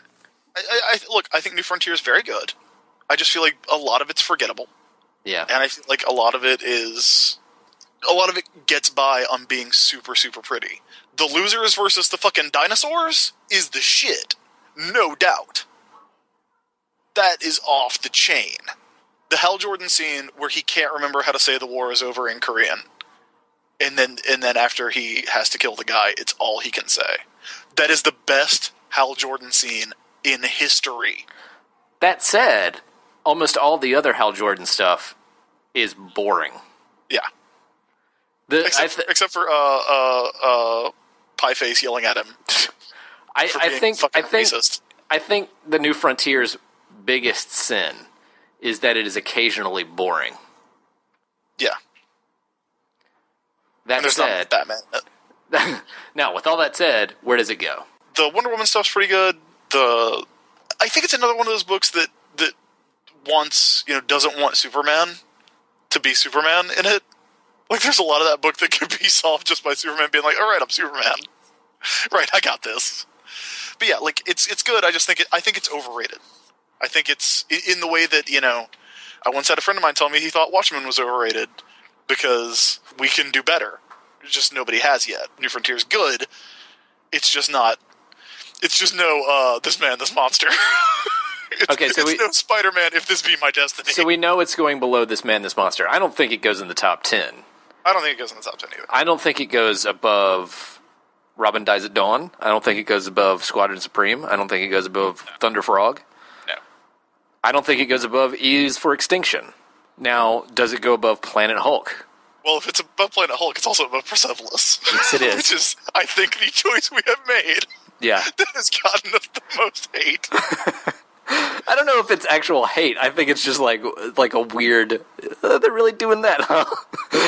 Listen, guys. I'm sorry. It's a definitive list. Yep. It's not up to us. We are just chiseling away at the marble to reveal the statue that's already there. The thing about all our top 25, none of these comics are ever boring. Right. Persepolis is never boring. Power Girl is never boring. The Thorcules is never boring. When we get to No Man's Land, we start getting to stories that... I think it's better than No Man's Land. So, are we putting it between Thorcules and No Man's Land? No Man's Land's 55 parts, Matt. Yeah. No Man's Land gets way boring in places. No, I would put it... I would put it above Power Girl. You'd put it above Power Girl? Yeah. Honestly, believe it or not, I think the Amanda Conner run of Power Girl and New Frontier are of similar quality. I think they are both books that largely get by on being absolutely fucking beautiful and have great moments in them. Okay. I just think one is overrated and one was probably underrated. Okay, so New Frontier is between Persepolis and Power Girl. That is it. Forever, forever, ever, forever, ever. This list is from Scott Medlock, who sent us an X-Men list. I like the X-Men. All right. Well, here are 3 X-Men stories that he sent us. The first of which is the Dark Phoenix Saga. Dark Phoenix Saga is really good. Yes, it is. Dark Phoenix Saga holds up. I would say probably the best-looking John Byrne story of all time. Like, the best-looking John Byrne art. I can't think of a story that just looks better that he did. And I love, like 80s John Byrne. Like, 80s John Byrne is awesome. X-Men was already extremely popular, but the Dark Phoenix Saga kind of cemented Byrne and Claremont as the guys, like the X-Men guys, forever. Well, it's got it all, too, you know? Yeah. It's got the cosmic stuff. It's got the Shi'ar stuff. It's also got the Hellfire Club stuff, the kind of evil mutant stuff. It contains the most important panel in modern comics. The panel that changed everything. The one that said, okay, Bronze Age is over. Here's the 90s. Like, several years early. I think people have heard me talk about this before. I know I've written about it. But, the short version is that X-Men 132... You think, like, if you don't know about Wolverine, if you don't have 20 years of Wolverine being who he is today, and you go back and read from, Giant Size 1 up, you don't think Wolverine is the shit. Like, you think he's a cool character in an ensemble cast. And then you get to X-Men 132, where they drop him through the entire Hellfire Club brownstone, and you think he's dead. Until he comes back and comes up out of the sewer and turns around to look at the reader and says, you had your best shot, now it's my turn. And everybody goes, oh shit, Wolverine's amazing. Like, Wolverine is going to be the star of this book for the next 30 years. So, where does it go on the list? Because the Dark Phoenix Saga is full of memorable moments like that. Yes. Like, it is just... You read through that thing and it's like, oh, this moment. Oh, that moment. Like, oh, here's that thing they've been trying to recreate for 30 years. Yeah, I mean, it's full of moments that you don't even know are in the Dark Phoenix Saga until you read it. I think the biggest flaw with the Dark Phoenix Saga is that it is not a great book for female characters. It's also bogged down by it being a little dated, like so many of those Claremont books are. Yeah. There's like this whole undercurrent of female sexuality makes you evil in those that I think was completely unintentional. Yeah. Because Claremont and Byrne just wanted to recreate that one episode of The Avengers. So Dark Phoenix Jean kind of comes off as this very sexual character. She's not the very chaste Jean Grey that we'd had up until then. And then that kind of ends up having a weird connotation in light of everything that follows. But, like, honestly, it is... Oh, and then, of course, she dies because of it. She's sexually liberated briefly and then dies. But honestly, like, it's solid. Like, it really holds up. So I would say, I don't think it cracks the top 10. Okay. But I would say that it is probably... I'd say that it's certainly in the top 20, I would say. Like, we would not have E.S. for Extinction if we had not had the Dark Phoenix Saga. Well, and Morrison, talking about the female sexuality part of it, like, Morrison sort of turned that on his head, like, with his exploration of Emma Frost. Like, right. That's almost a direct response to the Dark Phoenix Saga in a lot of ways. Okay, so let's just start at number 11 and go down. Okay. Batman R.I.P. Ooh, now you know I love Batman R.I.P., Matt. I do know that. You know that Batman digs his own way up his own grave in that book. That's right. Now, the thing that hurts Batman R.I.P. is the art. It is not as pretty as the Dark Phoenix Saga, that is for sure. Yeah. Yeah, I would... That's tough. Like, in terms of, again, we have to look at influence. I mean, there's a lot of good stories that came out of those too. Let me go down the rest of, like, the top 15. Okay, so 11 is Batman R.I.P., 12 is Starman, 13 is Kirby Omac, 14 is Copra, 15 is Robin Dies at Dawn. Like, I would probably say it's better than Batman R.I.P. So we're slotting Dark Phoenix Saga in at number 11. I think the only reason it doesn't beat Welcome Back Frank is that Welcome Back Frank passes the going out the door test. Okay. I would it's more fun to read. Nobody Okay. punches a polar bear in the Dark Phoenix saga. Yeah, I fall there too. I'd rather read Welcome Back Frank. It's more important to me. Yeah. Which makes it definitively more important. Yes. In the canon. The second story on Scott's list is Days of Future Past. Remember how last week we talked about how New Frontier is really overrated? I think Days of Future Past is similarly overrated. Well, here's the thing about Days of Future Past for me. I don't think it's a bad story. No, it's at very all. good. It's a good story. People have been trying to recapture Dark Phoenix saga ever since then. People have also been trying to recapture Days of Future Past.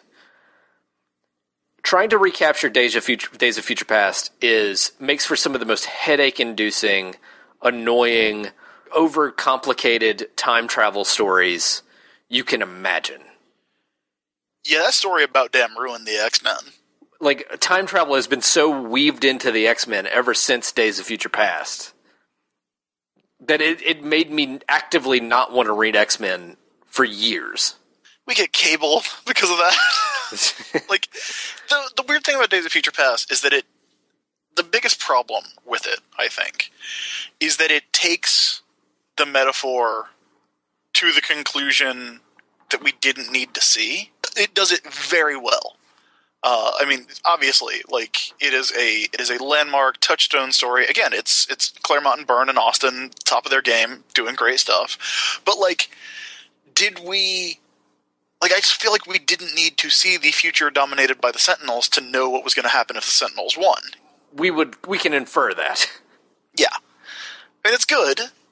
It's very good. And on its own, it's a solid story that's very interesting. Like, if this had not been the first of 80 billion times we had seen this story. Well, and listen, the panel or the image of Wolverine being incinerated by a Sentinel is awesome. Powerful and cool, right?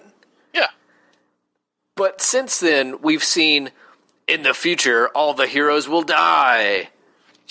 we would be ranking this way higher if we weren't reading Futures End every week. I mean, that's true to a degree. Do you think Days of Future Past is why Jeff Johns put everybody in a goddamn bomber jacket?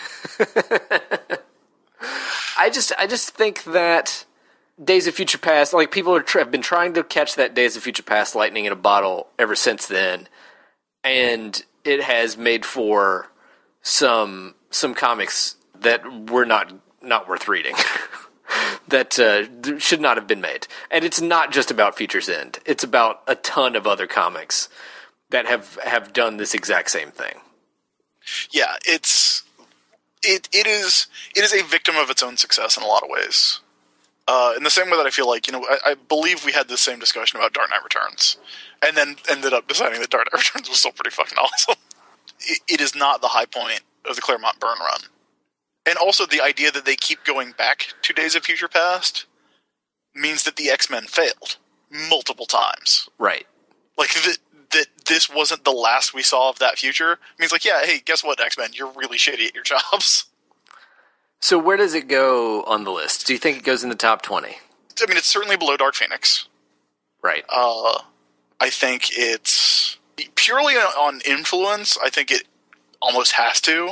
I think it probably has to go above Squadron Supreme, but I would not put it above Robin Dies at Dawn. So we're putting it in that slot between those two. Yeah, I mean, look, it is still a very, very good story. Yeah, I mean, it's the X-Men creative team at the peak of their creative power. Yeah.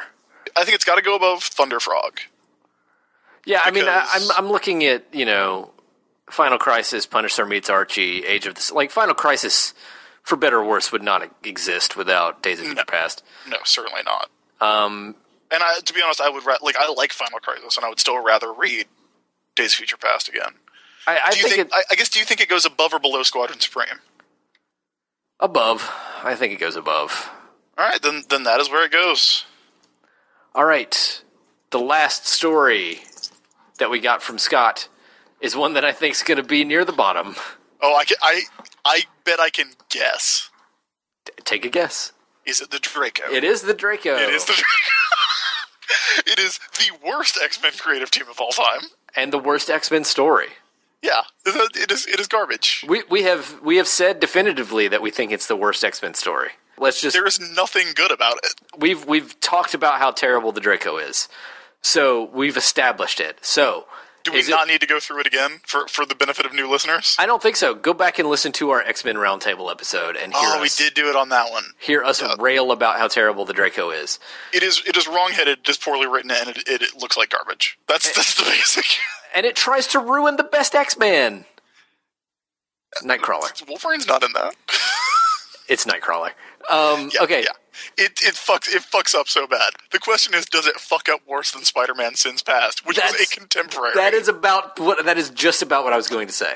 It's not because it's not as bad as Marvel, and Lord knows it ain't as bad as Identity Crisis. Because the thing about the Draco is, I wrote this in a column. The Draco was retconned by the fans. Like, that shit came out, and the next month everybody was like, nope. Yeah. We deny you. And then it was only, however many years later, 6 years later, when Jason Aaron started bringing it back. Like, they had to get one of the legit best writers in comics to touch that stuff. My vote is going to be that it's worse than Sins Past. Really? Yeah. Really? Yeah. Matt, you love Spider-Man. I do. But Sins Past doesn't ruin Spider-Man. It actively tries to ruin Gwen Stacy. The Draco actively tries to ruin the best X-Man, Nightcrawler. I did not know Nightcrawler was your favorite X-Man. He is my favorite. I mean, he's pretty cool. I like Nightcrawler a lot. I used to. Well, yeah, it exactly. Your argument is that Batman the Widening Gyre didn't ruin Batman. No. Spider-Man Sins Past didn't ruin Spider-Man. Right. But the Draco did ruin Nightcrawler. Or that Nightcrawler had to do a lot of recovering. Nightcrawler had to die and return in actual heaven. Which is weird. What with him being a legit demon now? Yeah. He had to return in actual heaven for it to be expunged from the X-Men. There was so much... This is the point so goddamn... Sins Past, even before, Spider-Man was reset. So they hit the reset button on Spider-Man. Right. Sins Past was just okay, we're actually never mentioning this again, right? Yes. With the Draco, they had to fix it. There was so much penance that had to be done to fix it. And part of it was just shuffling Nightcrawler away for a while. So, and we can agree that Justice League The Rise of Arsenal did permanently ruin Arsenal, but who gives a shit, right? Yeah, who cares? Okay, so you're going to put it above Marvel. Yeah. And I want to I'm not going to fight you on this, but I just want to say one more time, below Sins Past. I mean, would you put it above Sins Past? Those are both super garbage comics. I would put it... because the art in Sins Past blows, but it is not as bad as the art in the Draco, which is just complete garbage. Yeah, the Draco also has worse art. All right, here we go. X-Men the Draco. As of right now, third worst comic book of all time. I'm very safe in that assessment. Forever, forever, ever, forever, ever. That's right. This is the segment that we're doing throughout the year 2014, where we take your list of 3 comic stories and we add them into our giant master list of every story ever. We have currently a little over 70 stories on this list, and we're going to add 3 more right now. Add 3 very special comic stories. I didn't want to do an every story ever with Kieran because that's our special time together, Matt. You know that. It really is. But Kieran was nice enough to provide us with his list that we can go through this week. I don't know if you heard it when you were editing the show, but he has given us a thematic list. They're 3 Flash stories. Alrighty, I don't think we have any Flash on our list, so amazingly enough, we don't. These will be good additions. All right, so Kieran's first story is The Return of Barry Allen, the story that started in Flash number 75 of the 80s by Mark Waid and Greg LaRocque.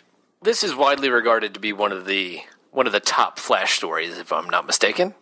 Yeah, it's kind of the definitive, like the first definitive Wally West story, if not the definitive Wally West story. It does that thing. It does something that I think good stories with legacy characters often do, where they're sort of put up against the previous version, either who is a time traveler who temporarily comes back from the dead or whatever, and then you can really see how different they are from that previous version of that character. Yeah, Kyle Rayner did that story like 5 or 6 times. Yeah, he really did. I love The Return of Barry Allen. I'm what you would call a stan for the Mark Waid Flash run. It's probably in my top 5 runs of all time. It's probably like top 2 DC Comics runs. I would say Morrison on Batman, Waid on Flash, and Garth Ennis and John McCrea on Hitman would be like my top 3 in no particular order. I love this story. I love that it does it tricks the reader. Like if you read it in the context of when it came out, it is such a brutal trickery of the fans. The paperback version, I obviously read it well after it came out because I was, I believe, 9 or 10 when it started. I read it in paperback when I was a teenager, and there's a great intro about how the mandate of DC at the time was that, that Barry Allen was capital D dead. He was, he was as dead as Bucky. He was as dead as Gwen Stacy and Uncle Ben. He was as dead as you could get in comics, especially after kind of the trial of the Flash story, which had burnt up a lot of the goodwill of the character. The formulation of the story was to do an acknowledgement that death in comics is impermanent, while making Barry Allen's death feel more permanent than anything else. Because if you haven't read it, the twist to The Return of Barry Allen is that Barry Allen comes back, he teams up with Jay Garrick and Wally West for a little bit, and then turns out to be a huge asshole who wants to reclaim his legacy, and he tries to kill Wally, and then turns out to be Eobard Thawne, Barry's identical twin from the future, alias Professor Zoom, Barry's archenemy. And so you get this amazing reveal that he's not really Barry Allen, but for like 3 or 4 issues, you believe that they are bringing back Barry Allen to turn him into a villain, and it's fantastic. It's such a burn on the readers. It's also just it's one of those like you see it happen, and then it's like, oh, okay, I should have seen that coming, kind of things too. Yeah, but it happens in this time. I mean, it's relatively. It's 5 years, 5 or 6 years after Crisis, but it's still in that weird time where a lot of the rules were up in the air. You get it's not too long before this that you have Batman Year 2, which is the story where Batman uses the gun that kills his parents, which I always like to go to as the one where it's like yeah, maybe everything's not the same anymore. That story was later retconned right out of continuity. But, yeah. Do you think this story is the best Flash story of the Waid run? That's really tough because I love the Waid run, and it's like Mark Waid is one of those dudes. I mean, I've talked about this when he's been on the show. He is like a personal hero of mine as far as a comics writer. So it's hard for me to kind of figure out what are the best Waid stories. But if this is not a high point of the Flash run, if not the high point of the Flash run, like I don't know what could possibly compete with it. It's everything that's great about 90s DC. It's smart. It's really well drawn. It plays with legacy in an interesting way that we haven't really seen before. Because Professor Zoom was never Wally's villain; he was Barry's villain. So it gets it's a really interesting combination that way. I would say that it's gotta be the best story of Waid's Flash. And I hate to say that because it's only a year into his run. that he's on. He's on that book for a long time. But yeah, like it's really, really good. And I think you're pretty much on point with all of that. I think the best DC stories, particularly from that era, find new ways to put a twist on legacy stuff. That's sort of DC's bag. You know what I mean? It was. It was. So we had that conversation about Starman too. Yeah. So where do you think it goes on our list? Like, what's the region you're looking in? Having mentioned Starman, I would say that Around Starman is really good because thematically it hits a lot of the same notes, and I think it does them in terms of superhero action. I think it does them about as well as you can. I think the one thing holding it back is that we've got Starman on here as an 80-issue run. We've got the entire run of Starman on here as one story, which it kind of is. Whereas with Flash, there's a lot of little stories, and it's like you go into that book kind of already being expected to have the knowledge and the connection with Wally and Barry that I think Wade does a good job of reinforcing, but maybe not building it from the ground up like Robinson and Harris and Snebjerg get to do with Jack Knight. I would say, I think they're very comparable in terms of quality. I kind of want to put it above Starman because Mark Waid is still good. Yeah, I mean that certainly has an effect. And I feel like a vote for the return of Barry Allen is a vote for 90s DC.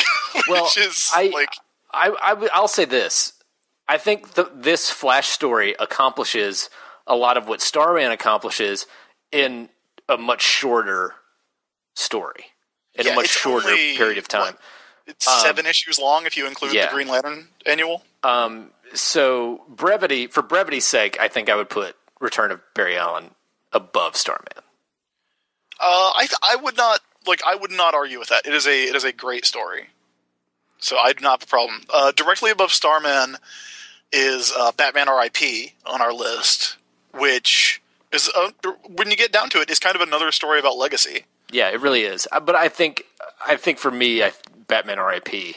probably stands above. I do love Batman R.I.P. Again, the going out the door test favors Batman R.I.P. Okay, I think that's where we're putting it, between Starman and Batman R.I.P. All right. Flash, the return of Barry Allen. Let's burn through these next two. Our next one from Kieran is Flash Rebirth, the actual return of Barry Allen by Jeff Johns and Ethan Van Sciver. All right, what do we think of this one? I think it's a little HG. I think it's a little bit of HG. You know what I'm saying? Home and Garden. Little Home and Garden, little hot garbage. Yeah, it's not great. Partially, I think let's just say this straight out. I think we're both pretty biased. We both are Wally West fans. Yes, because Wally's a better character. Well, yes, but like an objectively better character. Even taking that out of the equation, Return of Barry Allen is a story that does that legacy thing really well, which is what the best DC comics of the 90s really did. Flash Rebirth does what a lot of DC comics during that era did, and I think it's a lot of what turned people off to DC Comics ultimately, and it's a lot of what you wrote about in your regressive politics article that got so many people riled up. Yeah, it's kind of the archetypical story, the one where I was looking at it and I was like, okay, we're going to get rid, not just get rid of Wally West, but get rid of Wally West and his Korean American wife and his mixed race children, and we're going to get back the dude that is fairly or not regarded as the most boring white bread guy in comics. Okay, if that's where we're going to do this, all right. Well, my point is the best DC comics of the 90s took legacy stuff or took the past and put a spin on it and made it interesting or did something surprising with it. The worst DC comics of the 2000s just lionized comics that came before. And the comics were all just about nostalgia for old comics. Which I understand, but as a story is kind of boring. And there's also the problem where, since 1986, through the Mark Waid run, through the William Messner Loeb's run, even up through the first part of Jeff Johns' run on Flash, Barry Allen is DC's Uncle Ben. If you want to look at these characters as things that play off each other and archetypes that play off each other, Spider-Man and Wally West are really close together. Wally's the character who's, he's one of the big seven DC characters. He's in the Justice League as the JLA. He's one of the big guys. He's got cool powers. He's young and he's kind of flip, but he's also been a superhero since he was 14. He's been a superhero forever. He's experienced while still being kind of young and cool and relatable. And a lot of that comes from the idea that he's trying to live up to this legacy of a guy who died saving the universe. Barry Allen has the best death in comics. You can't ask for a better one. We've talked about Emerald Twilight. Emerald Twilight doesn't work because Hal Jordan goes out as a bad guy and a murderer. Barry Allen literally saves the universe with his superpower. He runs himself to death to save the universe. You can't do anything with Barry Allen that's ever going to be better for him than that. It's wrong-headed from the start. Actually bringing back Barry Allen is... You're not only removing Wally West, who I think is a genuinely great character, you're also removing DC's Uncle Ben, which is the best possible use of Barry Allen as a character. Well, plus, I believe this is where the what was it? I can't remember who said it, but Flash runs on dead woman fuel. Yes. I'm pretty sure this is where Barry Allen's, my mom got murdered when I was a kid. I think that's where that came from, and that got us Flashpoint, and Flashpoint got us the New 52. Which is a huge part of the new Flash TV show, his mom being murdered. Yeah, no time for it. Okay, so where does Flash Rebirth enter our list? Okay. Is it worse than Civil War? That's exactly where I was looking, and I think it is. Do you think it's worse than Civil War Frontline? Civil War Frontline has that scene where Captain America is berated for not being on MySpace. Flash Rebirth has that scene where Flash has a tearful explanation of why he wears a bow tie. So that's a push, bro. That is a toss up. Just to get Civil War and Civil War Frontline away from each other, do you want to put Flash Rebirth between them? Well, I'm looking at it. I feel like Heroes Reborn is probably better than Flash Rebirth, but that's probably just me being a contrarian. I don't think it is. Okay, then we'll put it between Civil War and Frontline. Okay, and what is Kieran's last Flash comic for us? This is one that I have talked about on the video series Here's the Thing that I do for Comics Alliance. Impulse number 3, Mr. Popularity, the story that I have declared to be the best single-issue story of all time. This is the one where Bart Allen, it's his first day of school, and he ends up getting in a fight with the entire school. I think just for explanation's sake, we'll put a link to that video in the show notes. Because we have talked about that issue on this show with Mark Waid, and you talked about it in that video. I think it has been covered. I think all that we need to do is just place it on the list. Yeah, it's. I own 4 copies of it. Now, if you think it is the best single issue ever published, yes, then it's got to go above This Man, This Monster. That's what I'm saying. Are we willing to declare Mark Waid and Humberto Ramos the better team over Stanley and Jack Kirby? Well, we're just declaring one issue better than another issue. Yeah, but you gotta admit, This Man, This Monster is kind of the best single issue by those guys. Yeah. They don't get a lot better than that. Yeah. So what are we, Matt? Are we willing to do this? Well, I think this is a console. I think this is a crisis. Lid flipped up.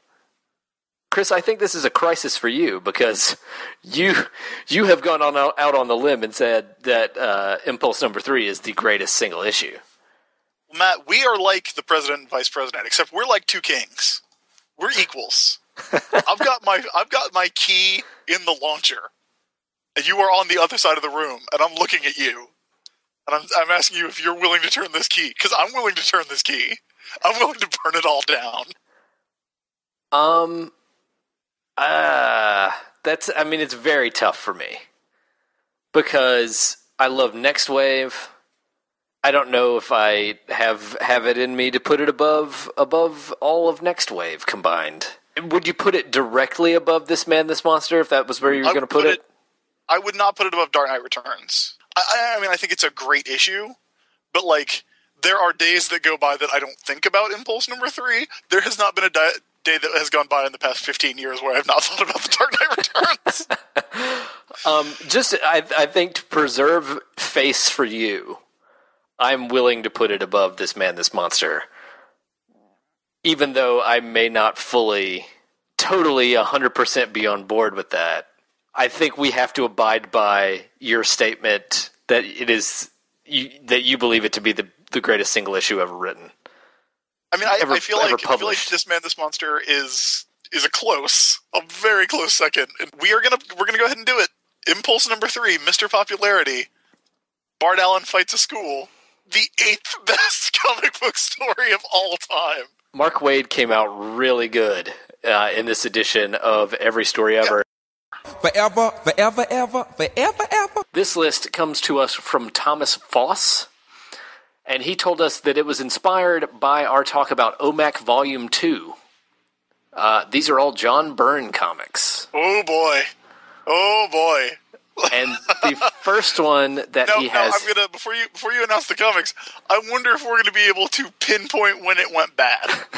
Well, because John Byrne has a very definite point where it goes bad. Well, we'll see how it goes. But the first one on the list is Man of Steel number 1 through 6. Oh, I love Man of Steel. That's like John Byrne at the peak of his power. There's that story about how Marvel, under Jim Shooter, almost bought the DC characters. Like, they almost licensed the DC characters because Warner Brothers was thinking about getting rid of them.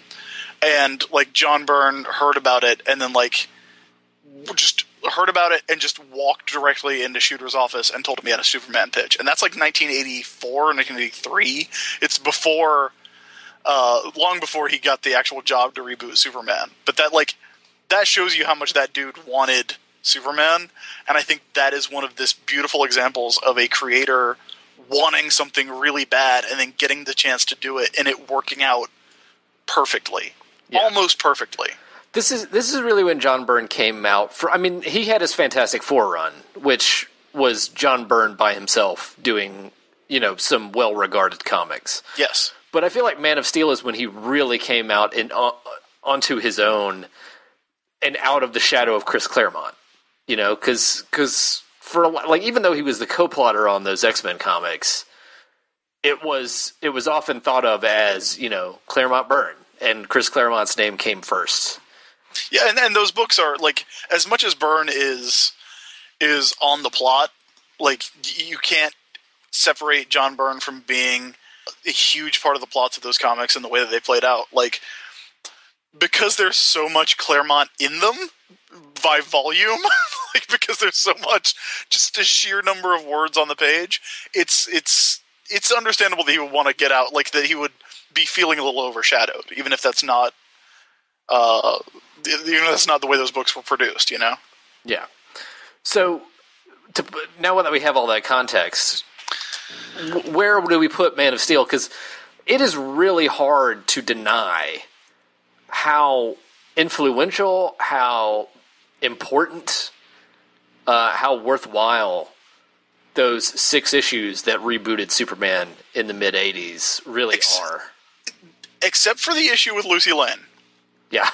I love that run. Like, it is the perfect version of Superman. It even has that little sad Superman touch of darkness, like the scene where he saves the space plane and he lands. He's not in costume yet. He's just Clark Kent in a bomber jacket. So I don't know why DC Comics doesn't love that shit today.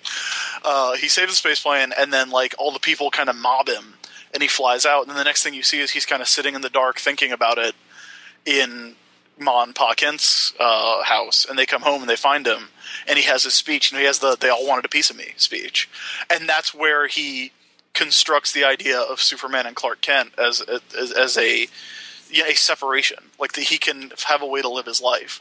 Like, that's so important, and the Lex Luthor stuff is so good, and the Lois stuff is so good. Well, what really works about that series is how it does all the Superman stuff right, but also modernizes it. Yeah, it really, and it actually, I said this even when Birthright was coming out, which I do like. I like Birthright a lot. I mean, I am a stan for Mark Waid, as we have said. Why? Man of Steel holds up. Like, just ignore the fact that there's a dude walking around with a boombox on his shoulder, and it's still fine. But like, I think one of the problems that DC often has with Superman is there's this attempt to make him modern, and a lot of times attempting to make Superman modern tries to add too much darkness to him. Yes. Tries to make him too edgy. Tries to make him too much of a shit kicker. Like, he doesn't. They make him a bully. Or a bully. Yeah, he doesn't need that stuff. You just need to put him in a different context, and he still works. Yeah, and that's what Man of Steel accomplishes. Also, one thing that I don't think you can ever overstate about what Byrne did and how well it worked was his Krypton. His Krypton is perfect. I love the idea of Krypton as a dead planet long before it explodes. Like, that it's a planet of logic that ignores emotion and love, but that the first act of love on Krypton in hundreds of years is Jor-El and Lara sending Kal-El to Earth. There's such a poetry to that. When Jor-El grabs Lara in that first issue, and she's shocked because a husband touching his wife is such a rare thing on Krypton, and he's trying to make her understand. It's not atypical for Byrne in that it is not Lara does not come off well in that scene. Yeah, the man has to mansplain. The man has to explain the concept of love. But it's really it's still really good. Like, I think you can see hints of Byrne's later work in it, and I do think the older I get, the less I think. I think he kind of drops the ball at the end of his Superman run when he leaves. But Man of Steel is pretty goddamn good. Okay, so are we saying it's top 10, top 15, top 20? I don't think we can put it in the top 10 because the top 10 is stacked. Yeah, it really is. The place that I'm looking at is I'm saying it's kind of on par with Return of Barry Allen, Starman, that neighborhood, which is still pretty high on the list. Okay. Would we say it's better than Starman? And Starman has the advantage of being an 80-issue story. Yeah, it's got the advantage and disadvantage. And not having Lucy Lane in it. Would you say it's better than Starman? I would kind of put Man of Steel above Starman. I mean, it's the same thing we said last week, where I think brevity kind of wins. Okay, so does it go above Return of Barry Allen? No. Okay, so you would put... Okay, so Man of Steel, 1 through 6... are going above Starman, below Return of Barry Allen. I think that's a fair place for it. All right, done. I don't think John Byrne's going to get any higher than that. I certainly don't think he's going to get any higher with his next one. Spider-Man Chapter 1, numbers 0 through 12. Oh, Matt, would you like to handle this one? Would you like to do the honors? Let me tell you how angry this comic book made me in 1998. I really wanted to like it. It was a huge promoted reboot of Spider-Man by the guy who successfully rebooted Superman. That was the whole idea of Spider-Man Chapter 1 and the John Byrne drawn Amazing Spider-Man written by Howard Mackie. That was what they tried to do. And it just failed. It is a failure. And what proves that it is a failure more than anything else is that it was 2 years later that Ultimate Spider-Man came out. This is 98, right? Yeah. So this is the So this is we should say Byrne 98 is a hugely different creator than Byrne 86. His art style had changed, his sensibilities had changed, comics had changed. The thing about Spider-Man Chapter 1 is that it feels like it was stuck in a time warp. It feels like a comic from 1985. Yeah, and a lot of Byrne stuff today, like starting with that era, does. Like the stuff that he does for the books that he did for IDW. What were they? I can't even remember the names. I know Next Men came back. Yeah. But he did that other one, too, that I cannot recall. Like, the thing about Chapter 1 is, this was, like, 1988, 1999 was a period, especially at Marvel, where thought balloons were just not used. Marvel was starting to come back after bankruptcy and after some big misfires with, like, Heroes Reborn and stuff like that. Spider-Man was in this weird time warp, time capsule, kind of removed from everything else. And Spider-Man Chapter 1 was supposed to do all this modernizing of Spider-Man, but instead it just felt old. It felt like meticulous retellings of the Lee and Ditko Spider-Man stories, just longer. And the thing about that is, like, Spider-Man... Untold Tales of Spider-Man? Untold Tales of Spider-Man. Yeah. Like, that did that better. Oh, much better. And it told stories that were, like, in between, right?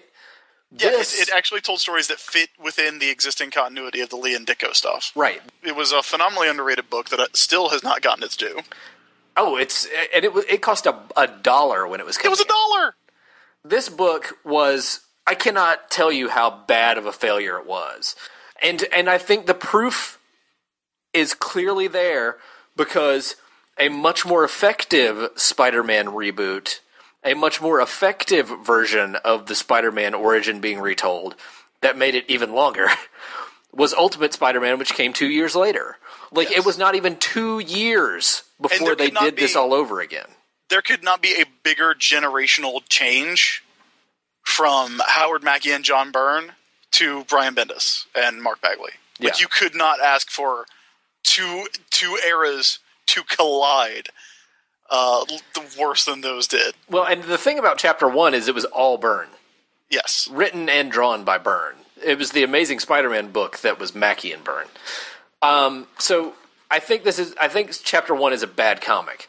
I do not think it goes in the bottom 6 or 7 on our list, though, because it had no impact whatsoever. Chapter 1 was forgotten almost immediately. That book's so bad that J. Michael Straczynski came on that book after it, and we were like, hey, this is good. Yeah. This is really good. Yeah, exactly. Like that was the breath of fresh air for Spider-Man. All right, so worse than Maximum Clonage? It's not worse than Sins Past. It's not worse than Sins Past. It's not worse than Hush. It's not worse than Kick-Ass. So Maximum Clonage, worse or better? The going out the door test is in Maximum Clonage's favor. That's shocking. But I don't think Maximum Clonage is a better story. Because I mean, the thing about Chapter 1 is, like, at the heart of it, there are these good early Spider-Man stories. Byrne just treated them badly. Here's something we can compare it to. Because legendary creator from the 80s, right? Yep. Who once rebooted a big tier character, coming back to tell stories of that character's early years. Are we talking about All-Star Batman and Robin? Is it better or worse than All-Star Batman and Robin? I would absolutely pick up All-Star Batman walking out the door before Spider-Man Chapter 1. Okay, so Rising Stars. That's better than Rising Stars. Okay, so we're going to say worse than All-Star Batman and Robin, better than Rising Stars. I think that's absolutely where it should go. All right. And then the last one here on Thomas's list is Superman and Batman Generations 3, number 1 through 12. Oh, that's the one where Superman makes out with 14-year-old Lana Lang. That's the one. That's the one. So where are we going to put that? Pretty low. Like, I don't even think we have to discuss it. Like, again, that's late period Byrne getting weird. And gross. I shouldn't say this, because it's going to make him sound like a bad guy. Chad's a big Byrne fan. Like, I think Chad's first comic was Superman number 1. That would be Chad Bowers, your writing partner. Chad Bowers, right. My co-writer on Downset Fight, one of my best friends in the world, the guy who was bringing my chair that he got from a furniture store for me tomorrow. So I shouldn't even say this. Chad really has an affection for Byrne and really has I mean, Superman's his favorite character, and specifically the Byrne Superman, and specifically like the post-crisis Superman that we all kind of grew up with. That's his jam, and he still loves Byrne. And he will defend Generations 3. And he will specifically defend that scene. And I will admit that, like, if you read it, there is a weird justification that is in there for why 14-year-old Lana Lang demands that grown-ass old man Superman make out with her.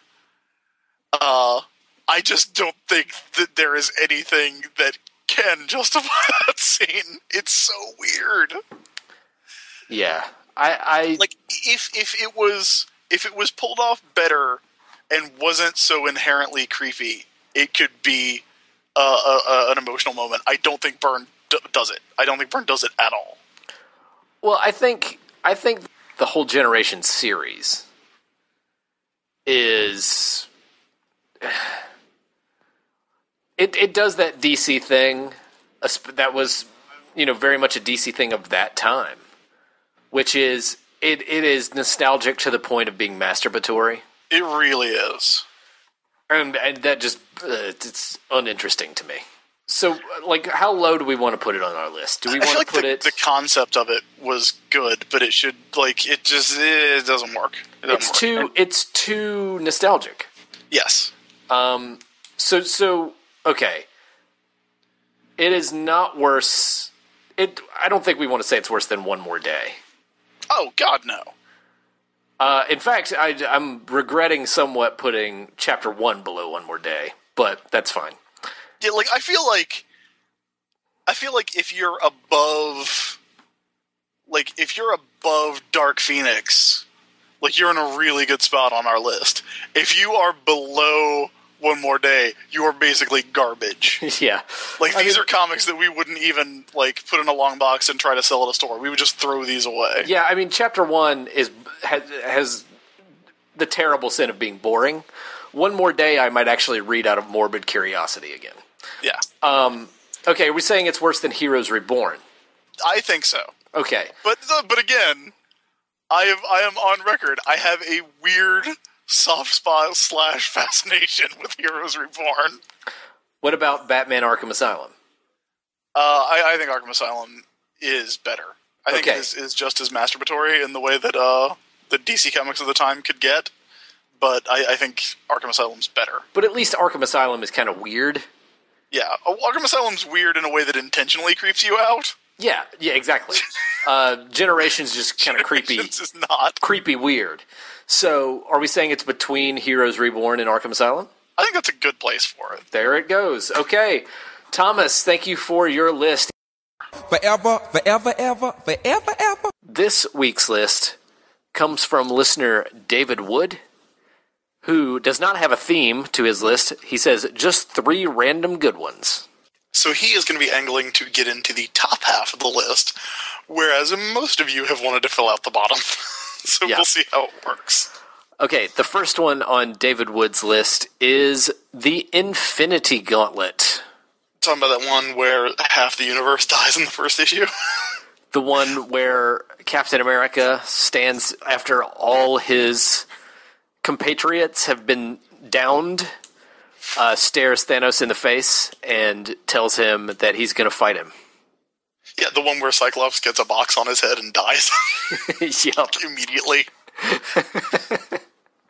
Fuck you, Cyclops. For a long time, I just, like, unequivocally said Infinity Gauntlet was the best Marvel event of all time. Like, it reigned, like, as that for, like, 20 years, at least. It might still. Like, I'm trying to think, like... Because there's stuff on this list, you know, there's Marvel events on this list that, like, if you're counting stuff like World War Hulk, or I guess Planet Hulk is on the list. If you're counting stuff like Planet Hulk, like, that's a lot shakier. But, like, Infinity Gauntlet, I would say, as far as, like, big, like, essential kind of, like, Marvel events, it's the best.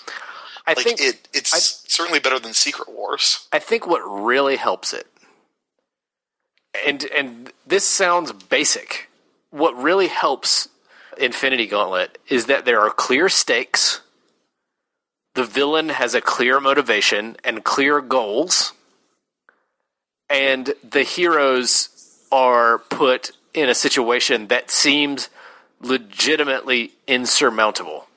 As basic as all that stuff sounds, a villain with clear motivation and clear goals is not an easy thing to come by in a comic event story. It's engaging and kind of breathtaking, and I mean, this word has gotten thrown around a lot lately, but it's cosmic on a level that you don't get. I mean, I get it, but do we really care about how superheroes are affected by governmental policy? We're really going to see whether all these costumed vigilantes are going to obey a law? Okay, fine. I mean, I think that's something that was far more relevant in 2005 than it is in 2014, but... Yeah, but you know what? Fucking Thanos gets the Infinity Gauntlet and kills half the universe. That's always relevant. That's evergreen. It's probably... I mean, honestly, it's probably my favorite event comic. I can't think of another one that I like as far as, like, universe-wide events. I can't think of another one that I like as much as I like Infinity Gauntlet. This also sounds basic. It's a story. It's got a beginning and a middle and an end, and it doesn't fall apart at any phase of it. The ending's great. Infinity Gauntlet has the best last page of... I mean, maybe Final Crisis is better in terms of just how good that last page is. But, like, that's it. If it was the last Thanos story, that would be okay. It almost should have been. Where do we put it? I'm assuming it's going above Squadron Supreme. Yeah, I would put Infinity Gauntlet above Squadron Supreme. Which, you know, again, Squadron Supreme's good. Squadron Supreme's real good. I put Infinity Gauntlet up there. I think you've kind of nailed where it goes, though, because I don't think we can put it over Days of Future Past. Yeah. Can we? Do we dare? I don't think so. I mean, I don't think so. No. I think Infinity Gauntlet goes right there. Okay. So, worse than Days of Future Past, but better than Squadron Supreme. The next one on our list on David's list, is JLA Avengers, the Kurt Busiek, George Perez crossover. One we've gotten on multiple lists before now. Yeah. That is my favorite Marvel DC crossover. I mean, like, how can it not be? It's got everything. It's got fucking Batroc versus Batman in it. To be fair, there aren't that many. Other than Marvel versus DC and some character crossovers, there's not that much. I think what you mean is there aren't that many good ones. Because in the 90s, they were doing those things all the time. How good should Batman Daredevil have been? Like, how great should that have been? Well, fucking Daredevil versus the Scarecrow? How good should Batman Punisher have been? At least it had great art. Yeah. John Romita Jr. drew the fuck out of the Joker. I'll tell you that for free. He really did. But yeah, JLA Avengers... JLA Avengers is, like, really good, because it's like a legitimately well-constructed story that plays by the rules of both universes. In a way that's fun and imaginative, and, has, kind of it's very playful in pointing out the difference between the Marvel and DC universes, and how, like, of course the DC heroes would go to the Marvel universe and wonder why everyone hated the X-Men, and assume that if everyone hates mutants, the mutants must be bad. And of course the Avengers would go to the DC universe and be like, why does it, like, have these people taken over their world? Because everyone seems to love them? Yeah. Like, of course that would happen. That makes sense. My main complaint with JLA Avengers is kind of in the same vein, in that I think it winks at the reader a little too much. Oh, it is the winkiest at the reader comic. Like, I mean, there's a part in there where Hawkeye refers to the JLA as a bunch of Squadron Supreme ripoffs. Yeah. I will pray for Kurt Busiek's eye for winking that hard. I mean, it's a funny line. It's a comic book that reminds you that you're reading a comic book. Yeah, but I kind of feel like it has to be. Well, because it's JLA Avengers. It's the one story that everybody always wanted. Written by, Kurt Busiek is an unabashed fan of comics in general, of JLA and Avengers, it kind of has to have everything you want to see out of it, because they weren't gonna get another chance. I'll say this: they did it right, as far as the creative team and the format that it was published in. I don't know that I could think of a better creative team to put on JLA Avengers than Kurt Busiek and George Perez. Yeah. Like, that nails it. I don't think of it as a great story. It's not a comic story that I feel like I have to go back and reread. Really, ever. But have you lately, though? I have not, no. See, I have. I went back. There was an Ask Chris about intercompany crossovers not too long ago, and so I actually did go back and read it, and it holds up. I don't think you're going to sit down and study it for how it changed everything. But I think as far as blending together these two ideas that kind of fundamentally should not work, because the Marvel Universe and the DC Universe are constructed in different ways, they're built on different ideas, it shouldn't work. But it really does. And it works really well. I don't like that everybody gets so mad at Superman for beating up Thor. Everybody loves Thor now. I think that's a weird scene, but but also I was working in a comic book store when it came out, and people fucking lost their minds over it. So I think it's exactly what it needed to be, and it's good. It's really good too. I mean, maybe my recollection of it is partially in response to the hype that surrounded it.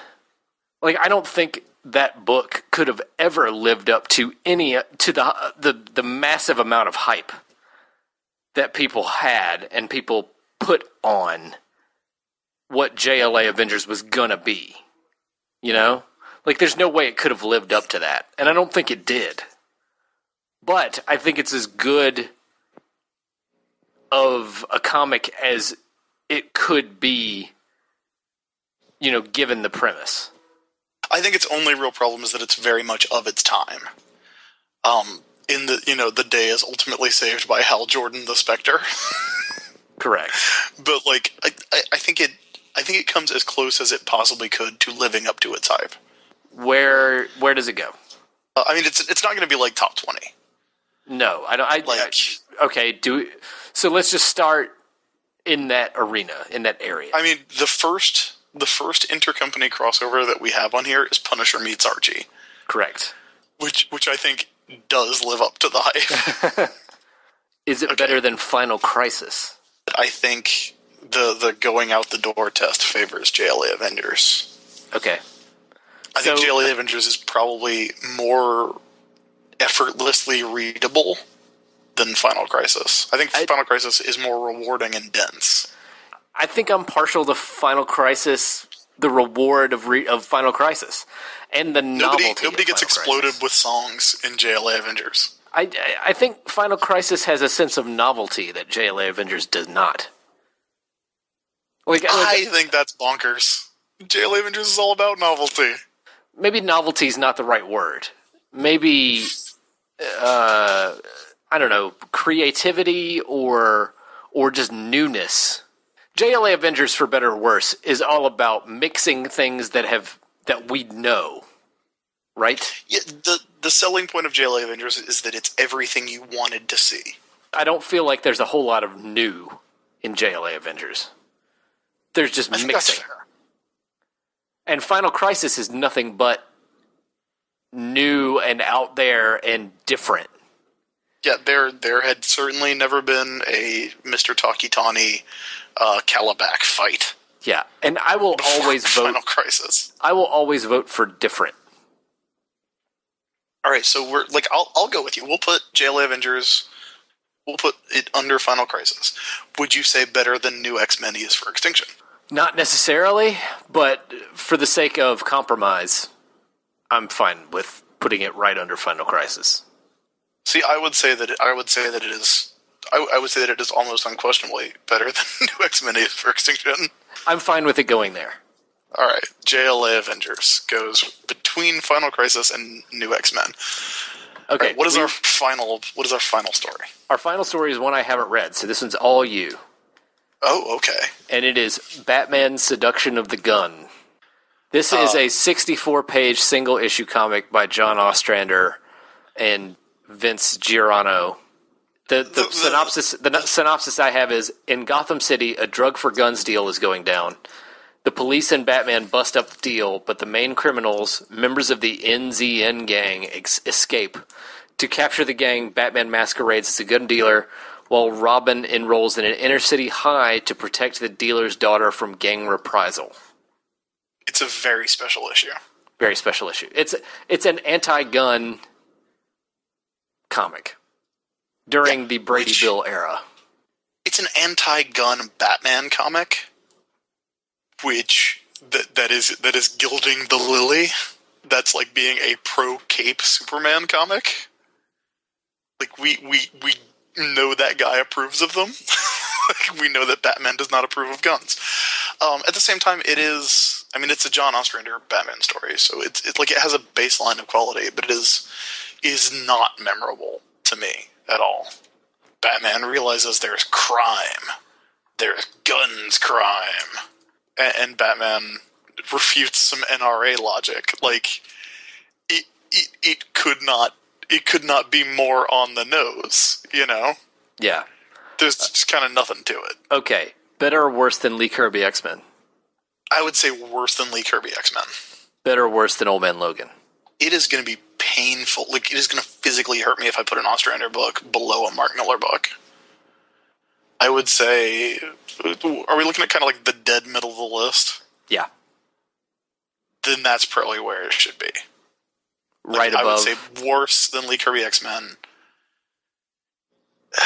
Maybe worse than Old Man Logan. Definitely better than Sentry. Okay, so... Put it above Old Man Logan. Okay, that's where it goes. All right, thank you, David, for that list.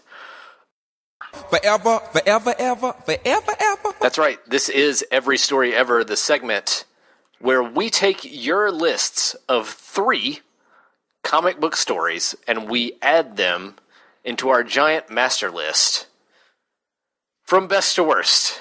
And this list comes to us from Charles Meyer, who has 3 comic book stories for us. One that I think is going to be very low. I don't know about the other 2.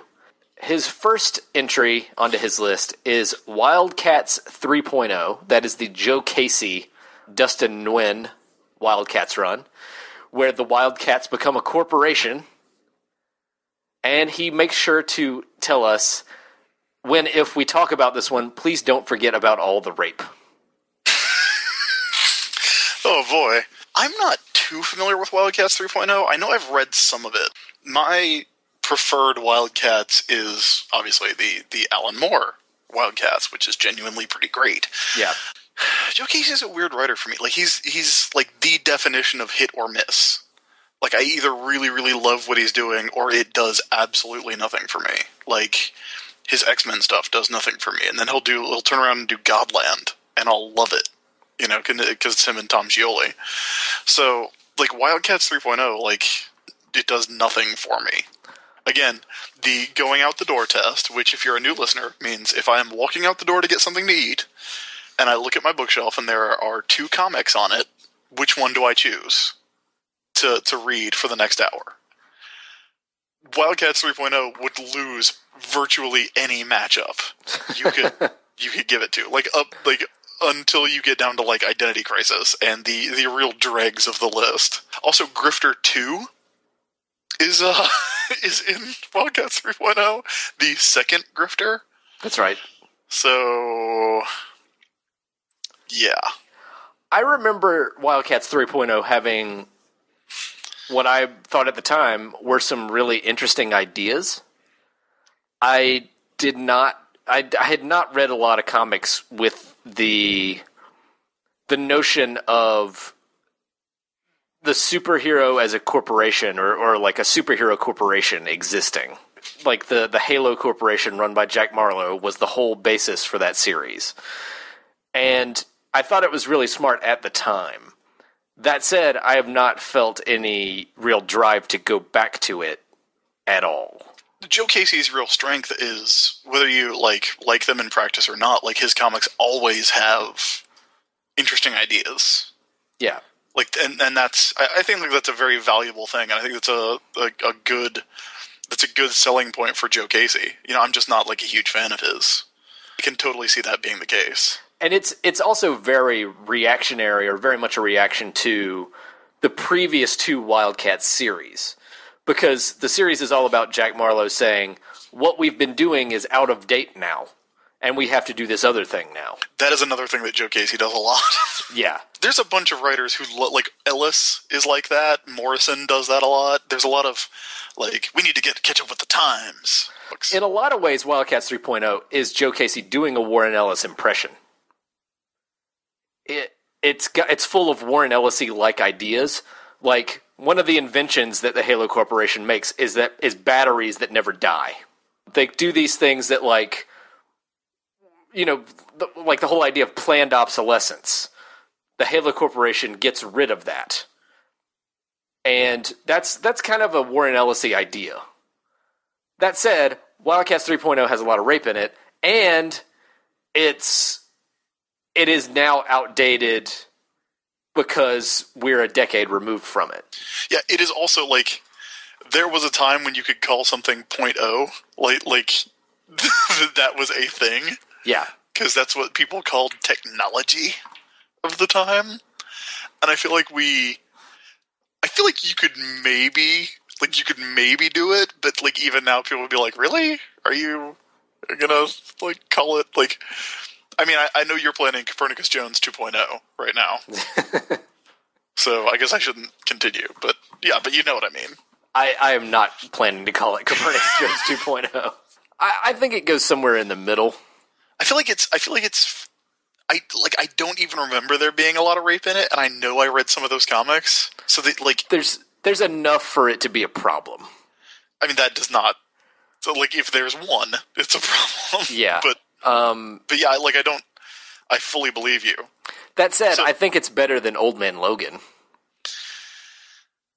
Old Man Logan's awful pretty. It's because that's Steve McNiven art. But the Dustin Nguyen art in Wildcats is pretty as well. That's true. Dustin Nguyen is really great. See, I was looking down at like a Spawn Wildcats Devil Day situation. I think it's better than that. Let's see. Well, you've got Old Man Logan. Yeah. Above that is Batman's Seduction of the Gun, and then the Lee Kirby X-Men. Those are two that beat the pants off that comic, hands down. Yeah, I would not put it much directly above Old Man Logan. All right, well, I will defer to you on this, Matt. It will go between Batman Seduction of the Gun and Wolverine Old Man Logan. Okay. Wildcats 3.0. The next comic on Charles's list here is Judge Dredd, The Apocalypse War. Okay, we might have to shelve this one. I've not read The Apocalypse War yet. Okay. I have it on the shelf.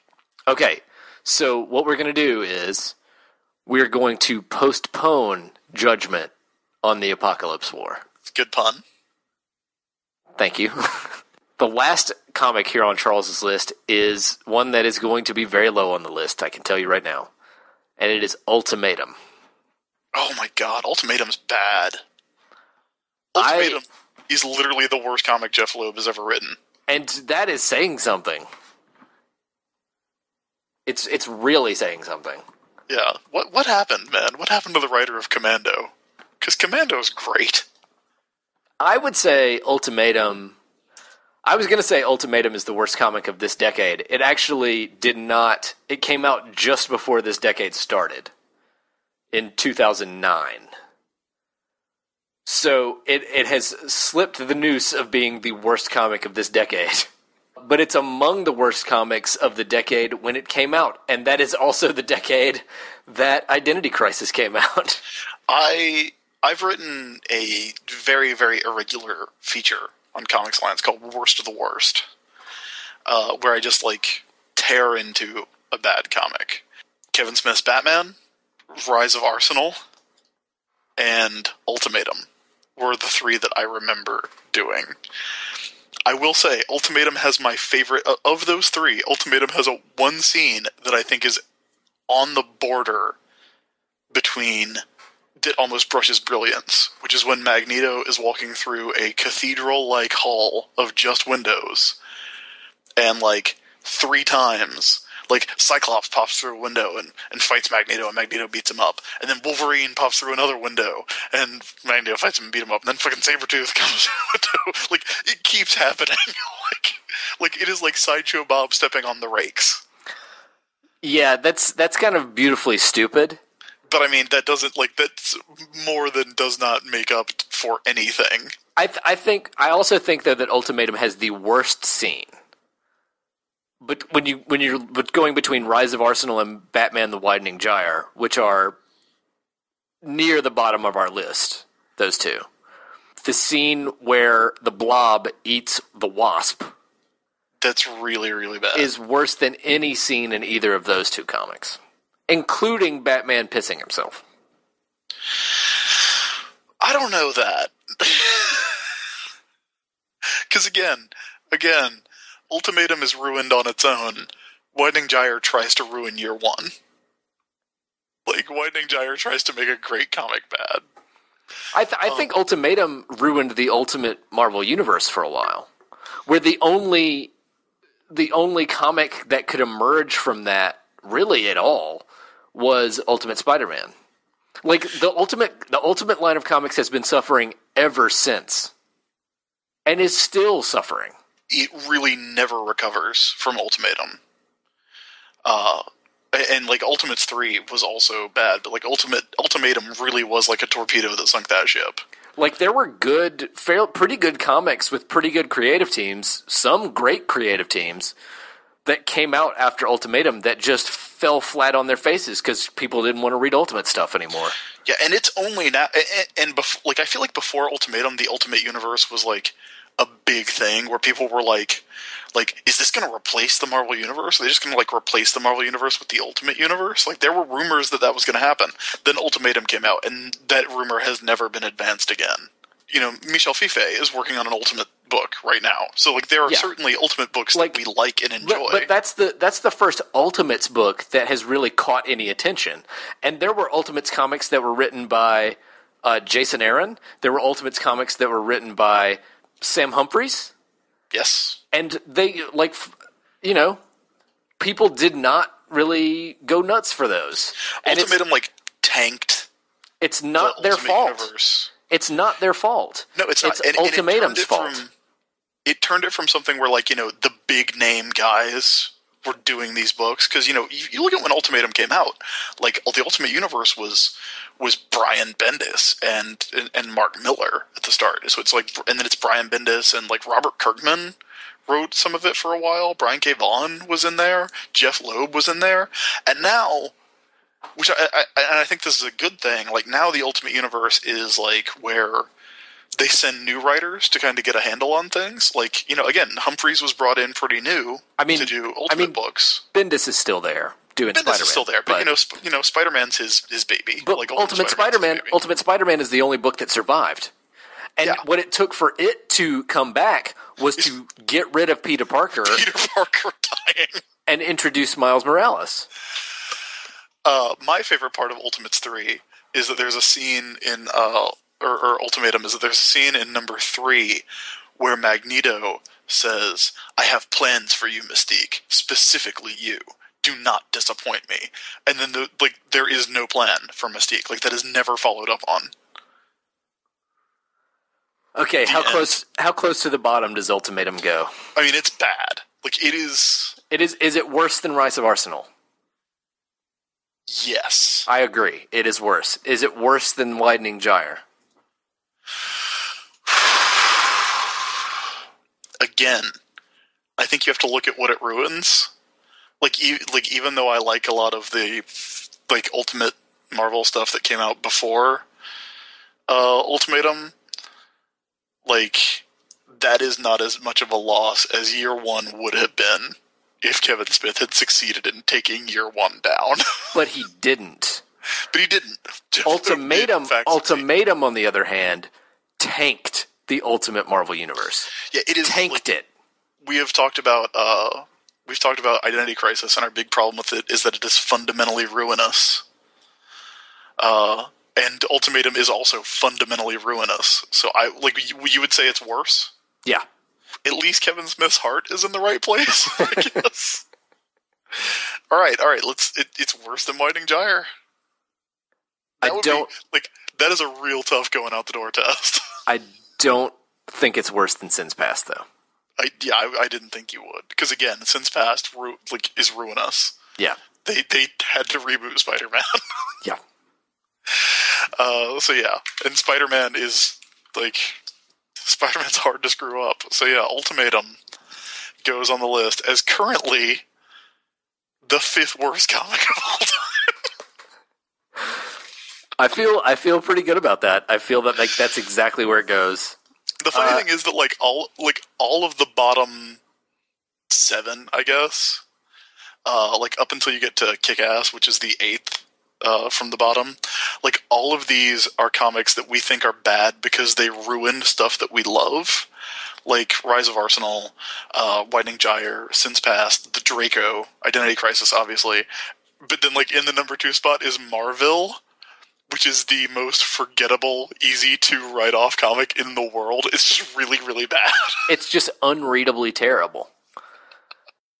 Forever, forever, ever, forever, ever. Before we get going on the new Every Story Ever lists, Yes. we need to catch up with last week, where we got a list that included a Judge Dredd story that you promised you would read before this week, and now you have, and yes, we're gonna figure out where to put it on the list.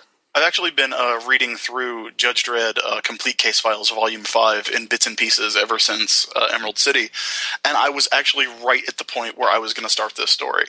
The story in question is the Apocalypse War, but it's actually 2 stories. It's Blockmania and the Apocalypse War, which are all part of the same overarching plot that go for something like 35 installments of 6-page stories.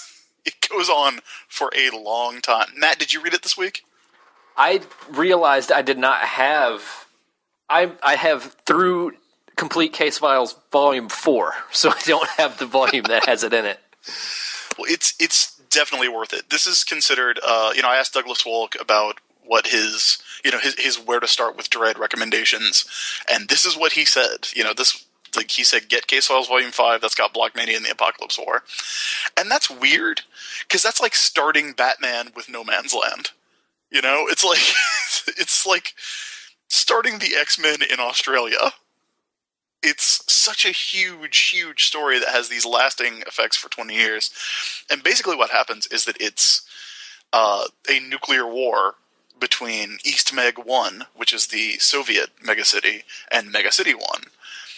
That is, they start with the Blockmania. They drive all the mega citizens crazy. So there's this huge civil war between every city block, and then they just bomb them. They nuke Megacity 1.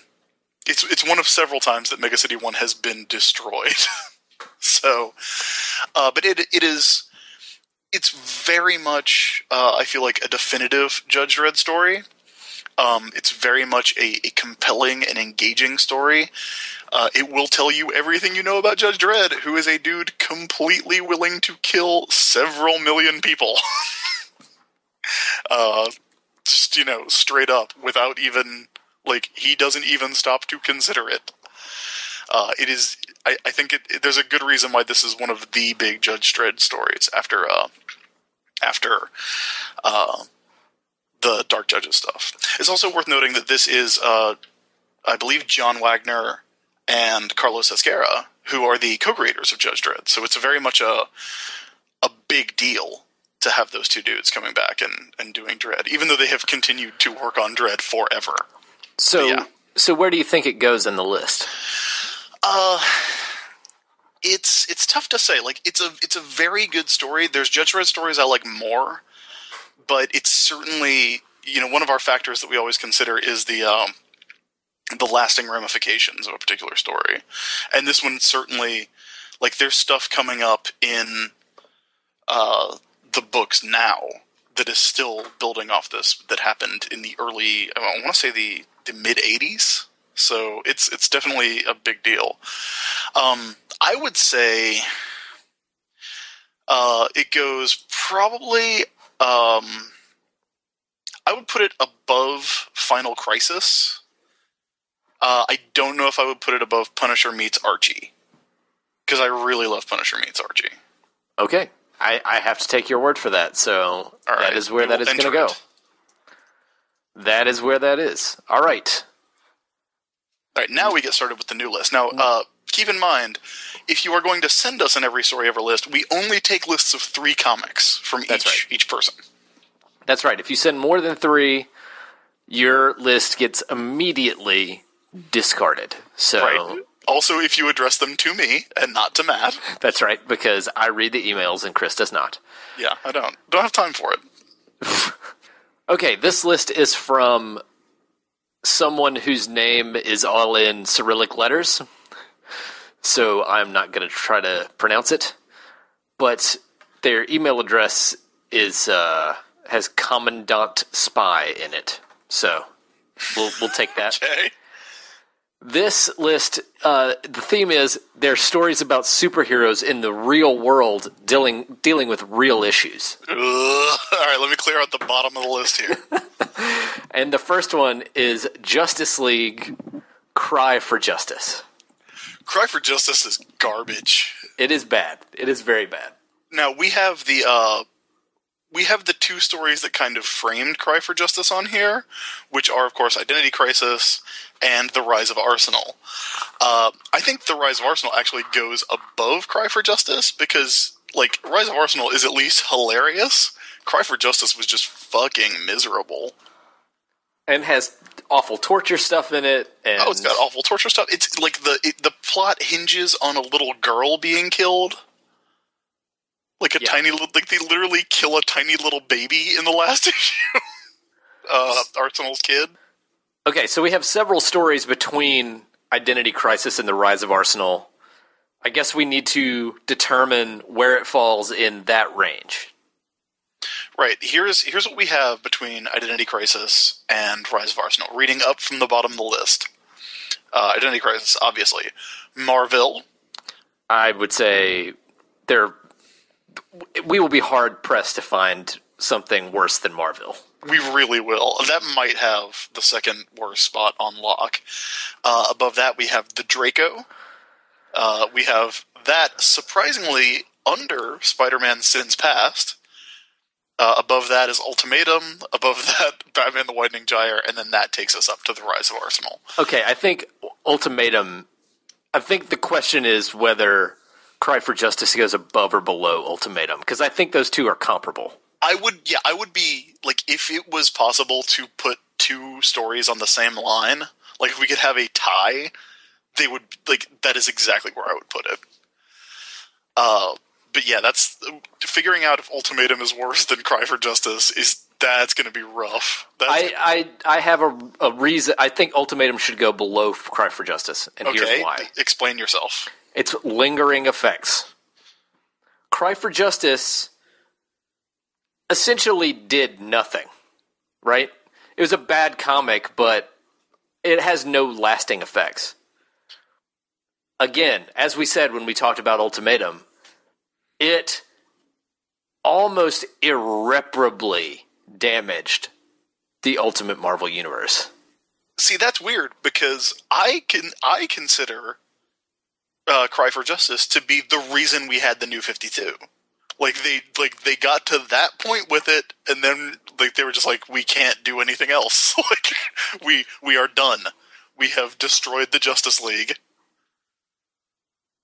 See, I don't think that. I think they could bounce back from that easily. I think the reason for the New 52 was a sales grab, right? I don't think there's any direct story tie to why the New 52 happened. Yeah, I think there is a direct story tie as to why the Ultimate Universe was so damaged, and that's Ultimatum.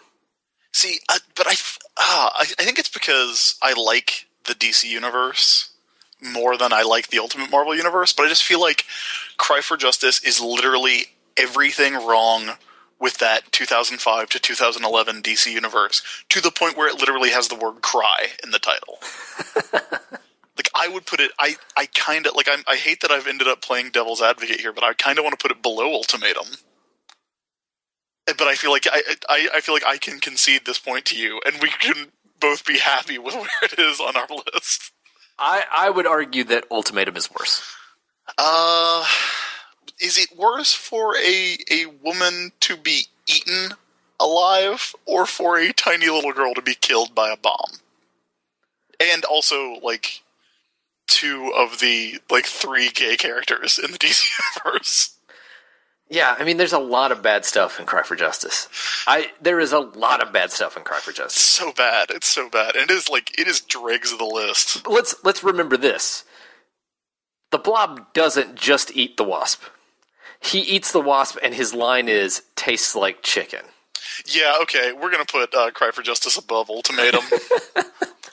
Yeah. All right, that's where that goes. The next one we have here on the list of superheroes in the real world during dealing with real issues is The Ultimates, the first Ultimates series by Mark Millar and Brian Hitch. I think we're going to end up ranking this one surprisingly high. Yeah, I liked that comic. I do, like, and I fully agree with everyone's complaints about it. Like, I fully agree. Like, yes, everyone in this book is an asshole. Captain America is a huge asshole. But he also flash kicks a dude with a lightsaber. And that's kind of what I wanted of that comic. There are parts of the Ultimates I absolutely hate. I hate the weird dated references in it. Like, you know, Hulk smash Freddie Prinze Jr. Are you talking about From Hell's Johnny Depp? Yes. That is who I'm talking about. I hate how Hollywood cool it tries to be. And I hate do you think this stands for France? Yeah, like, again, everyone in it is an asshole. Everyone involved with that team is a huge asshole. That said, it's a series that pays off with what you want. Like, with this version of the Avengers being cool and doing cool shit and fighting aliens in a cool way. And it's, like, talk about effects.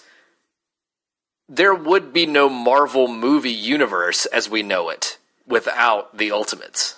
It certainly goes for that aesthetic. And I mean, you know, obviously, the big one there is Nick Fury. But yeah, in the same way that Civil War is a shitty story that doesn't really make sense and has a lot of terrible shit in it, but is also a story where Captain America breaks out of the helicarrier, grabs onto an F-15 and surfs on it, and then buys the pilot a hamburger. It's still got fun stuff. Like, I could still read the Ultimates. Mark Millar is really good at nailing moments. Yes. Putting those moments into stories that work. He's terrible. Doesn't work out so much. Yeah. I mean, I think this is going to be surprisingly high, but I think it's going to be surprisingly high for 2 dudes who kind of hate Mark Millar comics. Like, I feel like Ultimates Volume 1 is the last acceptable Mark Millar comic in a lot of ways. So, you might have also said that about Old Man Logan. I think you did. Yeah. I think it goes above, if we're just judging it by other Mark Millar comics. I think it definitely goes above Civil War. Okay, does it go above Red Sun, which is actually kind of high on the list? I think it's in that ballpark. You think it's in that ballpark? Because here's what's around Red Sun. Irredeemable by Mark Waid and Peter Krause. I'm not sure it's better than that. Yeah. Power Pack, Thor and the Warriors 4, which I really lobbied for. Here's where I think it needs to go. Below Power Pack is Green Arrow, The Archer's Quest. Yeah. The Brad Meltzer story. Yeah. that we still kind of like. It's not bad. Yeah. I think it's fine going right there, because under that is, like, Spider-Man Identity Crisis, which is the definition of, like, okay. Yeah, that's kind of the story that separates good from bad. Like that and Spider-Man 2099 are kind of... They're like the definition of like... That's the demilitarized zone of this list. They're like the most okay, mediocre comics on our list.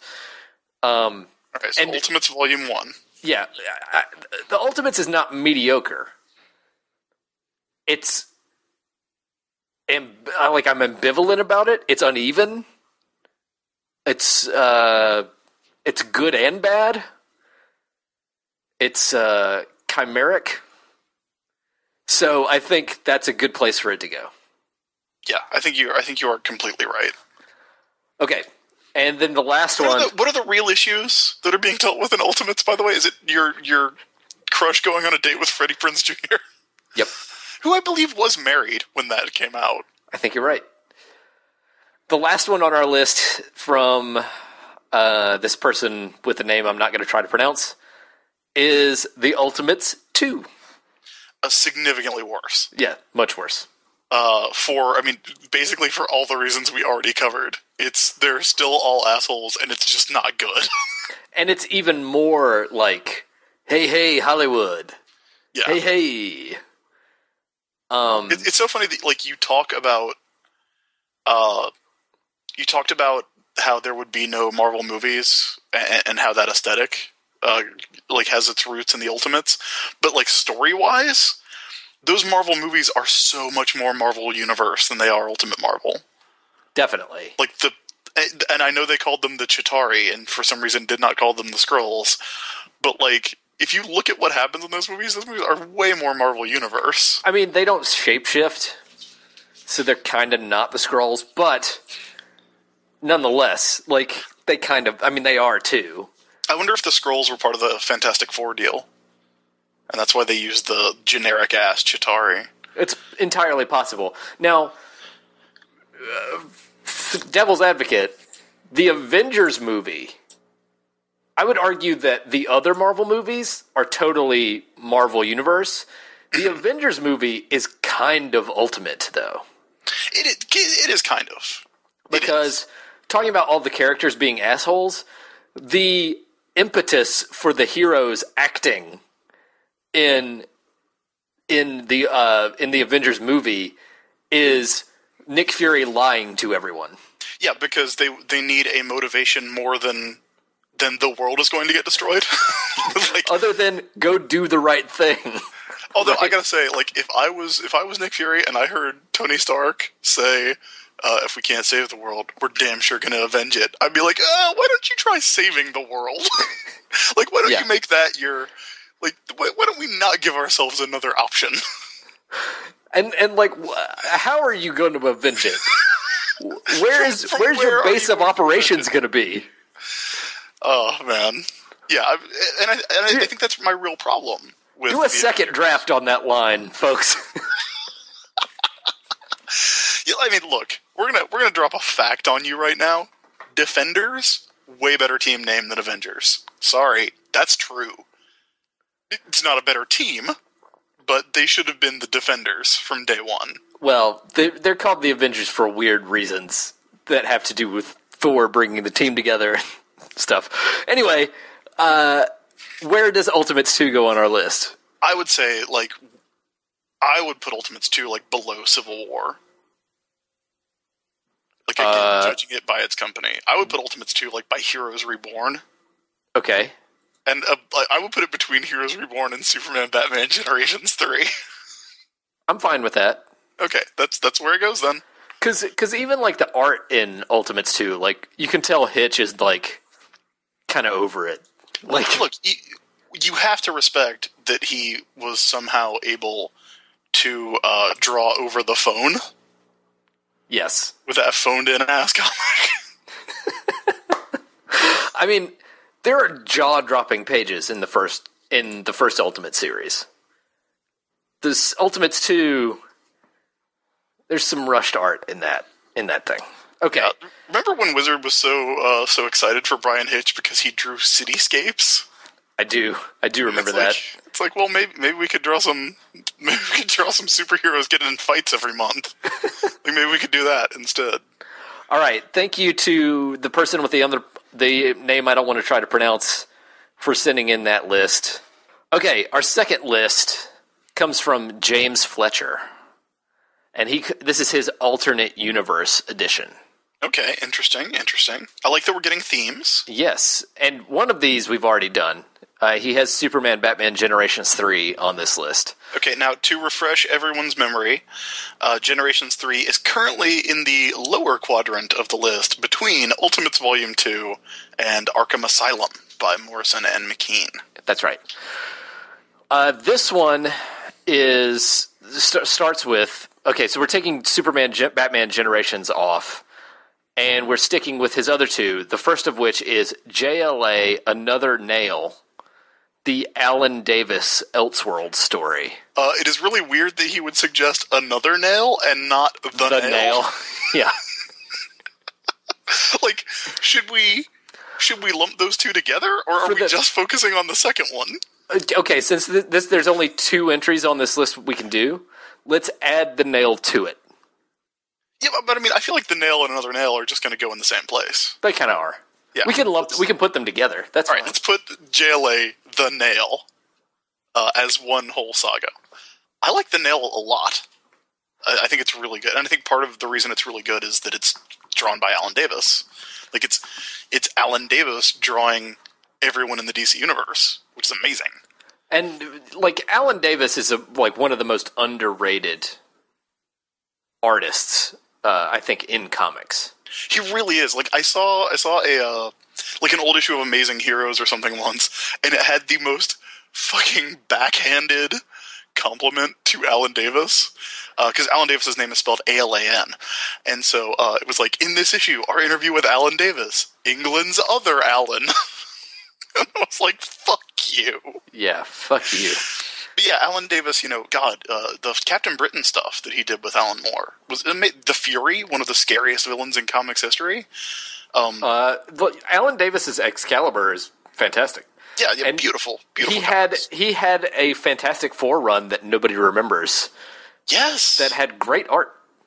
I mean, Scott Lobdell was writing that book, but it had great art. Yeah, it was pretty, though. And I guess if you haven't read The Nail, the premise of The Nail is it's an Elseworld, which are stories that make familiar heroes seem as fresh as tomorrow. That's right. And the idea is that Jonathan and Martha Kent, while they're driving down the road that would lead them to Clark, they get a flat tire. They run over a nail and get a flat tire, and they don't find him. So, through a series of events, there's no Superman. Yeah, for want of a nail, Superman is lost. We get a DC universe that never had Superman. And it's really interesting, because, spoiler warning, at the end of The Nail, Superman shows up. Like, you just find out he was raised Amish, and so, kind of never left the farm. Like, was just on a farm forever until he becomes Superman at the end of the story. It's weirdly dark in a lot of places. Like, there's a lot of Joker stuff in it, like Batman and Joker stuff that's really dark. There's, Green Arrow gets, like, jacked up real bad in a superhero battle and then becomes, like, an anti-superhero advocate, which is an interesting touch. But it's also really... It's good. It's one of those stories, one of those kind of, I guess, late 90s, early 2000s Elseworld stories that's actually really solid and fun. Yeah, in addition to being dark. I think it's based somewhat on a flawed premise. Well, a lot of those Elseworlds of the time are. Yeah, the flawed premise is that without Superman, Green Lantern, Wonder Woman, The Flash, Batman, the Justice League would not have a moral compass. And I think that's not true. I think those are all moral characters. That said... The idea of Superman being a force that makes everybody want to be better is an interesting idea and the way to portray Superman. Yeah. So I think the premise is a little flawed, but flawed in a forgivable way. Yeah, and I think the important thing about The Nail is that everybody else still becomes a superhero. You know, like Flash gets those powers and Green Lantern gets those powers, and they still become heroes. They're just not quite as good. But I think it's fun. I think what's going to put the Nail a little higher than it would otherwise be is that it literally has one of my all-time favorite moments in DC Comics. And I think it specifically happens in Another Nail. And it's a fourth world moment where Desaad has gotten hold of Big Barda and Mr. Miracle. And at the time, one of the Green Lanterns gets killed. I don't remember who it is. I don't remember if it's Hal or Guy or John Stewart or somebody, or if it's just a random Green Lantern in space. And so they're torturing Mr. Miracle to get Barda to crack, which is, you know, pretty dark stuff. But Barda gets the Green Lantern ring because she's totally honest and totally fearless. At the same time, Mr. Miracle escapes from his own body because they're torturing his body. So he escapes it, and his consciousness goes into her Green Lantern ring, which is now her wedding ring. And so Mr. Miracle is Big Barda's Green Lantern ring, which is one of those, like, the love I have of the DC universe as a shared universe flips out over that scene. Because it's so perfect. Like, of course, the ultimate escape artist, nothing can hold him, not even his own body. But that love is going to keep him around. I love that idea. I think it's really great. It's one of those things where comics, like, for whatever reason, people try to shy away from comics going into abstraction. Mm-hmm. And for things being literalized. But so much of comics is based on that. Especially Kirby stuff. Yes. And it's just like, literalize more stuff. You know? Yeah, that's what they should be. They're like, superheroes are not subtle metaphors, and we know that because Superman is called Superman. Like, that is his literal name. He's a man, but better. But yeah, I think the Nail and Another Nail are really, really great. I'd probably put them up around the Planet Hulk range. Yeah, I was actually going to say, why don't we put it directly above the New Frontier? Yeah, I would. I have no problem with that at all. That is where it goes. Okay. So the Nail and Another. Although I will say, Another Nail is like the worst title. Like, yeah, just call it the Nail 2. Too nailed. Too nailed, too furious. Okay. The second one is not going to go as high. It is the Mark Miller, Terry Dodson miniseries. Oh Jesus. Have we not done this one yet? Trouble. And if you're not familiar with Trouble is one of the few Marvel epic comics. And the premise is that it's about Aunt May and Uncle Ben as young adults going on a trip to the beach. No. It's Richard and Ben Parker. But they meet Aunt May and maybe Mary also, right? Yeah, they meet Mary and May. Yeah. Because it's a teen sex romp because they both get jobs at a country club. It's a teen sex romp. Maybe I remember the beach because of those terrible covers. Yeah, and the covers are fucking ridiculous. Like, if you don't know about the covers of Trouble, go look them up. They're photo covers. They're photo covers. But they got a job at a country club instead of going to a beach. But it is a teen sex romp with Peter Parker's parents and Uncle Ben and Aunt May. Yeah, and the trick is that at the end of it, you find out that that May and Ben are really the parents of Richard and Mary's child. Because Richard and Mary, like, ruined their lives by having unprotected sex as teens. Or Ben and May do. And then, so Richard and Mary raise their child, and it's Peter Parker. And it's so fucking dumb. It's so terrible. Well, not only is that terrible, because why do you need that? Why can't Uncle Ben and Aunt May just be his fucking aunt and uncle? First of all. Second, like, why can't his father figure be his uncle? Why? Second, I always got the impression, like, the thing that always bugged me the absolute most about this book is that, by all indications, Ben was supposed to be like, I don't know, 15 years older, considerably younger, or considerably older than Richard. Yes. But in this, they're the same age. They're the same age. Yeah, so, guys, if you're out there, if you've ever wanted to see Aunt May having sex, this is the book for you. I don't know why you would want that, but here you are. The character you've always seen as an enfeebled old woman. Guys, guess what? She used to be hot. She used to be mega hot. Now, the weird thing about this is that at the time that it was solicited, it was not announced as a Spider-Man book, right? Right. It was just announced as, here's, Mark Miller and Terry Dodson are doing a new comic for this Marvel Epic thing. It's not going to be like anything else. And it was being pushed as, like, the return of romance comics. Yeah. And which, again, goes along with these covers, which are bonkers. Like, oh, God, you gotta see these covers. You gotta see them. Oh, man, these covers. They are like shots of two models in bikinis that you would imagine a comic book company would put on the cover of their comics. And all that entails. And it's also really bad. Like, it's all of Mark Miller's weird little dialogue quirks. The weird...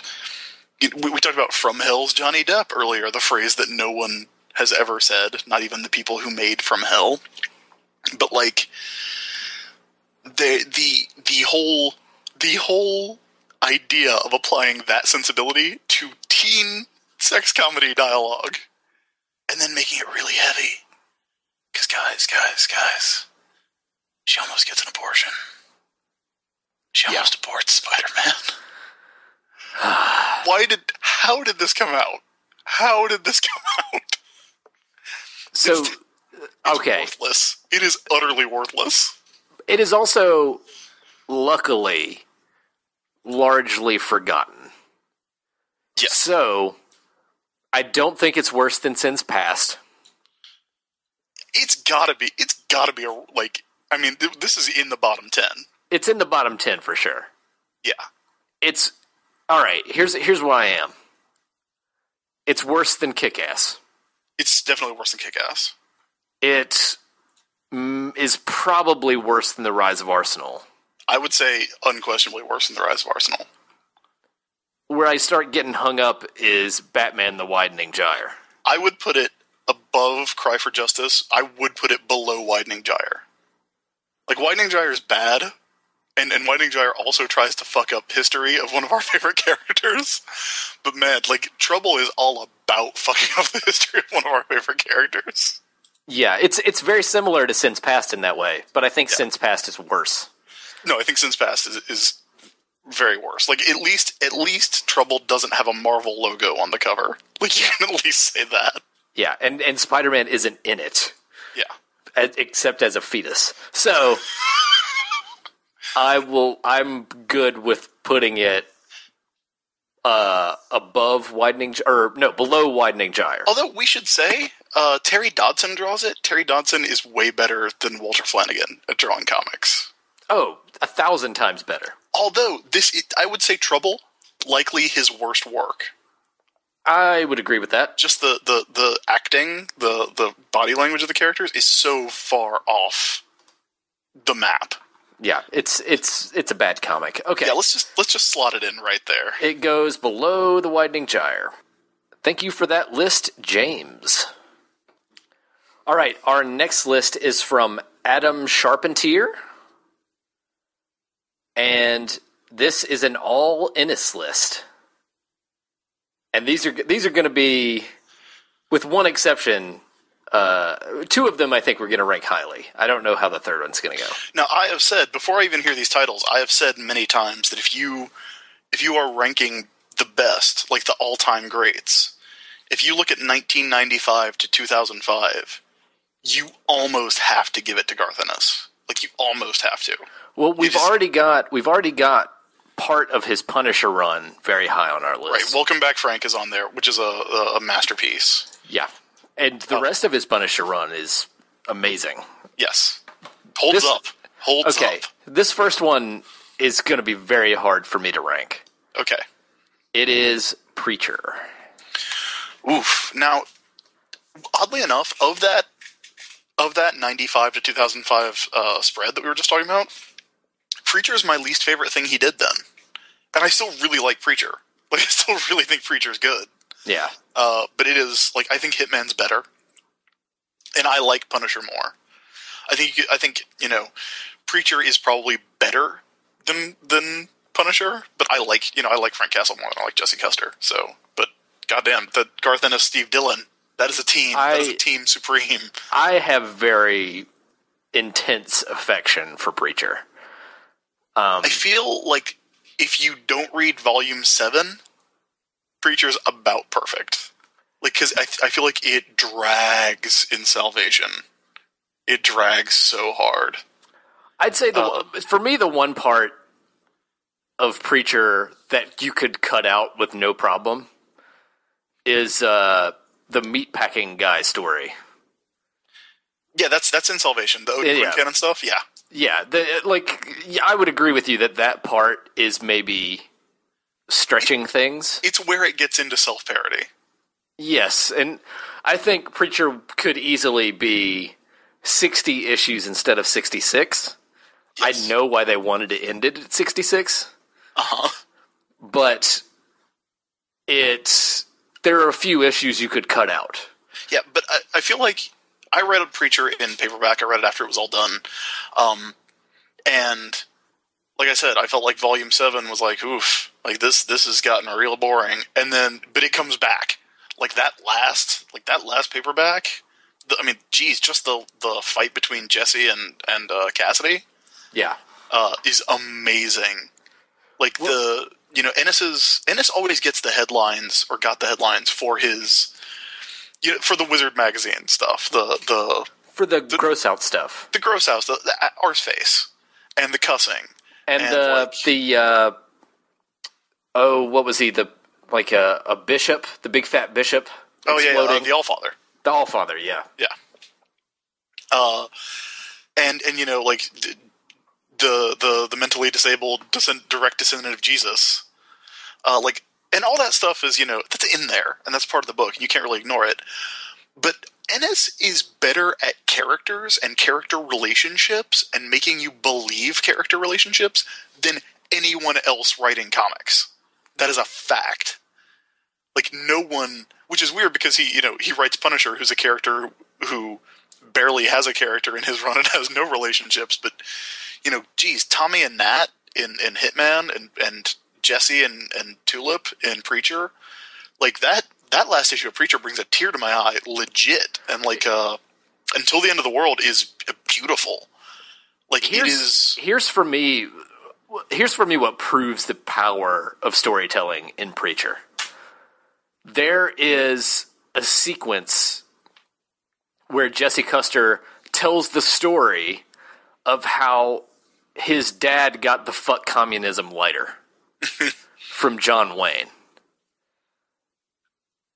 If that is if that was like something, if there was no build up to that, then I wouldn't care. But I care deeply. Like, I'm enthralled by that story. And that Garth Ennis and Steve Dillon can get me to the point where I'm enthralled by that story is a hell of an accomplishment. Yeah, and Dillon, I think we should say, is phenomenally underrated when it comes to talking about Preacher, because Ennis is great. I think there's that Warren Ellis quote. We might have said it when we were doing an Every Story Ever before. Like, Warren Ellis said that the only writer whose first ever comic wasn't terrible, like you just didn't have to throw his first comic away, was Garth Ennis. So he's a talented dude.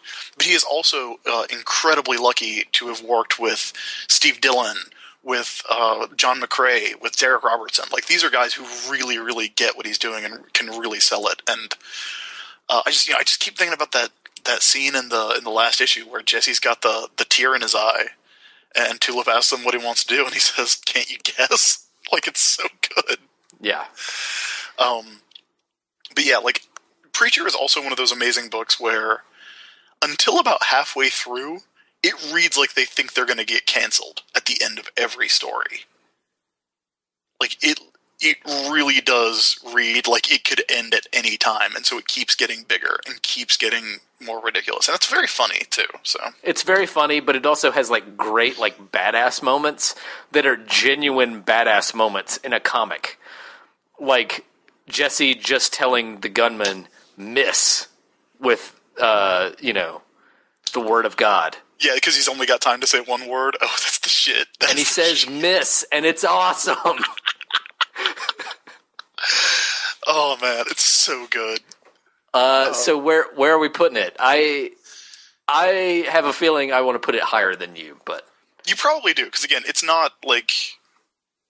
I will agree with you that it is better than Punisher. I like Punisher more. I will agree that it's better than Welcome Back, Frank, from a purely technical level. Yeah. It's the same team.